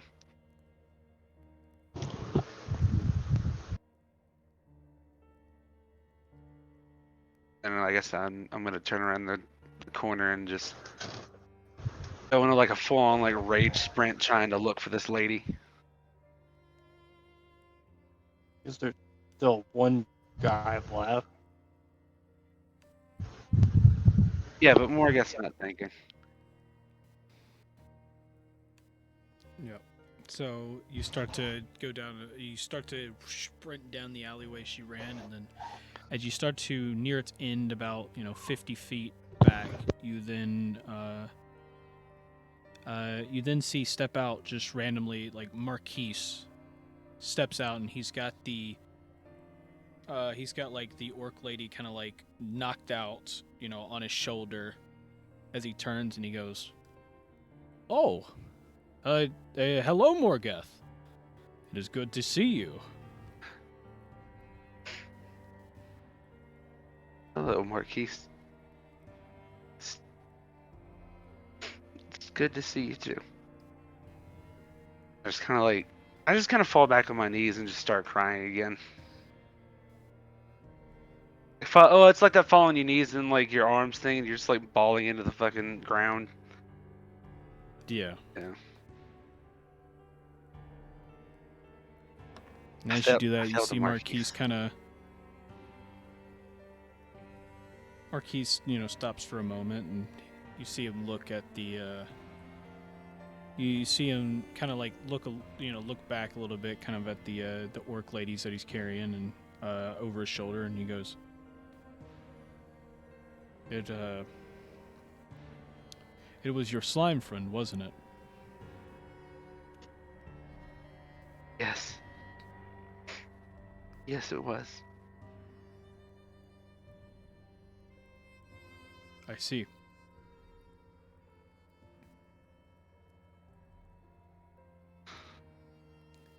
And he walks forward and he just puts a hand on your shoulder and he goes,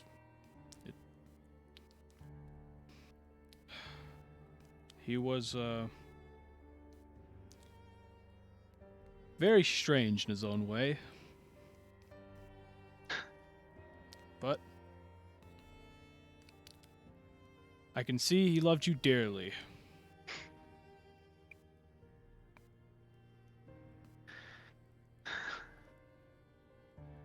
And he simply like steps in front of you. He holds out his hand basically like right in front of your eyes, and he just goes, "Morgeth, if I know anything about how any of you move on, it's not like this. Your slime friend would not want to see you this way."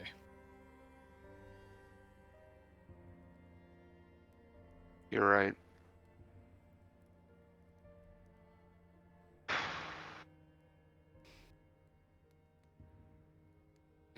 he wouldn't. I just get up and stand up. And I'm like,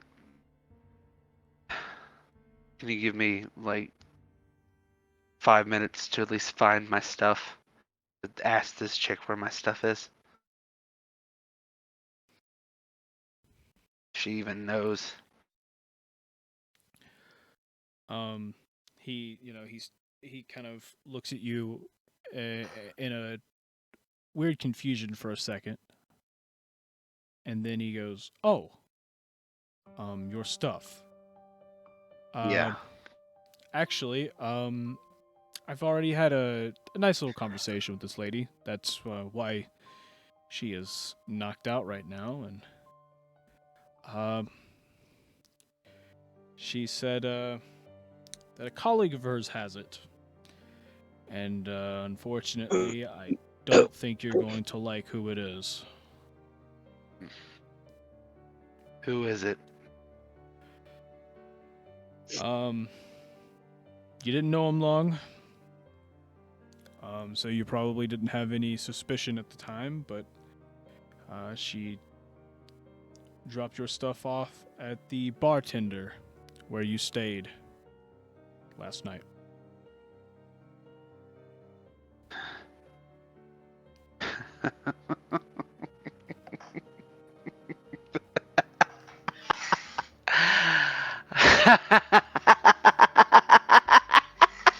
Morgeth is being raged like bust and like has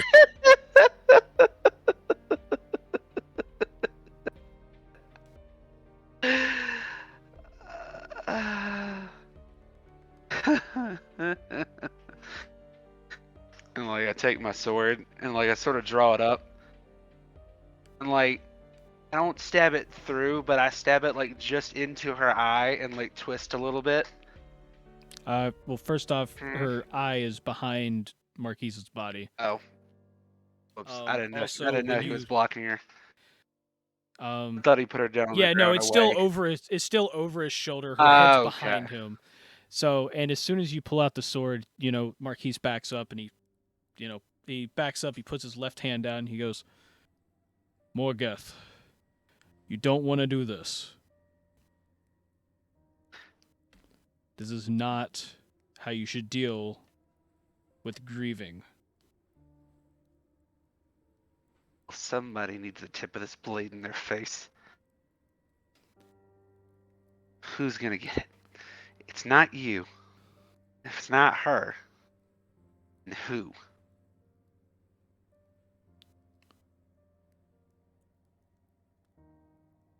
Morgeth. The only one right now that has the tip of the blade in them is you right now. And we need to heal that.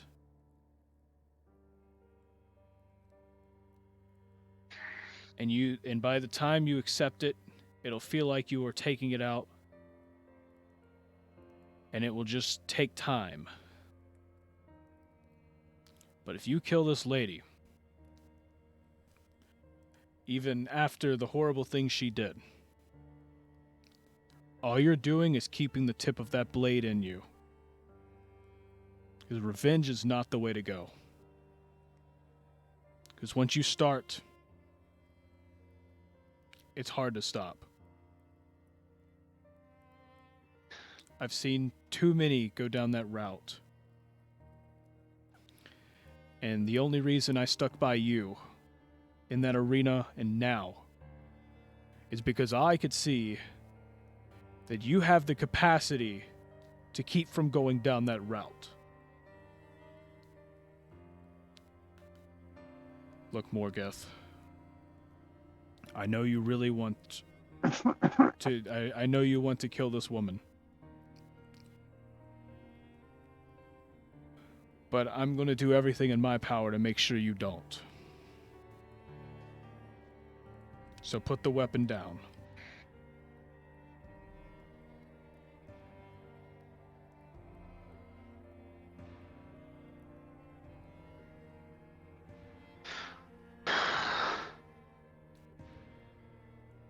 Fine. Fine. So I'll lower it I'm gonna start walking back to the group. Yep. And as you do, you notice Marquise kind of following somewhat distant behind, about 10 feet behind.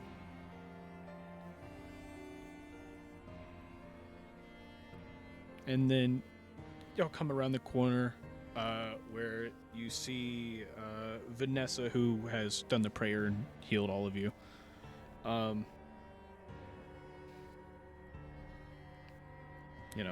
So yeah, all of you gain 10 health there.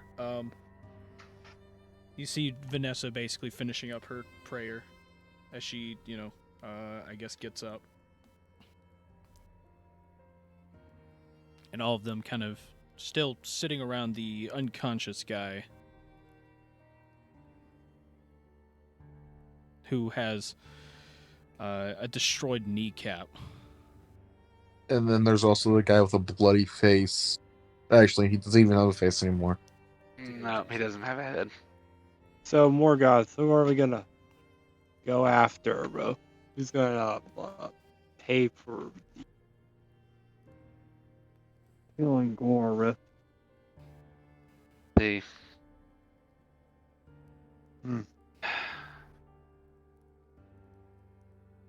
No one's going to pay for this, I guess. Revenge is not the way. And you notice like as you say that, Marquise kind of does a little bit of a nod toward you, Morgeth. But the bartender has my stuff. Damn. So I think I'm gonna pay a visit to the bartender. Then let's get it back. Do you think these people have a bounty on them? I don't know. But we're not gonna bring his head on a pike. We're just getting my stuff back. And then we're leaving this fucking town. Yeah, that seems good. So Jackson's Morgeth just starts kind of. Sorry, go ahead. Jackson kind of just stands there, like relatively shocked that Morgeth does not want to kill.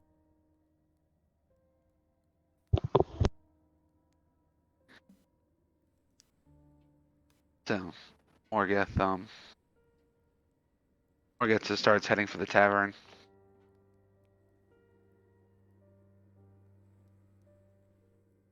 Vanessa following close behind. Like kind of says to Morgeth, but like doesn't like fully say it to Morgeth, but more or less to like at Morgeth. It's like, we're gonna get your stuff back, even if we have to burn that place to the ground. I guess I'll snag that unconscious dude's coin purse and follow.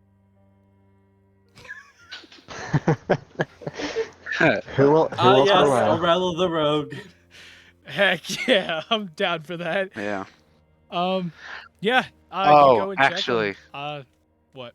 Can Morgeth search the orc lady for like a coin purse? No. Okay.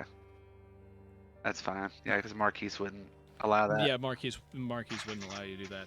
But as they're walking away, Orilo sneaks the coin purse off the unconscious body, and you end up finding 37 gold pieces and 27 silver.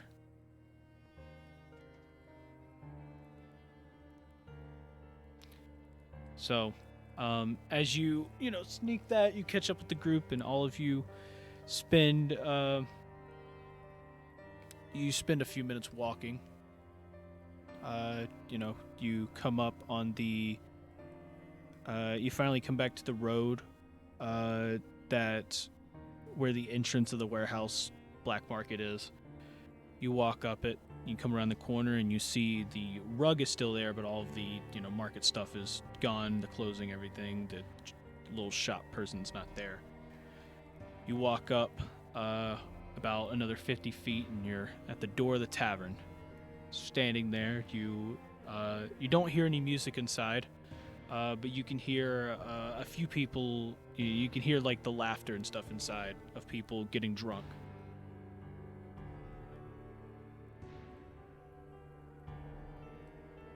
So we're just standing right outside the tavern? Yep.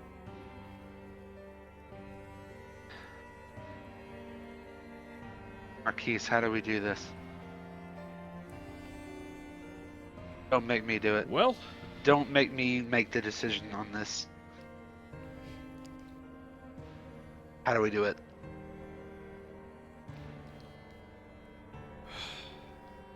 my friend.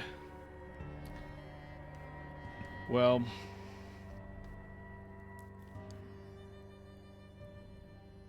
you can always walk in, ask him nicely. It may or may not work, but it's never too late to try.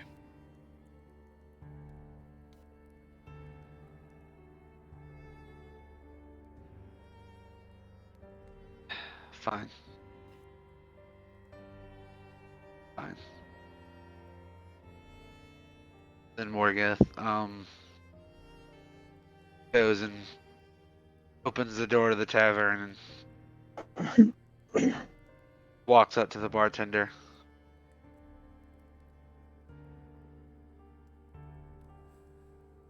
Yep. As you do, Marquise follows you, of course. Everybody else is, right? Yep, Vanessa's very close behind. Yep. All of you end up walking in, and as you open the door, people are still laughing and everything as you pass on by. You walk up to the barkeep. You walk up to the counter where you see the barkeep like pouring a drink, and he notices the orc lady being carried by Marquise, and he stops. He puts the drink down, and he goes, "How can I help you?"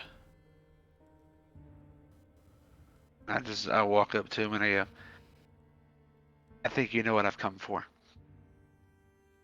Where's my stuff? He thinks about it for a second, and then you see his face kind of like light up in like a questionable sense, and he goes, "Oh, do you're the one that she got the stuff from the other night or yesterday?" Yes. Where is it? Well, friend, I don't want any trouble here. So I'll gladly, tell you. Don't worry, she didn't sell it or anything. Just a friend of mine. But yeah, and he points. So on the opposite side of where the stairs are, is a back room door. He goes, "It's in the back." And it's in the back. There's going to be a wooden chest back there. It's going to be hard to miss. And you see him kind of reach into his pocket. And you see him reach into his pocket, and then he pulls his hand out, and he's got like a little key ring of sorts. He's got a bunch of keys, and he ends up snapping off the one of the keys, and he hands it over to Marquise, and he goes, It's in the chest back there. Don't worry. All your stuff's still intact. I wasn't gonna do anything with it until she came back, but seeing how things went, looks like her deal didn't go too well. So I guess free pickings on your stuff again." And he tips his little hat to you. Morgeth doesn't even acknowledge it and just walks away. Going towards the back room. So Marquise, follows you, and he ends up following you, and you open the door, you look in. It's a small like dark room. You can barely see the chest in there, but you see other shelves and stuff like that. But it's pretty dark. Only the light from the other room is getting in, and you see the padlock that's on the front of the chest. I go to unlock the chest and grab my stuff. Yeah. Marquise, you go to like unlock it, and Marquise taps you on the shoulder, and then holds the key over your shoulder for you to grab it. I take it. Yep. I unlock it. And yep. And as you unlock it, and you take the padlock off and open it, you find everything you had before. Literally everything down to the last detail shoved in that chest. And Marquise then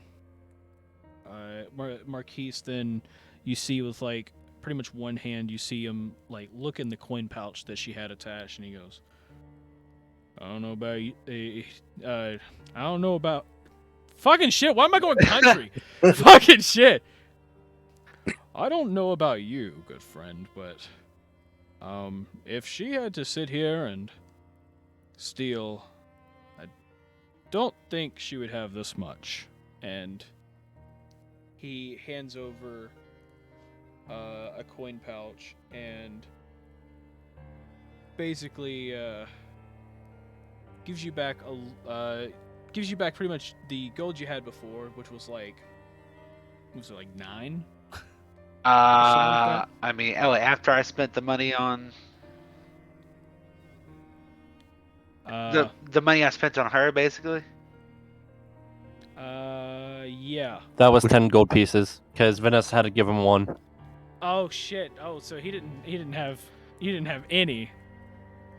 He had 9. So you I had 9. So you was actually broke as fuck after that. No. Yeah. He had 9 pieces, and he had to borrow 1 from Vanessa. Damn. But yeah, Marquise just hands you the pouch and goes, I think everything that's in here is probably yours. And you look and you see 12 gold pieces, 5 silver and 3 copper. I take it all. Yep. And Said it was how much again? 12 gold. 12 gold. How much silver did I say? 5? Yeah, I think 5. 5 silver and then 3 copper. Well, friend, I think we should get out of here. And of course, return the key back to the barkeep. Okay.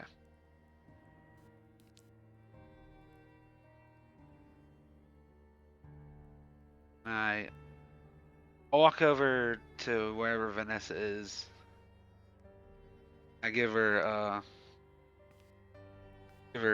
I guess, I'd say 3 gold pieces. I'm like, here you go. Just. Sorry. It was on the floor for some reason. Vanessa takes one of them, leaving the other 2 in your hand. And I just go, I said with interest. Please. We agreed with interest, but I think you paid enough.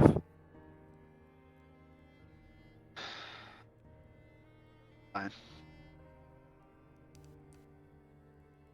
Then I'd take the other 2 and put them back in my coin pouch. And I guess I'm gonna go turn in the key and walk out of the tavern. Yep. Didn't we already turn in the key? No. Different key, Alex. Oh. Yeah. Key to the chest key.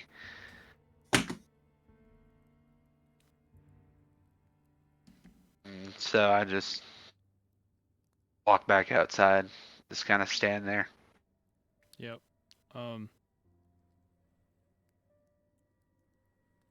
Cool. Yeah, you just simply give over the key. Bartender kind of he takes the key, slaps it back on his key ring, and he does another hat tilt and just goes, I'm sorry if she caused you any trouble. I'm just a friend that was trying to help her out. Yeah. And you notice, like right after he says that, you hear a thud, and you notice Marquise kind of like tossed her into the room, and he closed it, and he like closed it, and then he took a broom and just shoved it in the door handle. And not thinking of it, you kind of just walk out, and Marquise just goes, I think, fucking shit! Just make him country. Just for the Son of a bitch! The session's almost over anyways. Make him country. I'm not sure about you, barkeep, but I think you might want to leave her in there until about closing time. And he turns over and just goes, okay, no problem, partner. And like I said, I'm sorry if she caused you trouble. And Marquise does a little tip of his hat, and the barkeep does it back. And then Marquise just follows Morgeth out of the bar.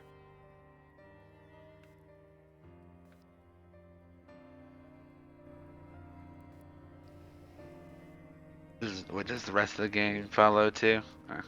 Yeah, Vanessa leaves the tavern, and then she like pulls out a tinderbox, like, and looks over to Morgan. It's like, I did say till we even if we have to burn it down. So, do you want to burn it down, or do we just want to keep going? It's not worth it. Honestly, I think it'd be bad taste to just burn a place down for no reason now. Barkeep didn't really cause any trouble. He was just helping out a friend. So, no. Maybe another time. So, where to next? Through the mining village, I guess. She says as she's putting her tinderbox back in her bag. Well,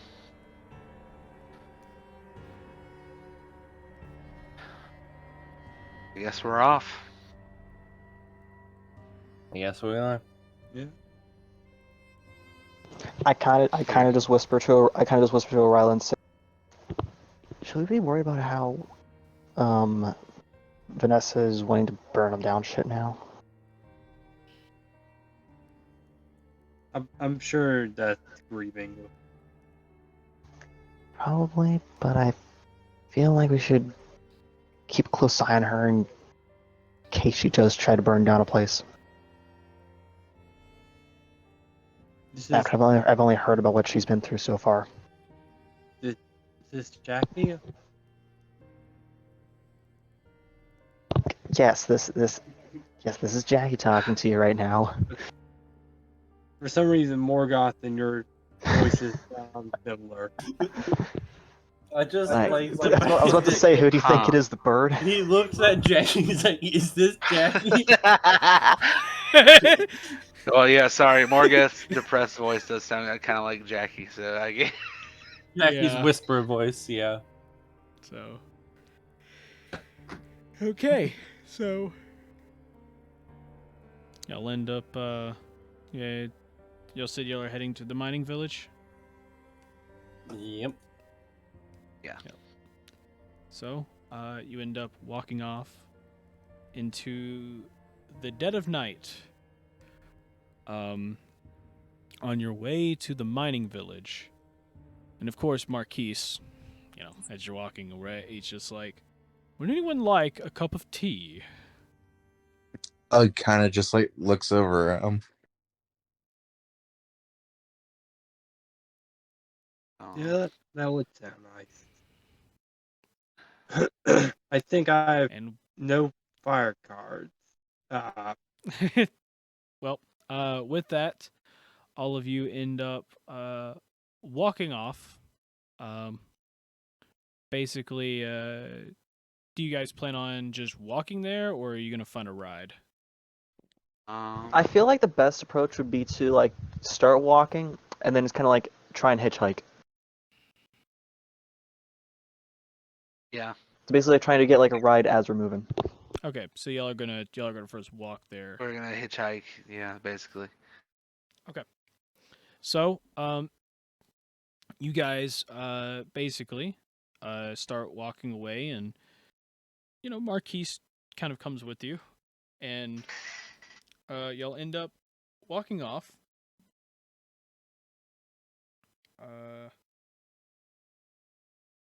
You walk off, and you were going to be traveling for a while. And so, with the unfortunate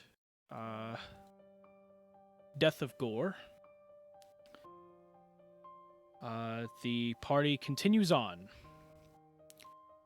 finding new hope, finding a new direction. All of them will continue on their quest to not only find Yorn, but to help fix Ugg from his terrible state. And with their new companion, Marquise, joining them for the journey, they will be moving on to the nearby mining village, where we will pick up next time on eDIOCRACY. Thank you guys so much for watching. If you enjoyed, make sure you press the like and subscribe buttons down below, and please comment any of your favorite moments from the life of Gore. We thank you all for watching once again. This is the cast of eDIOCRACY saying peace out. We all hope you have an amazing night or day, and hug a loved one. As we all say, bye-bye.